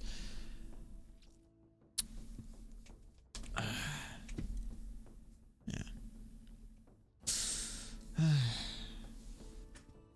Yeah, and then, like, does that count, by the way, did that count as, like, a long rest, a short rest, like, Long do I rest. heal in?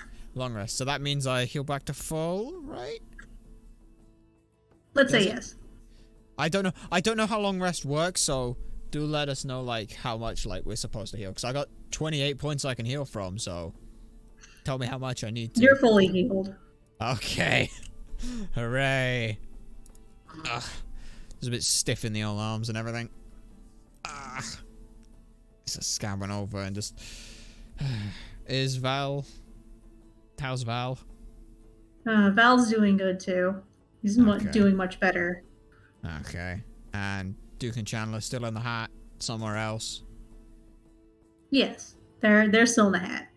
Alright, and I'm gonna go ahead and take the hat then and just sort of, one hand holding that, the other hand just getting down off the bunk bed and things, and then I'm just gonna sort of tip them onto the, right by the, sort of the sock and thing, the floof sock, so they can get back in, but they're just on Val and things, whilst also as well trying to check what time it is. By sneaking on Val. Or by sleight of handing Val. What? I've done it last time. I could do it again. Oh my goodness. I want to know what time it is. Yeah, go ahead, roll sleight of hand. Roll sleight of hand. +4. 7. Fuck. Yeah. Okay, so yeah, no, he fucking wakes up with a start, grabs your fucking arm, pulls you up. It's like, Whoa, hey. Just want to know what time it is. Also, don't fucking do that. He just puts your arm down and is like, jeez. Well, because you're the one with the fucking pocket watch. oh, then maybe you should get a watch then. I am not getting a ticking device. Alright? Those things are like bloody sonar pings when you're trying to stay quiet. It's that tick, tick, tick. Constant dead giveaway. Christ. Remind me to get you drunk before doing that.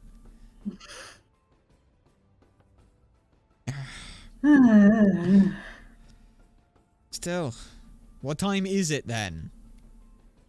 It's like 7:30. Alright. You wanna go... They sort of hesitate to say get something to eat, because obviously that's gonna have to go out and do things. You wanna head on out for wherever we gotta go next, or... Yes. Yeah. That sounds like a plan. And I'll, like... Was like we walked like the whole distance of the island in a day, but is it like all like residents? Is there any kind of like just a spot that we can grab something to eat that's not the tavern? And also is there anywhere I It might be is able mostly just like residences. Damn. I was gonna ask if there's anywhere that I could grab grab something to eat that's not on the ship. Next and ship also we need aboard should be arriving pretty soon, actually. We should get up and get our stuff and go. Yeah, let's do that. And so Val hops out of bed and gets dressed and grabs Duke and Chancellor from your hat and puts them in the tube and gathers his things from the chest and puts it on. It's like, alright, let's head out. Yep. Lead the way. You know where we're going. So he meets up with Sharkbite and gives back the keys. Yeah. It's like, thank you. Yeah. All good. All good. Yeah. As I give a solemn glance back over to where the pensive woman was stood. Hoping not to see her, but I assume she's there. Yeah. It takes the two of you longer to gather your things for the sun to rise fully. Okay. And Oh, fantastic. she's no longer there. Okay. Well, yeah, just sort of look back to where she stood and then, yeah. Head on out towards the, whatever other port there is. Yep. So the two of you leave the boat and go more to the east of the island. Mm-hmm. And then the next ship that you go on to go to land again is already there. And you board that ship. And then you sail for a few hours. Okay. It is completely uneventful. It is a normal ship. Fantastic. And you arrive on land. And this is at the edge of the Underdark? No. Oh, good. We're not No, there yet. You're not there yet. Oh boy, that's going to be fun. Oh yes, it will. I mean, hey. Not yet. Let's see.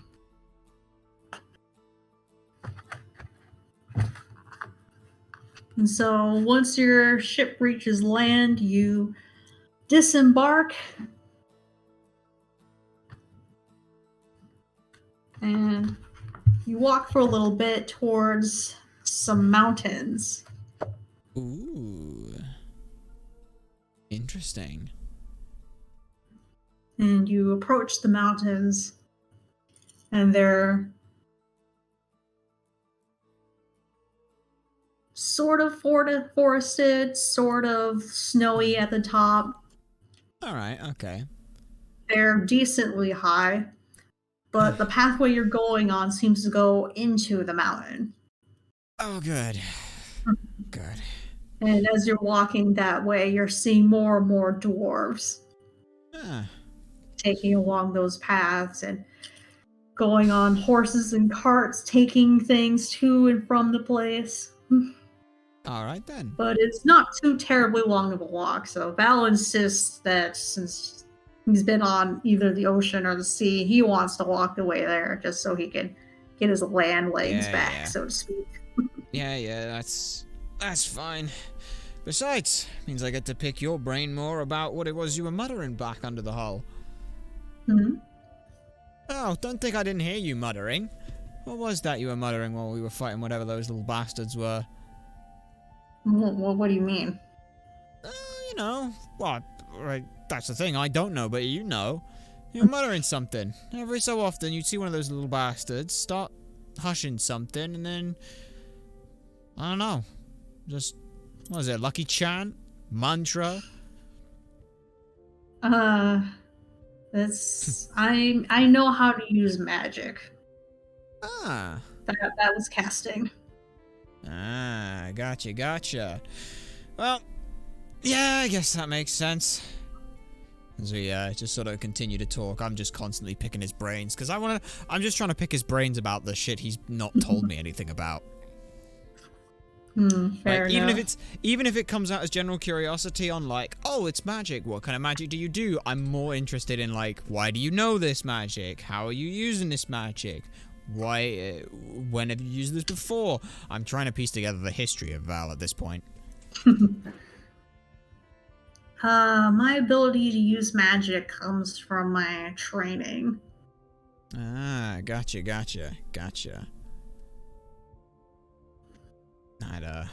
That all makes sense to me.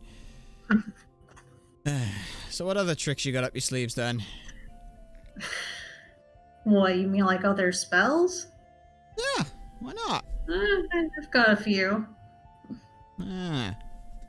Any of them, like, useful? I mean, it depends on the circumstance. Aye. Well, it's no better than me. All I can do is, well, I got these. That's about it. I mean, don't get me wrong. Being able to size up an opponent pretty quick's useful, but, it always feels somewhat, I don't know, underwhelming. Not that I'm looking to do more in the whole hostile department, but, you know. It's fair. Yeah. And as the two of you are talking, you see on the mountainside a more rocky but kind of divot into the mountain. Uh-huh. And you can see structures built into the mountain. What seems to have been an old mine. But it doesn't, nobody who's coming in or out of the place looks like miners, nor are they taking any ore out. Instead, that is the next place of your stay. The next place? And with that, that is the end of this session. Alright, fantastic. Is this when you say, I now also you're level 6? Maybe? Maybe? It's up to you. Yoko, you can think on that. I mean, I can bat my... Well, I don't have eyelids, but I can pretend to bat them at you, if that makes you feel any better. Yeah. I mean, you could try to roll to persuade me. With or without advantage? And what is my... Here's the thing. Are we using Swift Whisk stat block? Because I don't know what my charisma is. Let me check that really quick, actually. Huh? You stat blocked me? Not exactly. I'm concerned now.